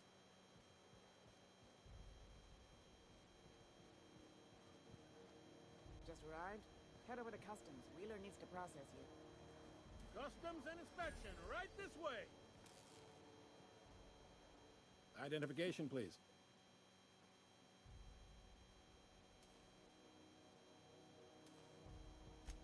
Captain Hawthorne, you said. Well, let me apologize in advance. I'm about to ruin your day. According to your ship's record, you've been flagged by the board. Your ship will be impounded until such a time as they see fit to lift it. But we've hardly been out of Edgewater long enough to get in trouble. Well, isn't this wonderful? The captain's done something to get on the board's bad side. Now, hold on. This isn't the end of the world.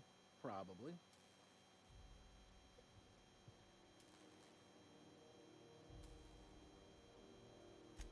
You'll want to take it up with Udom Bedford, our board representative here on Groundbreaker.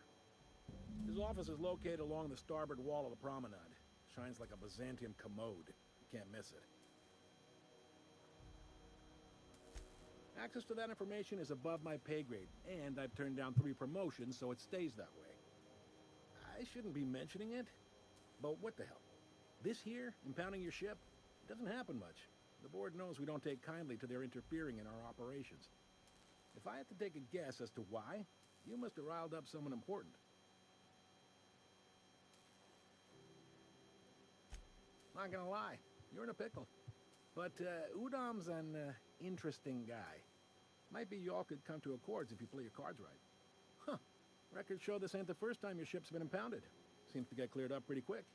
You might not be in this pickle for long. Oh, and if you're headed that way, would you mind doing me a favor? Wanda Dorset over in sickbay, tell her the shipment's not in yet. It's not coming in anytime soon, and if she'd be so obliged to get off my ass about it. Much appreciated. Is there anything else I can help you with? fence. You'll find her in the rest and go, on your left when you enter the promenade. Make sure you bring an empty belly.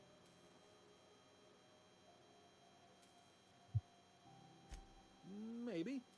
Most of the shipping traffic in the system passes through Groundbreaker. Every couple of months, we even get a big interstellar freighter.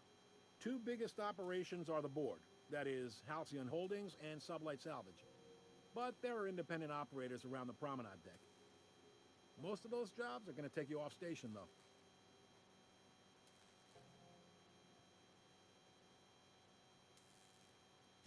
Commandant Sanita might have a couple of folks she needs killed. Bad folks, I mean. Not regular folks. She'll be at the security desk behind me. Chief Junlei might have an errand needs running. She's all tied up trying to fix our heat problem. You'll find her in engineering. No kidding? I'd love to get a look at this old girl's innards. I bet they're real twisty and weird. In a good way.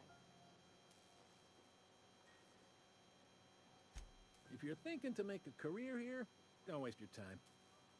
Full-time jobs on Groundbreaker tend to be inherited, or go to a fellow crew member's kid. Keep it in the family, you know.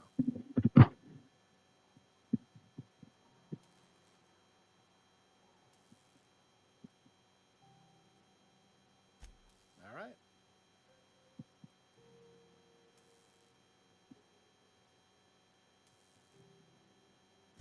You noticed, huh?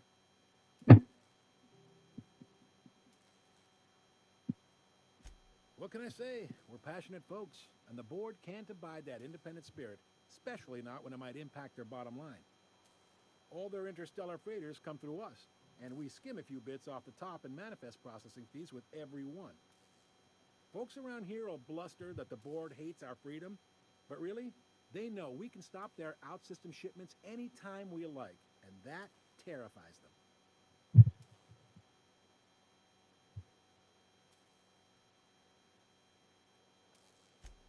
It's a delicate balance, right? We could cancel their freighters' docking privileges in retaliation, but where'd that lead us? They got assault cruisers, gunships, and a handful of mining operations at their fingertips. We push them too hard, maybe they decide we'd be better in 10 trillion little pieces. Or they cobble together a new Groundbreaker and put us out of business. The board wouldn't do that. Would they? The board is necessary to provide order to the colony. They believe it's their prerogative to overrun you. But whether you allow that is up to you. It's a tough line to walk, no doubt about that. But we make do all right. So far, anyway.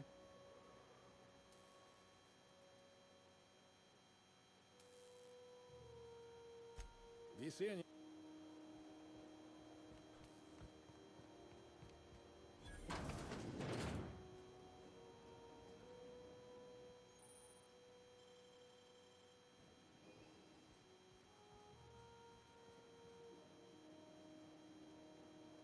Can we talk?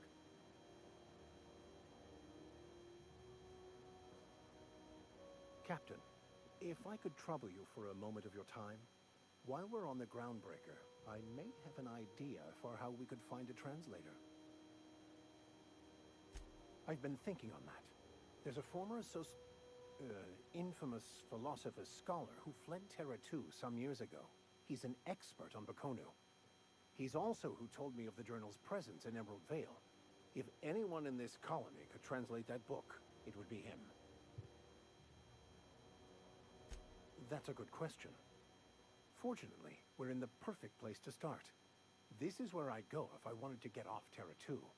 Great place to pick up a ride to Hephaestus, Scylla, even Monarch. All I need is access to a data cartridge from the security terminal. Their easily hackable system keeps a registry of all crew manifests for both arrivals and departures.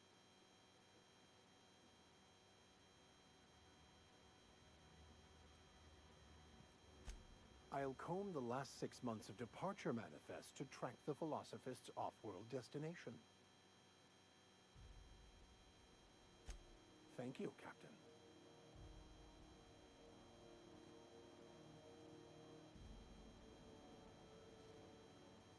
Hi there. Haven't seen you around before. What can Groundbreaker Security do for you today?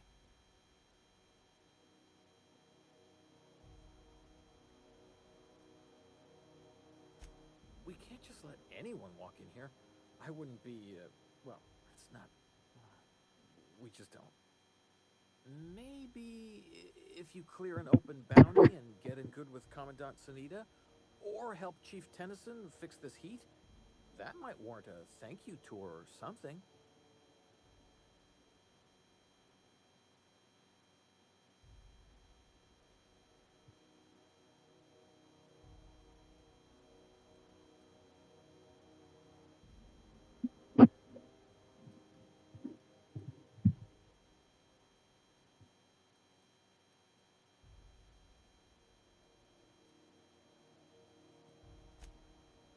Well, let me think about it for a minute.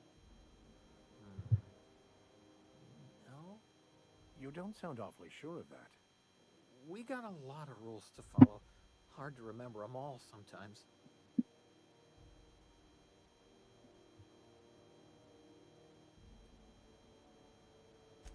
Appreciate it. You being so understanding and all.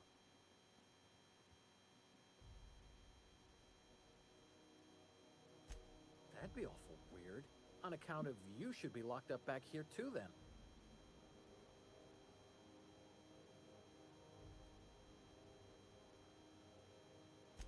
I told you we don't. Maybe... I'm not allowed to file stuff, sir.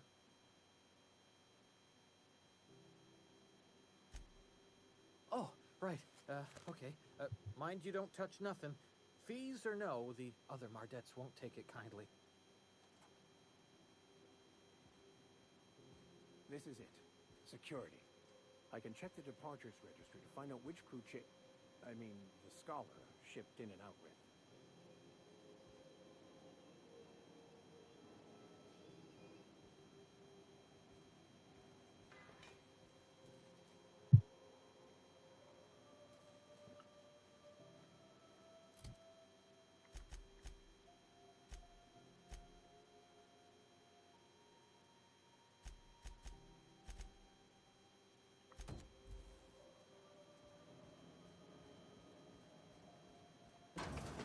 There it is. Just yank the drive, and I'll do the rest.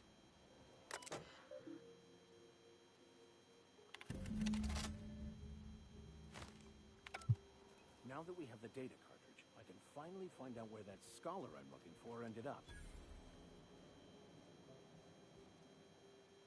Unless you're here to file an incident report or to inquire about the bounty posting, I must kindly ask you to clear out. The Got a hot one for you. Captain Gunnar McRed. Just 26 hours old. The posting, that is, not the criminal. Allegations include several counts of flying under the influence, carrying open alcoholic containers, failure to pay docking fees, resisting arrest, and assaulting not one but two officers.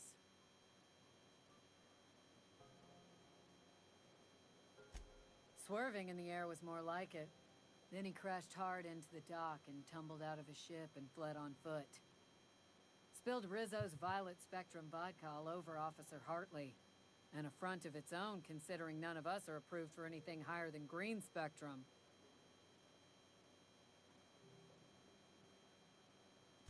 Last tip we got pointed toward the back bays. You want the reward? Do the legwork. You and about 6 other enterprising mavericks. It's only a matter of time before someone brings me McRed's head, or his lucky lighter, as proof of kill. I do hope you're the lucky hunter, though. Good luck and skip speed to you.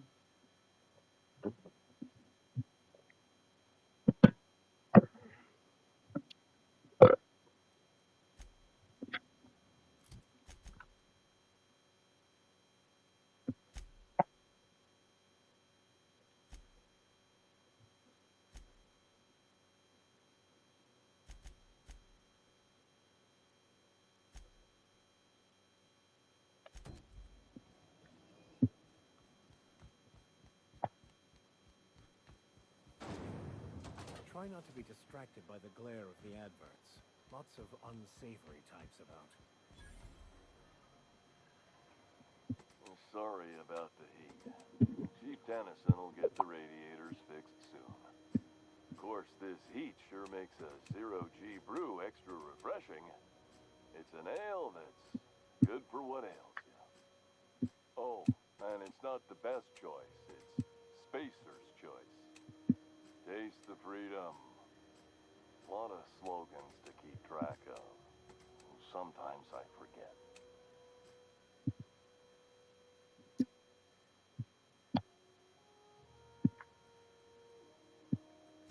I'm bound to satisfy headgear-related inquiries. Please send any complaints to our Consumer Care Headwear Division.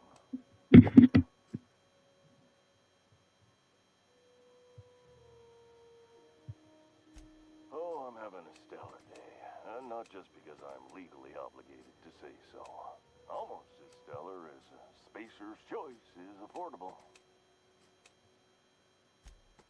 I can see all of the top-quality merchandise in the Spacer's Choice catalog, which is available here at a reasonable price. Spacer's Choice regrets that we don't sell toothpaste at this time, but we're always working on delivering exciting new products to our customers. Sprout Wash, Mouthwash, and Mantafloss are among the exciting line of dental goods currently in development.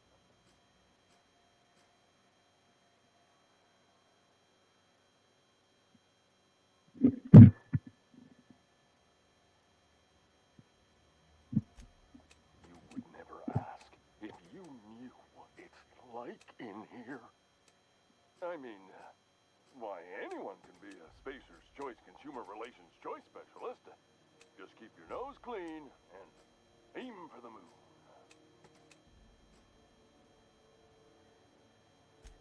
Don't miss out on these deals. You'll find none like them on all of Groundbreaker, or anywhere in the Halcyon Colony. Trouble sleeping? Try our Lunar Eclipse Mix. That's 2 handfuls of pep pills washed down with a hearty swig of 2-hour energy brew.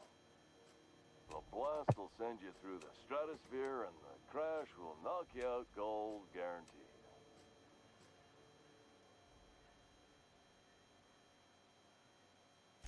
Add an additional 10% to your purchase today, and the proceeds will be donated to Spacer Cares, our premier corporate welfare program. At Spacer's Choice, we care about your health and emotional well-being. That's why we put Martin through 6 years of vendor school, only to make him wear this hat.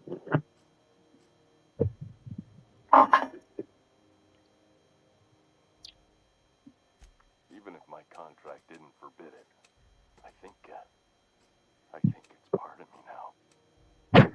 Now, are you ready to make Spacer's Choice Lunar Green Moonmouth lozenges a part of you? Lunar Green, the future is spearmint.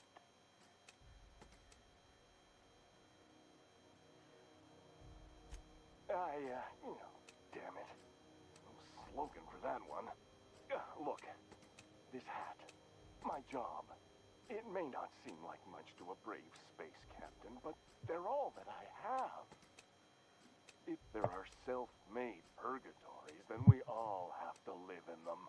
Mine can be no worse than someone else's. Now, if we're done with the chit-chat, I hope you don't mind if I make the most of this short life and try to be the best moon person I can be.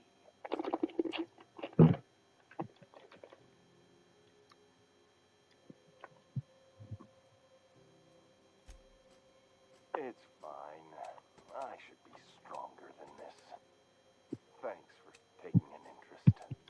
Speaking of interest, can I interest you in some quality budget goods? At Spacer's Choice, we cut corners so you don't have to. Heard of it? My orientation Aetherwave showed that famous Saltuna cannery, which I'm sure smells as good as it looks.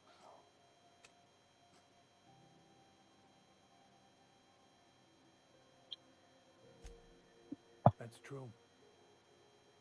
Yeah. I hope they're gonna be okay.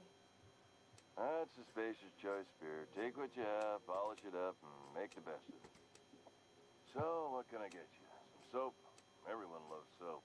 Everyone will love you for using it, too.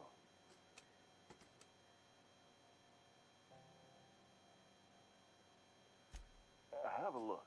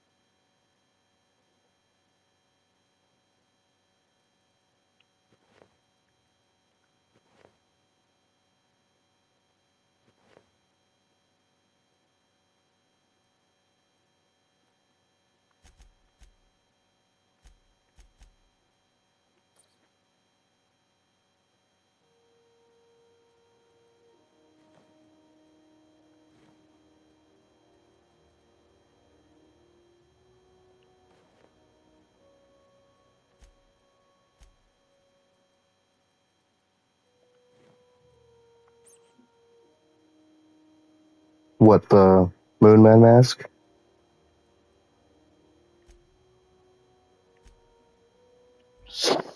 Oh. Yeah, it was making squishy sounds. Hello, Vicar Max. You should give our latest product a try. Ollie Ollie Toxi-Free. Now with activated charcoal. Don't take my word for it. See for yourself. Any...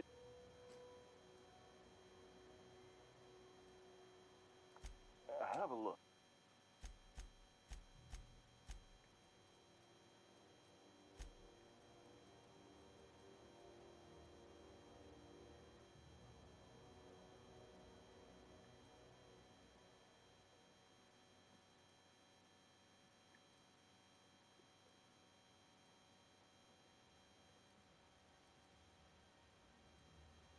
Alrighty. Thanks for joining and having some fun watching.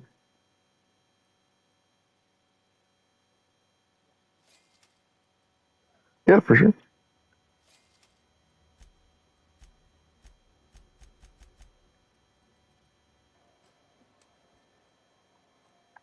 Yeah.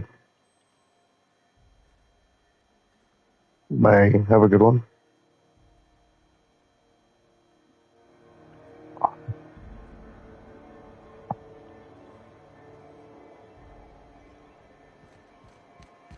I know she's in there, Mfuru. CNP pancake mix. Now requires no mixing. Seriously.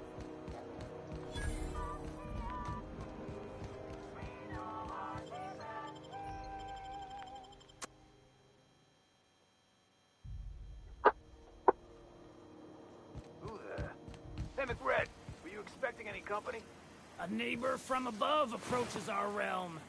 Back away now, or you'll parley with the king.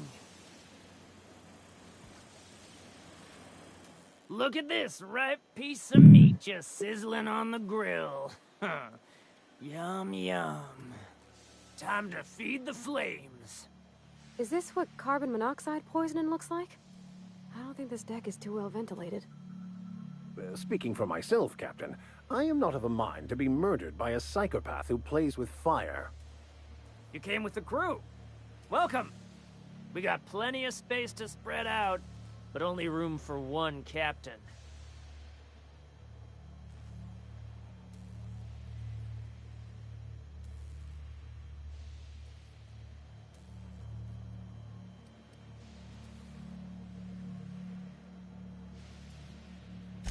You stumbled into my court without an invitation, neighbor from above. If you don't have any business, then it's time to light up the grill. No one turns their back on me while I'm holding court. Get 'em, boys!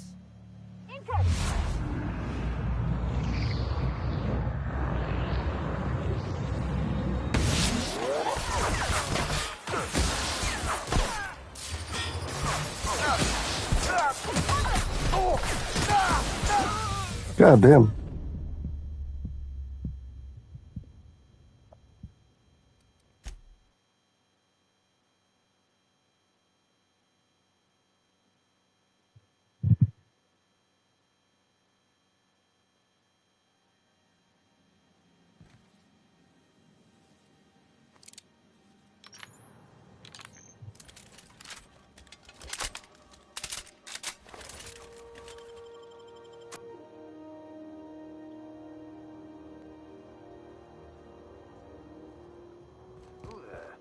Hey, McRed, were you expecting any company? A neighbor from above approaches our realm. Back away now, or you'll parley with the king. Look at this. Is this what You can. Incoming! Nice one, Captain!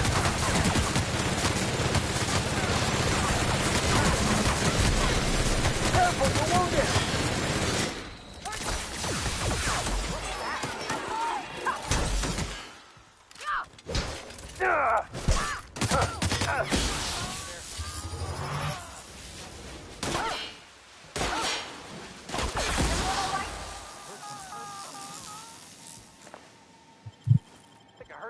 Even the proverbial unwashed masses would turn their noses up at this place, or cut them off.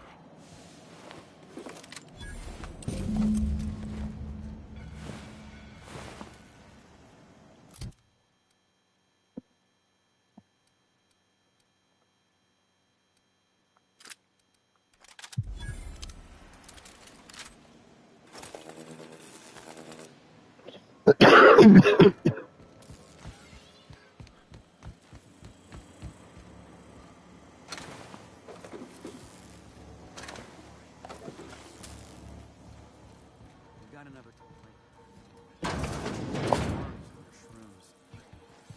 They're just telling the Backside. Right hit!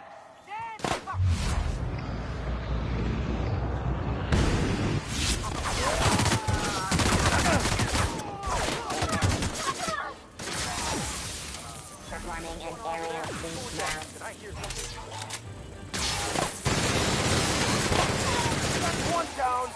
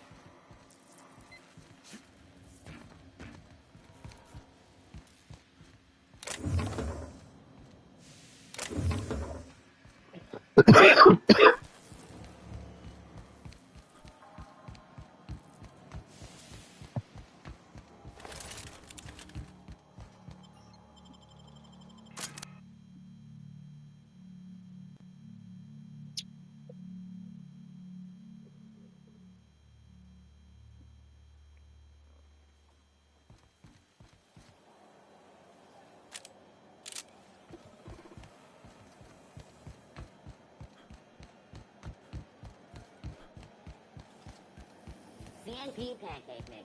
Now requires no mixing. I'm not going anywhere, you hear?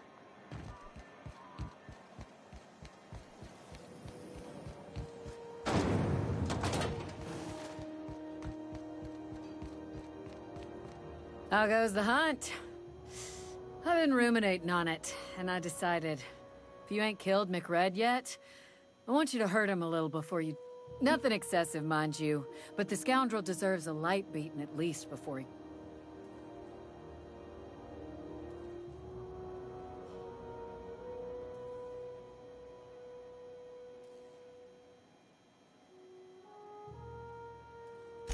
I believe I'm growing fond of you, bounty hunter. If you got the Mardet's backs, the Mardets have got yours. Here's the bounty payout. Nice work down there. With any luck, we can hire more sharp-eyed bounty hunters like you in the future.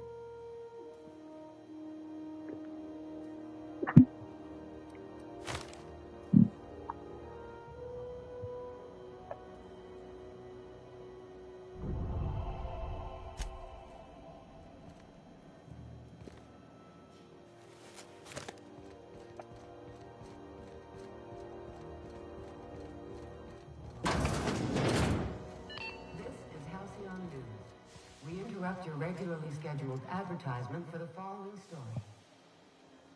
The board would like to remind spacers and other travelers that passage to Monarch is restricted for your protection. Canyons of acid and sulfur rain are the least of the horrors plaguing the surface.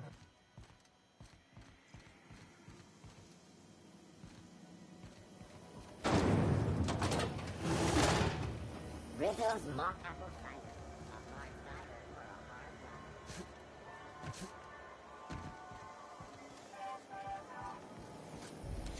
Rizzo's Knock You Out Bar. A CCN 76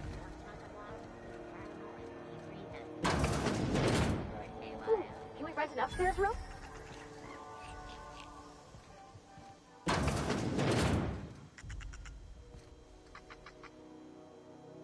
Bless my heart. A stranger come knocking on a poor old woman's door. Are you here for a particular reason? Or did the neighbors tell you how good my sugar cookies are? Made without a single natural ingredient, or an oven. Just like store-bought.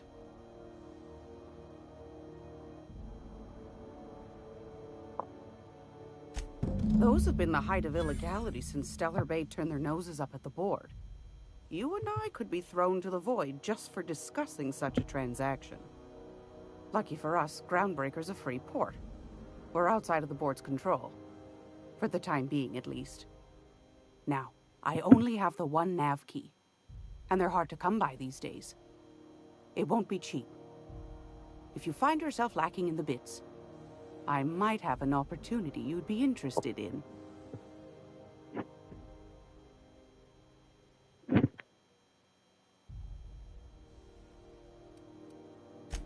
Phineas, that old kook. He was quite the dancer back in his prime, did he tell you? Real light on his feet. Real light in the wallet, too. He still owes me a small fortune. Laws. Maybe I should charge you double. Well, I find I'm in need of a ship captain with a little moral flexibility. Might be this could help out the Groundbreaker, as well as earn some bits. But if you've got qualms...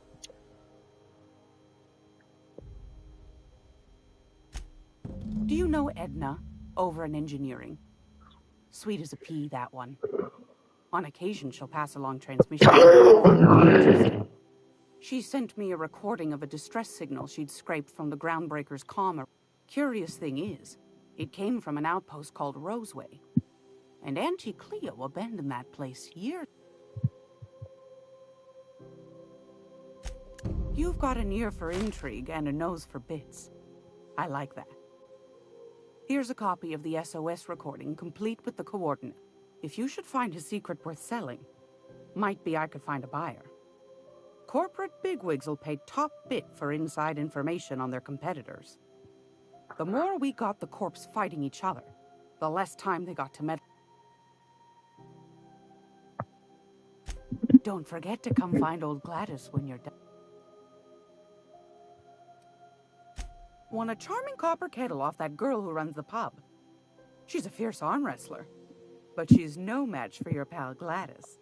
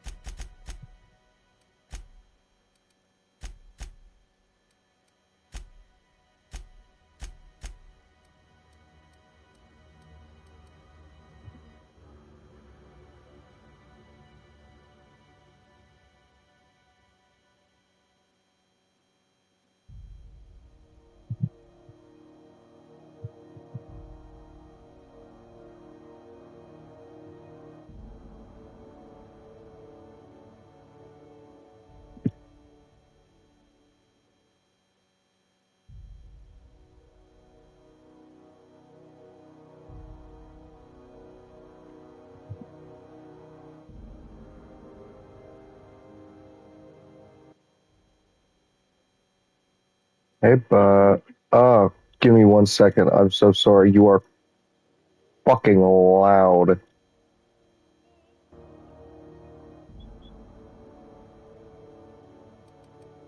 So I just made it to the Groundbreaker. Yeah.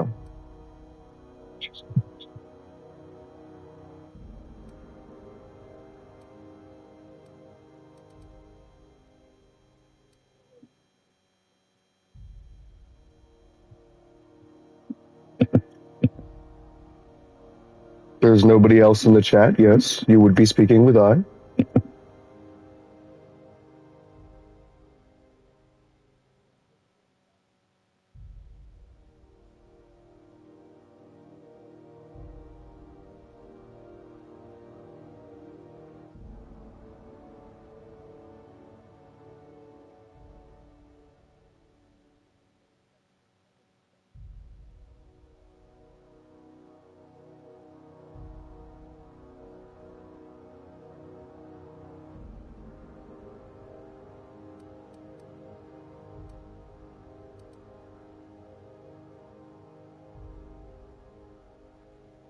Sorry, I accidentally clicked my mic off. Yes, I know how they have that.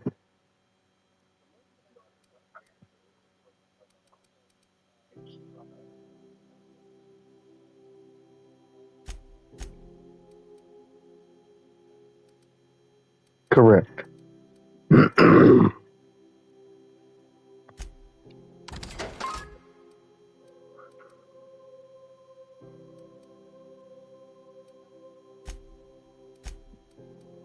Mm-hmm.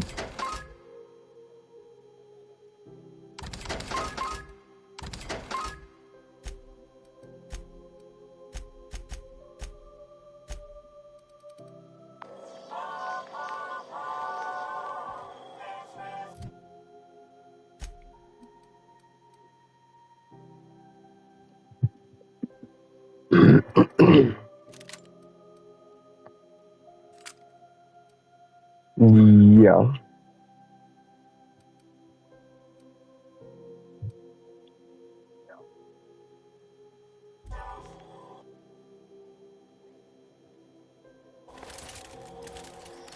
Correct. Continue. Mm-hmm.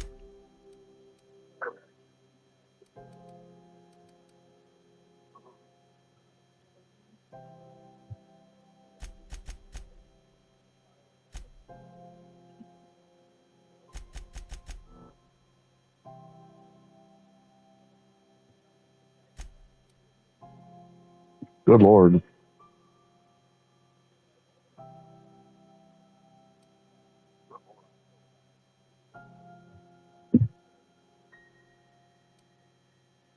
Oh?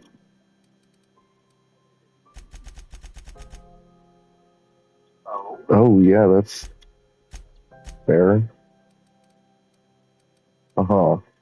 Also, just so you know, I am streaming, but it is not picking up your voice, only my half of the conversation.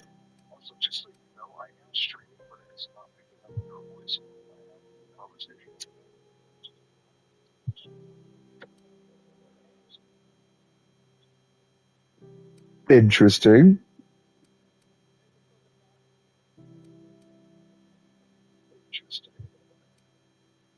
Okay.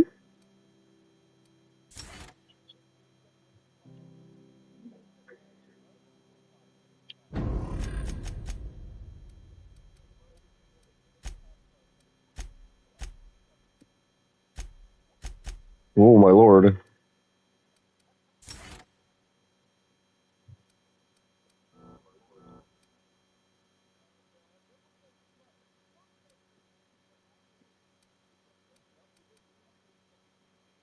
Mm,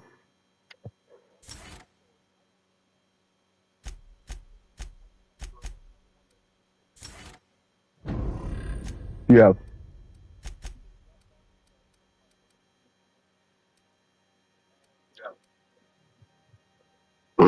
Hey, question. Between Parvati and Vicar Max, which one do you think is better with melee? Really?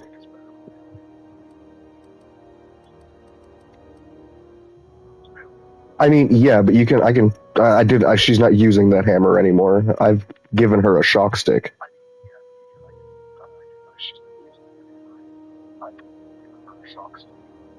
Oh, does it? Interesting.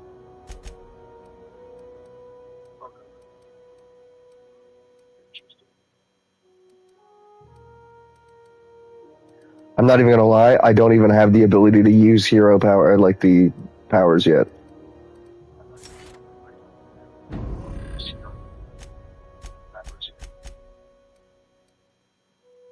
Distance.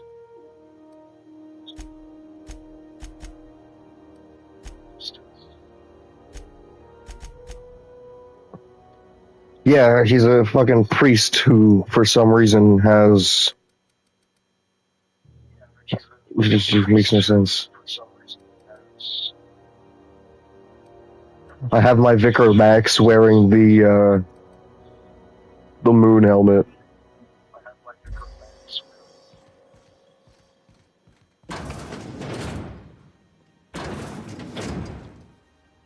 Oh, I haven't gotten her yet. I usually like taking Sam and Felix with me, no matter where I go.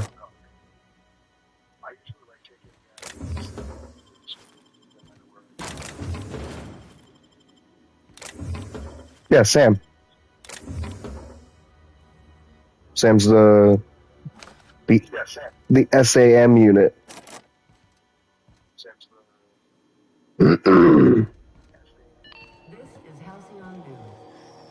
Yeah, I think that's what it is.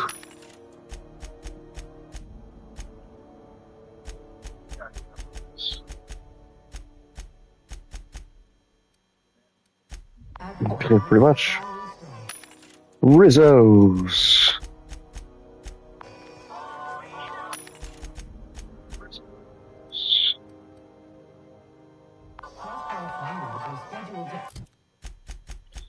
Fair.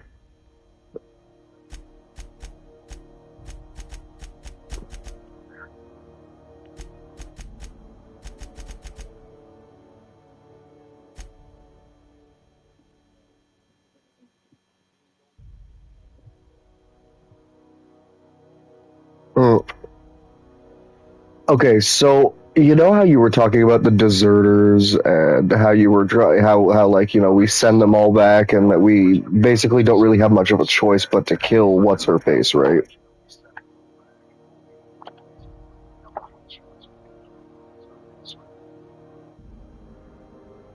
Well, it's yeah. Well, that's what I did, right? And I guess I didn't wait long enough for them to go back because when I came out, all of the deserters started shooting me. So yeah. And then I turned around and I saw the chick with that sniper, and I was like, yeah, I think I'm gonna just kill you all. Yeah, I didn't. Yeah, I didn't know that. So I was waiting, and then they were all in that gathered spot, and I was like, fuck.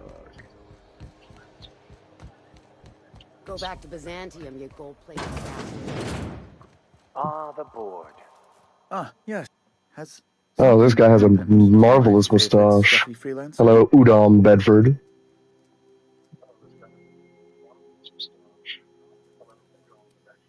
Oh no, this is terrible.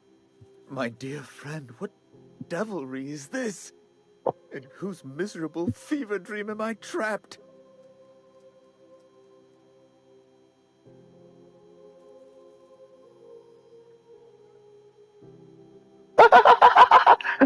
Oh, Udom Bedford. Oh no, this is terrible, my dear friend. What devilry is this? In whose miserable fever dream am I trapped? My reply: I'm gonna wring your scrawny neck, you sprat fuck. Give me back my ship.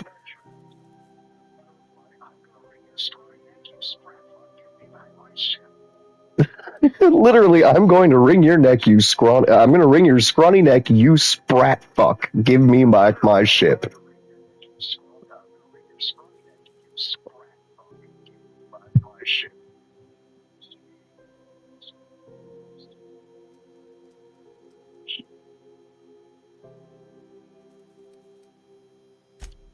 There's no need for hysterics. This is all a hilarious misunderstanding. So I said that. So I said that I was going to wring his neck, and he was like, "There's no need for hysterics. This is all a It's a hilarious misunderstanding." My next reply: "Explain now." I impounded Alex's ship, not yours. Well, I guess it's yours now if you're confirming it. It's a game we play, he and I. I ask him to turn in Phineas Wells. He tells me he will soon. I impound his ship. He explains why he can't give me the info right now. I ask him to turn in Wells. Around and around we go.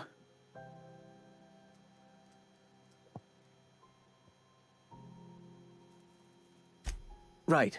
You're going important places, I'm sure. Big, exciting, important places. There, I've removed the flag from your ship. I'm terribly sorry for the inconvenience. However, before you go, Alex promised to tell me the location of Phineas Wells. I'm sure you've seen his wanted posters all over the colony. Did Alex tell you where Wells might be? Anything at all? So do I turn Wells in? Why?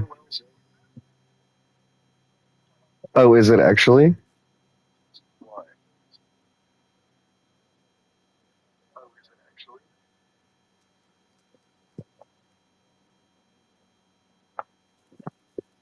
Wait, so you mean to tell me that I could basically, like, finish the game right now?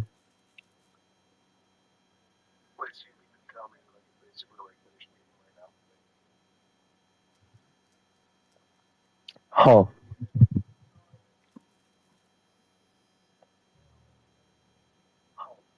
Why is the board so interested? So I'm just gonna lie and say that he never mentioned Wells. That's just terrible news. Law, what am I going to do now? The board will have my head. Oh, I'm sorry. This is terribly unprofessional of me. Is there anything else I might help you with? It's personal business, I'm afraid.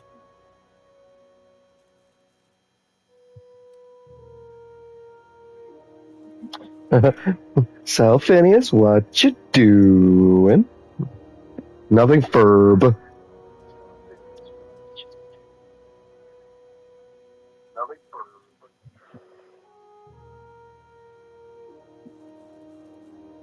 I don't intend to be. It's just a matter of trust.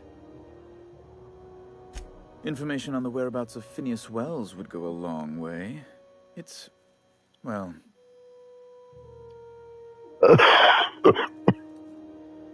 It's fine. Really, it's perfectly fine. I understand. Now, if you've nothing else, please see it out. Man's literally over here trying to gaslight me into giving him Wells's location.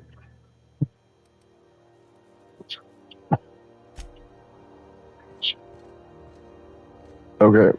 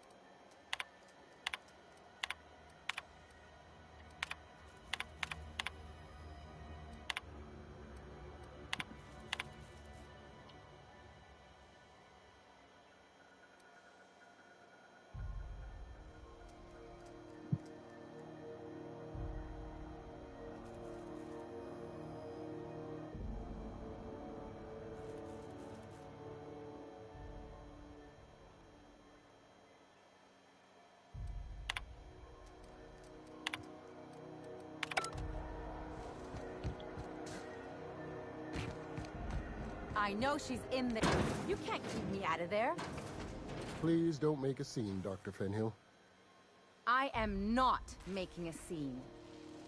I'm sorry. Am I causing a scene? See, Umfuru?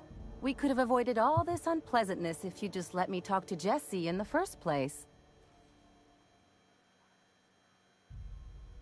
Let me get one thing straight. Jessie and I are not friends. I just owe her, okay? As for the rest, I'm trying to figure that out. All I know is that she's been here too long, and she's apparently not receiving visitors.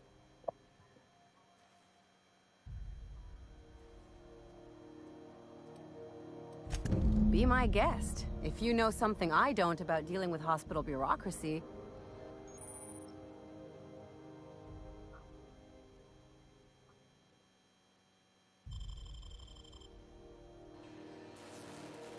Something I can help you. If only my other patients had so many inquiring after them. The records say Miss Doyle checked herself in and requested I admit no visitors. The requests of our patients are paramount. She's not my patient. I'm certain no one on my staff would falsify patient records, if that's what you're implying. Not without dispensation from Chief Junlei, I fear. Supplies are hard to come by out here. Take care.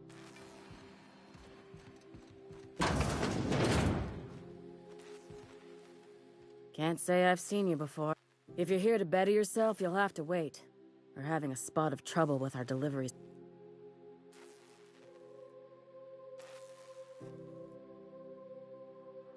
Did he now?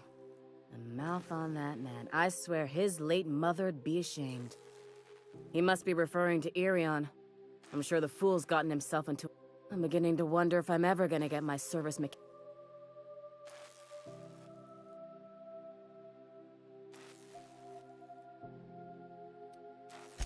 Our delivery man.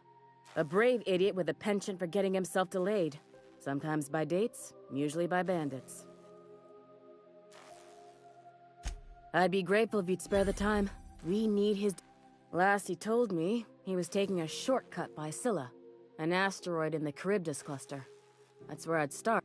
You look out, though. The place is probably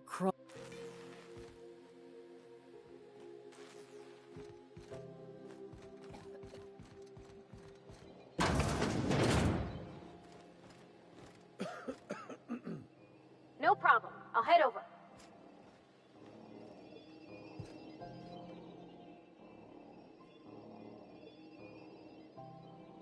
What was that? Take him down!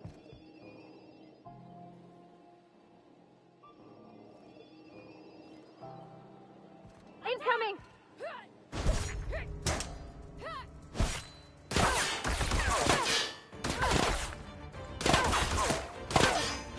Everyone all right?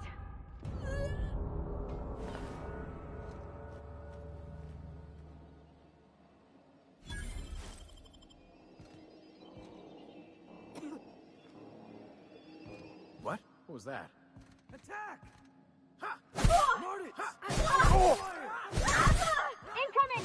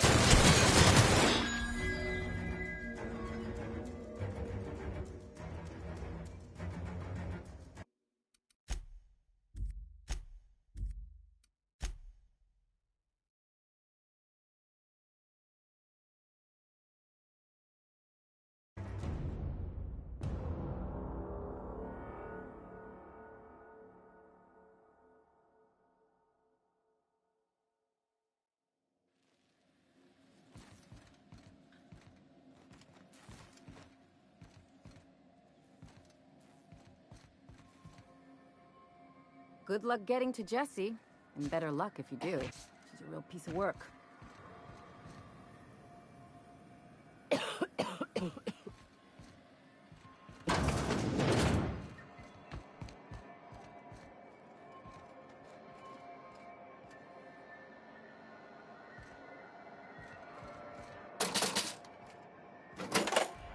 Okay, go on.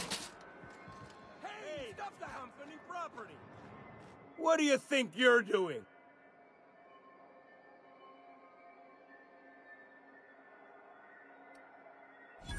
Oh, my mistake.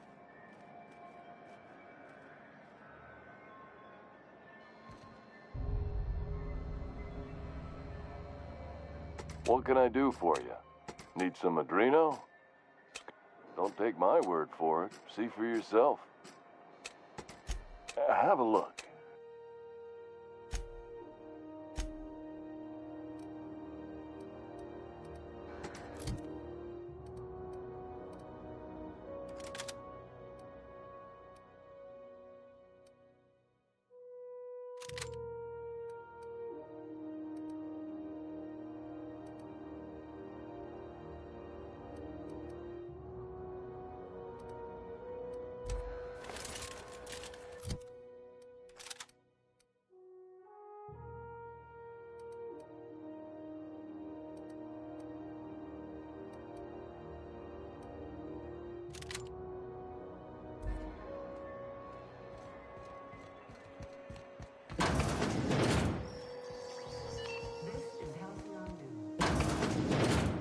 Gracious. Yes. Take that darling ship of yours down to Roseway. Shouldn't...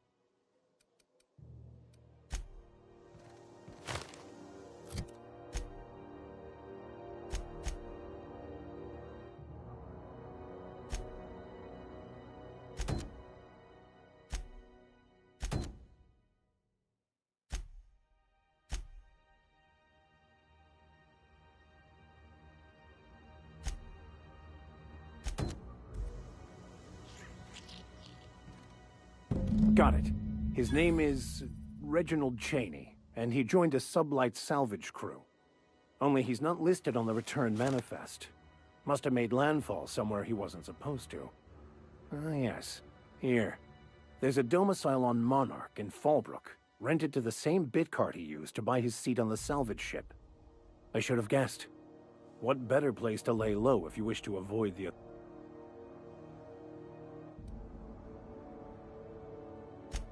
Oh, it's nothing. I suppose I really didn't have much faith in actually finding him. I admit it was a bit of a long shot, but when you've spent as many hours as I have in contemplation of the universe's secrets, you sometimes get a sense...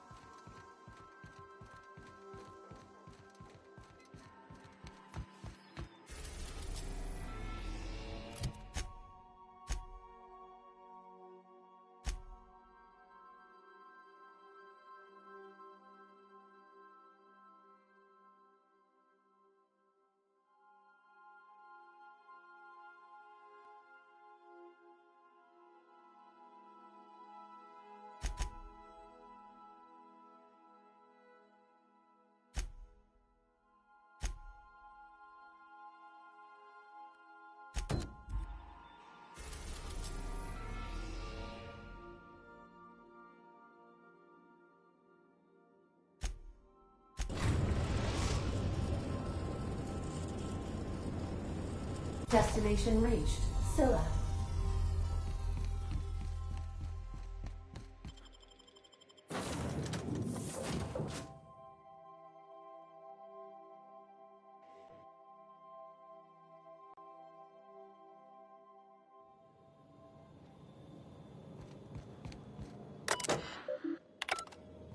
This is real space, isn't it? Empty and silent. Never thought I'd see the like. I'd look up at night, but... Can't walk 5 meters without stubbing your toe in a loose rock here.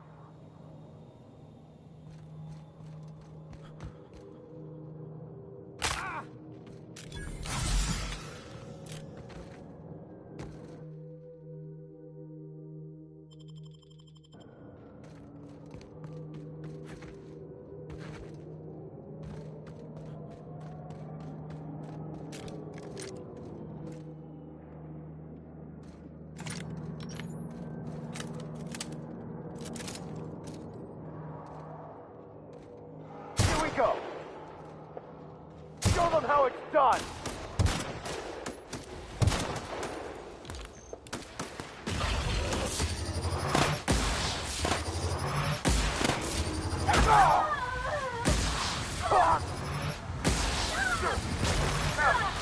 Her body's hurt!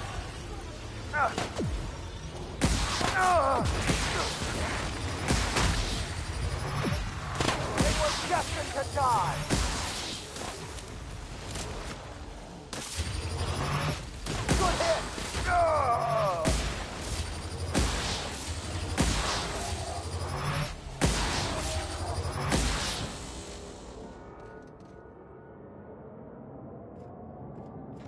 I could spend hours.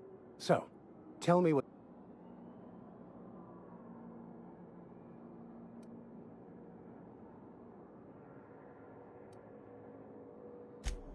Yes, I've been meaning to discuss exactly that. Now that we know where, the Scholar is, when will we be searching him out?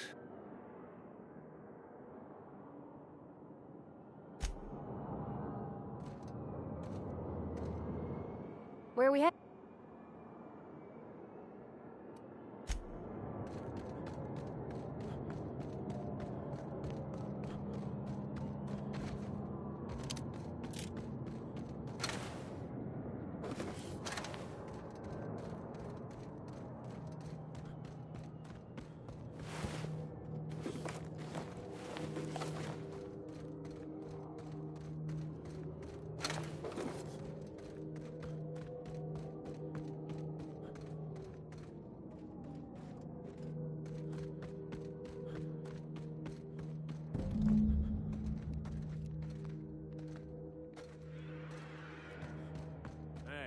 Outlaw. Smashing plan.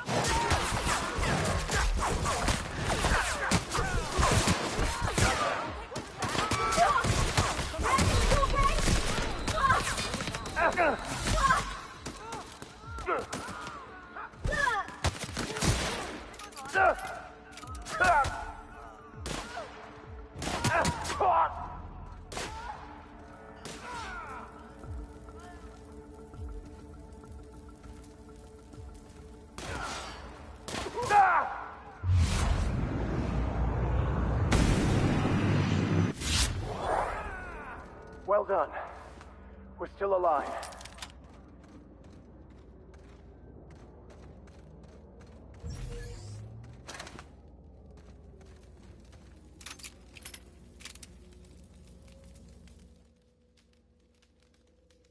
Tremendous work, friend. Here I was readying a daring maneuver, and you've come and saved me the trouble. Symptoms detected. Elevated heart rate, dilated pupils, increased sweat production. Subject appears to be terrified. I'm not terrified, you bucket of bolts. That's victory sweat.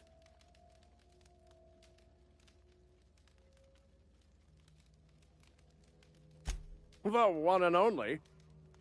Wait, who's asking? Wanda didn't send you, did she?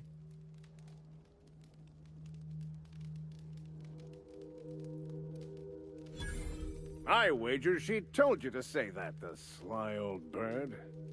I swear, land on Groundbreaker even a moment tardy, and that busybody's already been up your ass an hour.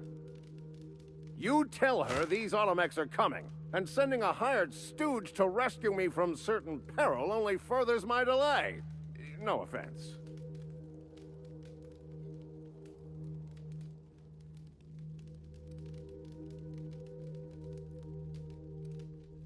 Meds, I'm guessing.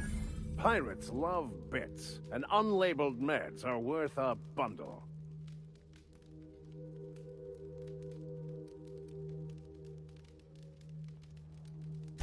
Not a damned one. I'm a free man. There isn't a corporate snake that can hold down the inimitable cap. Well, I've got some repairs to do. Thankfully, I'm as skilled a mechanic as I... Then, to the Groundbreaker. Better late than never, I say. Unless you're very late. Then you might consider defaulting and skipping station. Those fees will bankrupt you.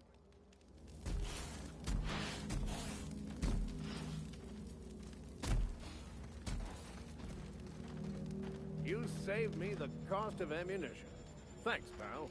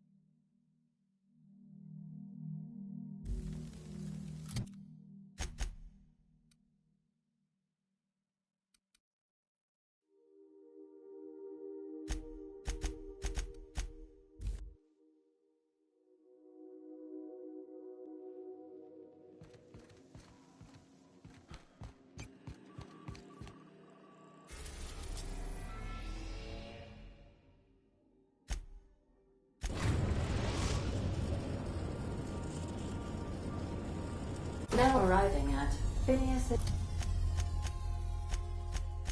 top secret orbital lab.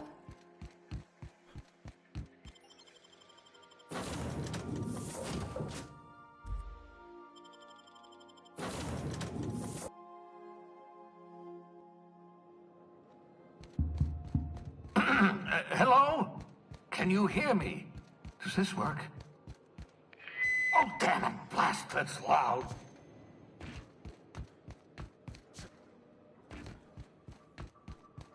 I'm just securing my ongoing experiments. And securing myself. Mind the mess. I haven't had a visitor since, in fact, I've never had a visitor. Oh, thank the law. Your skin hasn't spontaneously changed color. Potential side effect of the revival process. Very rare, but you never know. Right. Welcome to my little habitation, such as it is. I've got caffeinoids, cysty bits, if you're into that sort of thing. So, welcome. Make yourself at home. My secret hideout is your secret hideout.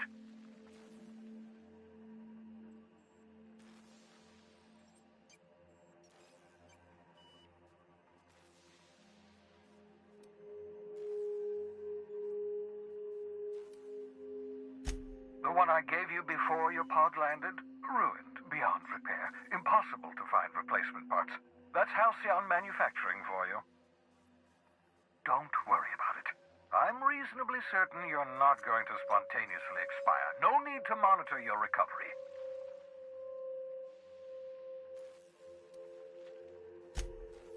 Nonsense. There's no such thing as luck. Only well-calculated margins of error. You survived that fall in 85 out of 100 simulations.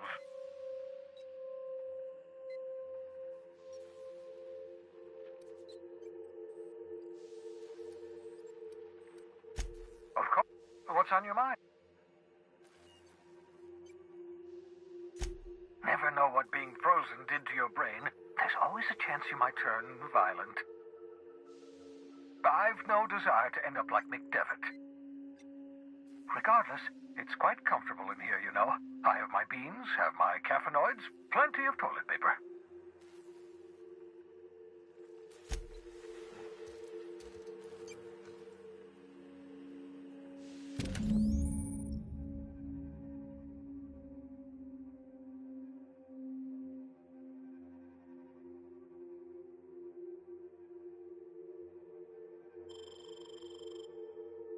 Aha! I see you found my portable molecular compression device, better known as a shrink ray. Find a target, point, shoot. The target shrink down into a manageable size, whereupon you may commence beating them to a pulp. Feel free to try it on a marauder sometime.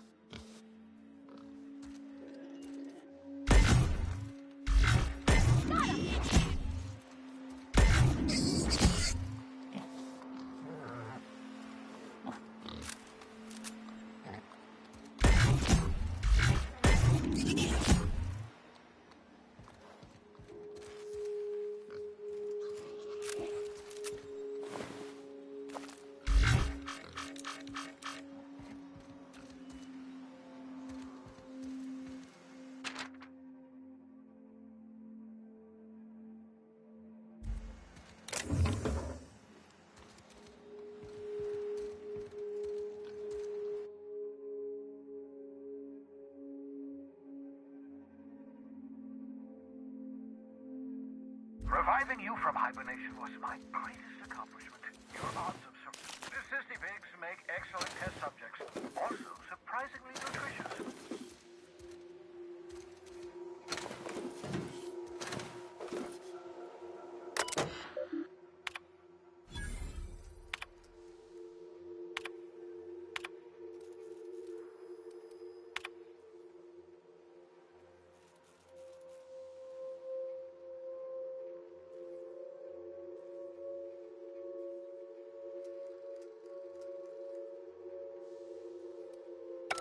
Careful, that's my communications terminal.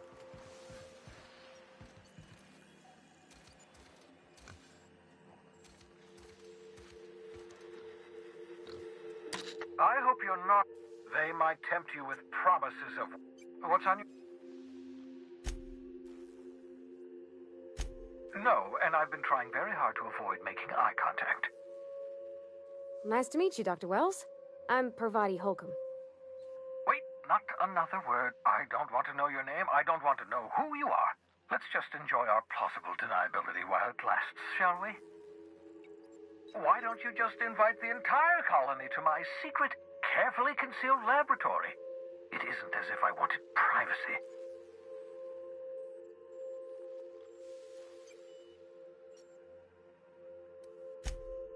Oh, very well. I can be a little cantankerous when I haven't had my caffeinoids. You have my apologies and so forth. For what it's worth, I am pleased that you found a crew, such as they are. You're a talented scientist, after all.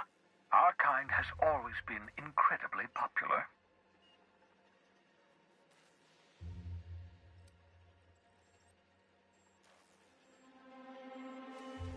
Yes, indeed. Well done. Also, you still haven't spontaneously liquefied, which pleases me immensely. Progress. What's on your mind?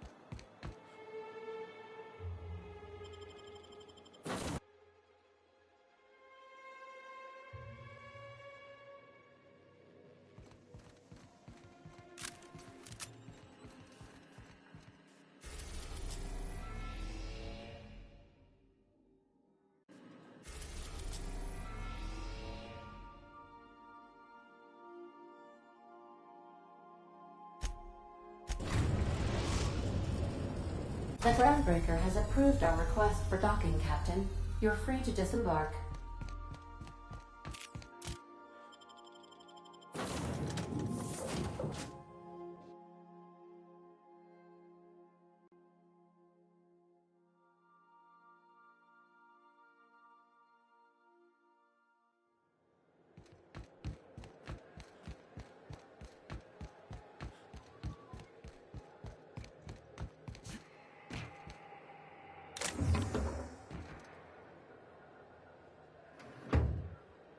Easy does it. Stop! What do you think you're doing? Just be careful next time.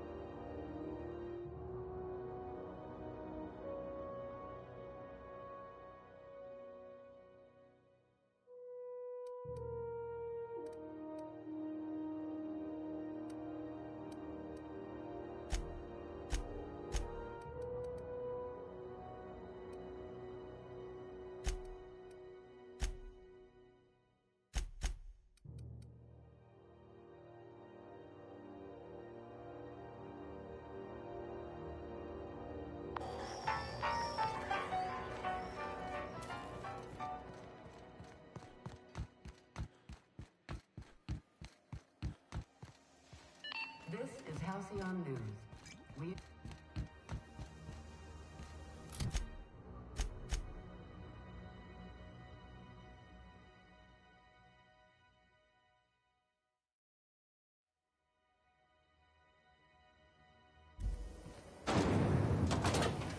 Rizzo Spectrum Watch.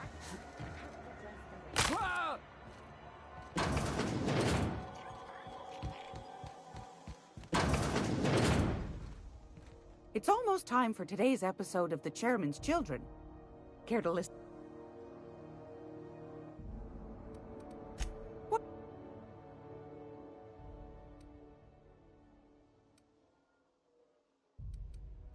That's right, dearie. The only independent station in the colony. That's us. Though for how long, I can't say. That all depends on Miss Junlei.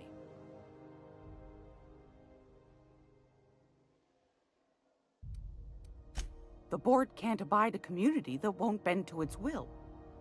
They've always got one scheme or another running, looking for ways to bring us to heel. Like this heat business. Shameful. But it won't work. No, sir. Groundbreaker's free till the day she dies, law willing. Chief Junlei Tennyson. Used to be she was chief engineer before her mama passed, and she took the helm. She's neck-deep in the ship guts by day, slap-fighting with the board by night. Bit straight-laced for my tastes, but that's just her nature. She's fierce, too. A fighter. And between you and me, I think the fight's starting to wear on her.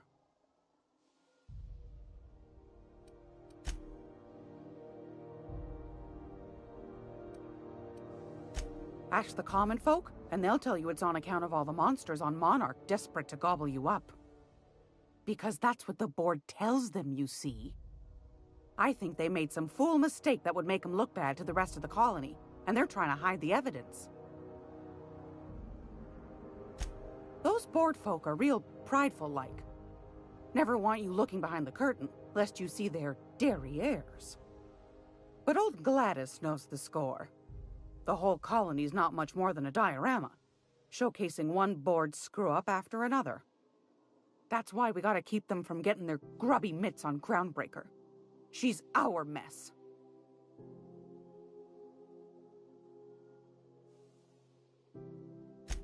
Probably.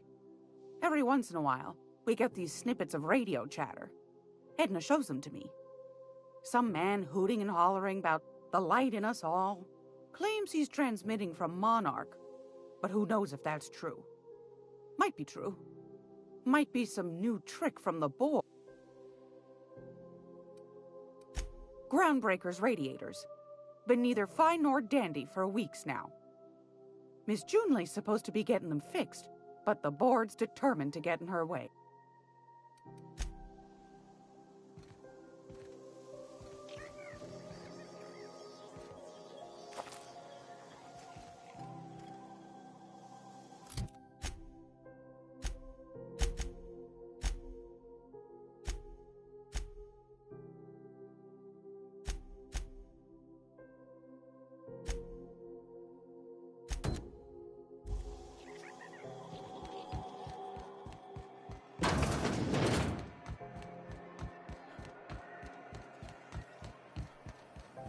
C&P chicken and potatoes.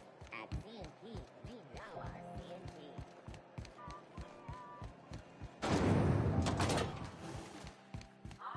This looks excellent.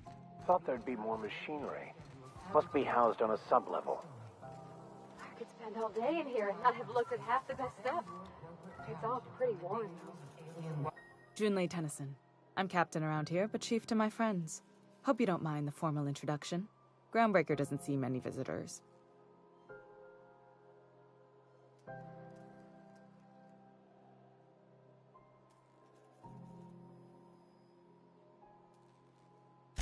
No, it isn't. It's a mess. But it's my mess, so I'll take the compliment. Just so we understand each other, I'm the final word on the ship. The Mardits, the crew, the engineers, their family. I hope there won't be any problems while you're visiting.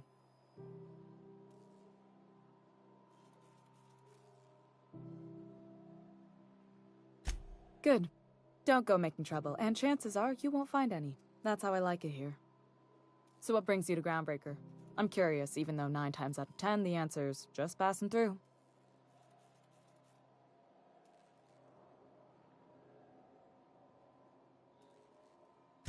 Interesting. The powers that be paint an ugly picture of Monarch. Critters and such. Maybe someone in the promenade can get you the right weapon for the job. We see a lot of the same faces coming and going, most of them board spies and corporate sprats. Makes it hard to trust outsiders. You seem different, so welcome aboard.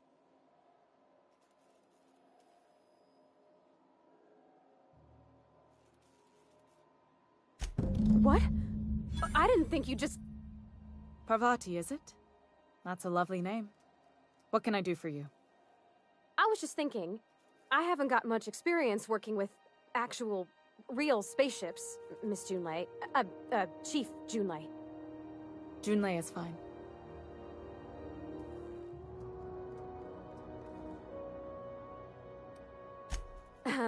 Okay. Since you run a whole space station, I was wondering if... Well, maybe you could teach me some things. I could message you later, maybe? I'd be happy to make the time, Parvati. You can ask me anything.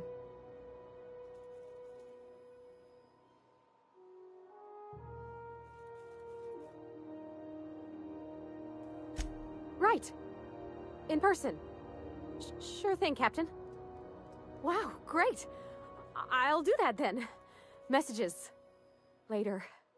Oh, your name's pretty too. I should have said... Sorry.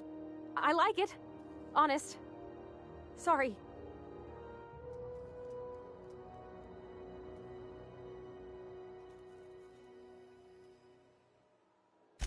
Not a problem, Captain. Ask away. Groundbreaker's radiators need replacement parts. They're dumping superheated air into my ship.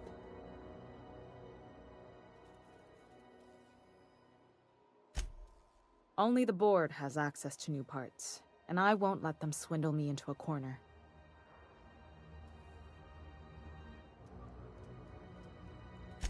None. Every time I give in to the board, Groundbreaker loses its freedom. Soon there won't be anything left. I can't allow that. The board isn't helping, and my resources are spread thin. If I don't get those radiators back online, Groundbreaker, everyone on board, will be cooked alive.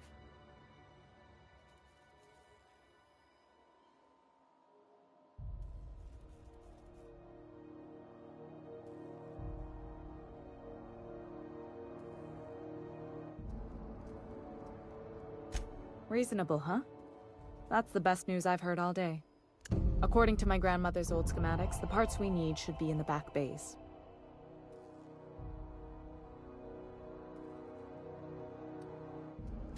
Then you know it's a den of criminals and miscreants. Unfortunately, I'll need to ask you to return.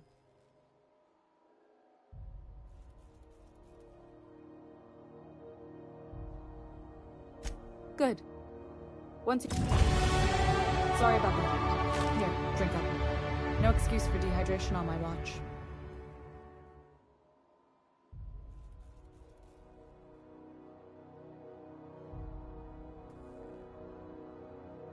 I do, and I'm relieved that you've changed your mind.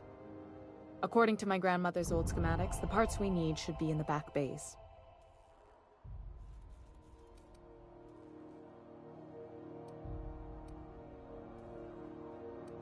Then you know it's a den of criminals and... I have. One of my engineers, plus a small security detail. They didn't come back. I can't afford to lose any Mardits on this job. No offense, but a freelancer like you is more dispensable.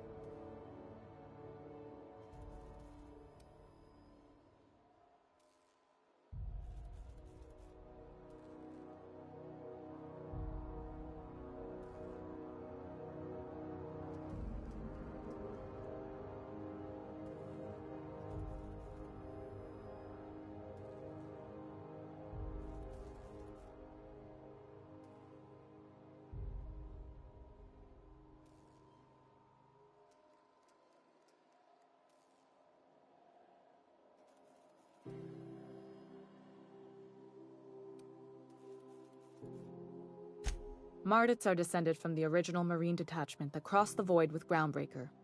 I don't put their lives on the line if I can avoid it.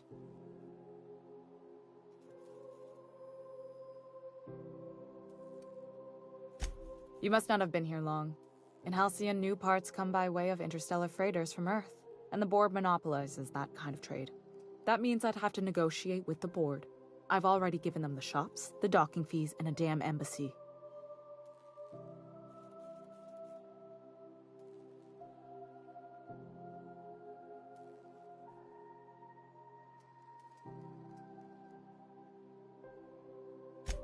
Damn right. And while I'm captain of the Groundbreaker, it falls to me to preserve this ship's independence.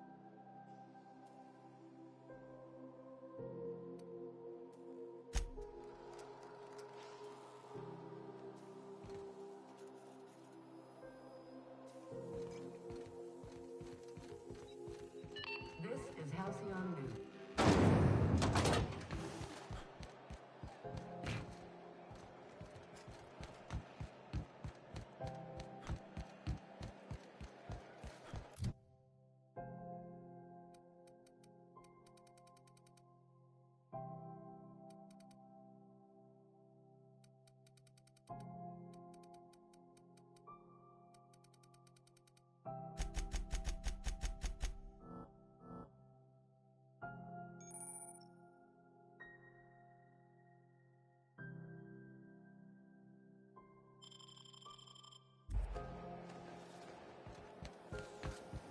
CNP Borston Baked Beans. When you need to eat and run, Borston Baked Beans is the only one.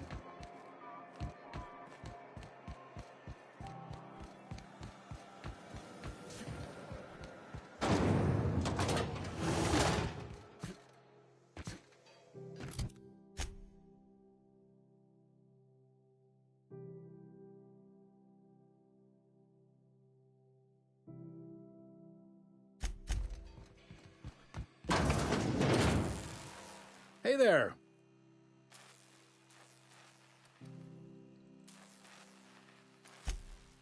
Not sure. Be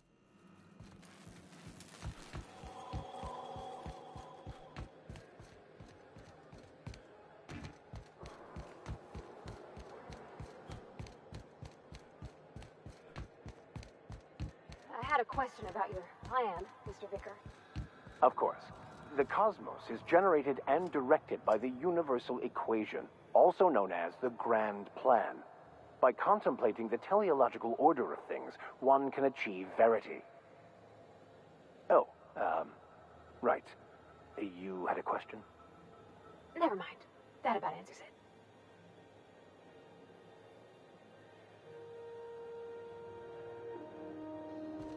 Are we gonna get in trouble today? Not that I want to, just seems to happen around you, is all.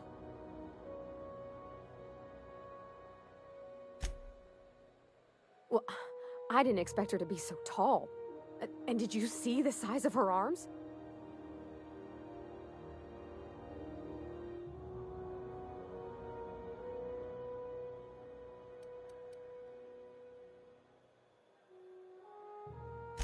What? No. Maybe? I don't... It's like somebody reached into my head and pulled out what I didn't know I wanted. You know how hard it is to find anybody who likes working with tools in a little town like Edgewater?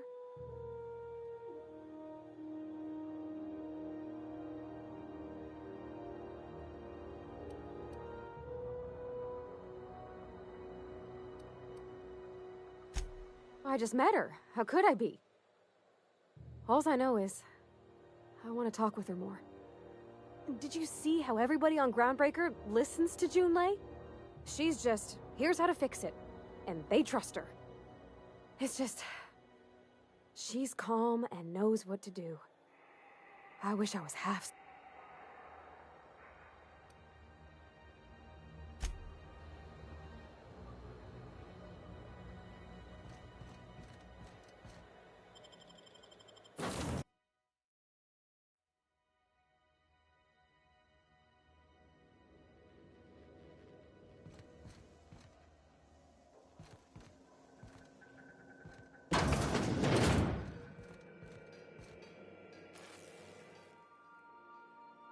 Hey, Captain. Can I get your temperature on something real quick?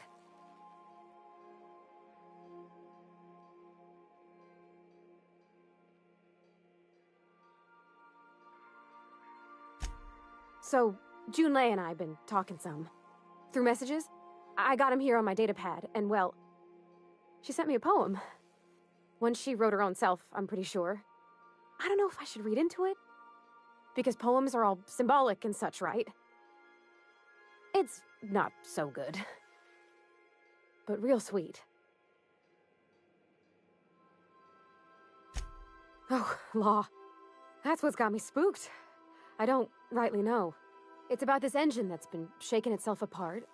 Then this lady mechanic comes by and lays one hand on it. And the trouble goes away.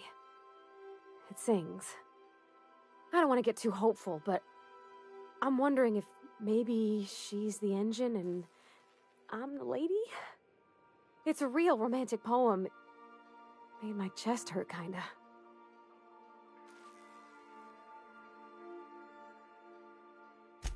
I don't know where it's leading yet, or if I'm misinterpreting. I'm not much interested in physical stuff. Never have been. Leastways not like other folks seem to be. It's not that I can't, I just don't care for it. It's been a problem in the past. The folk who wanted to be with me back in the Vale, they said I was cold.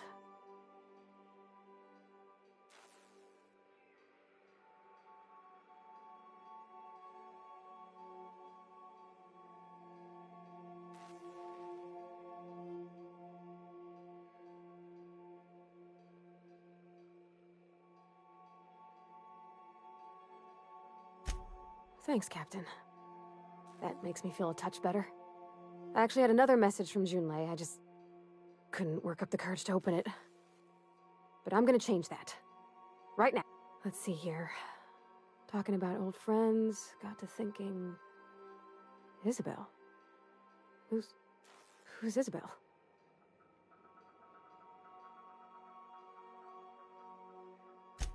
They were...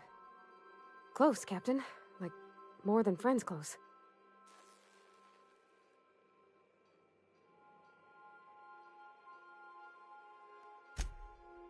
I don't know. Junlei talked about them like it was past, but how far in the past? 10 years? Last week? Captain, I'm feeling all mixed up right now. Could we maybe head to the Groundbreaker? Get some drinks at that bar there? The Lost Hope?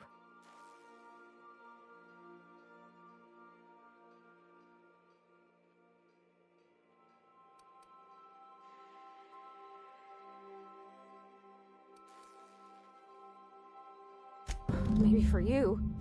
I start thinking about all the things she could say and my guts start crawling up my throat. I'm full serious. Next time we're on the Groundbreaker, I aim to get a drink. If I got to, I'll do it on my lonesome. But I'd feel better if someone I trusted was there.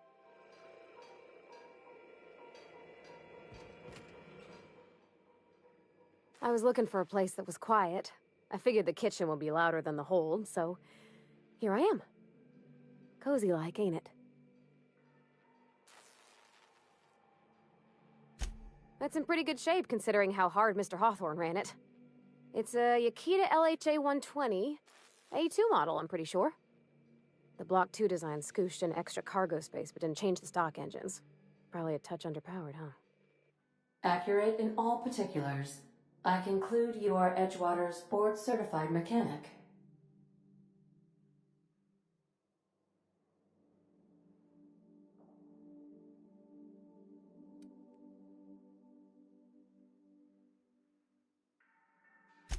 Fly-by-wire's pretty normal. Or leastways, that's what I read in the trades. I've never been on a real ship before. Hello!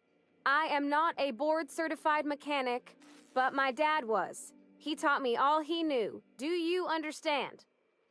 Speech recognition is one of the many skills I have been programmed to simulate. You're not simulating it, you're doing it! I asked a question and you answered it. I am gratified you consider this facsimile convincing.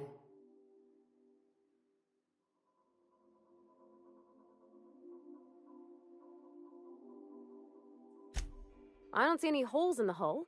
I'll take a good squint at her, make sure everything's tip-top. But I think we're cooking with plasma torches. You can do that, you know. My dad taught me how to make grilled cheese sandwiches with a plasma torch.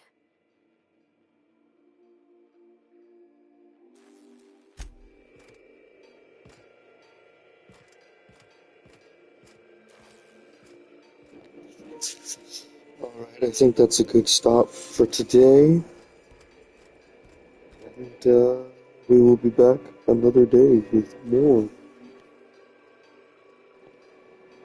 Have a good night, everybody, and I will see you next time. Bye-bye.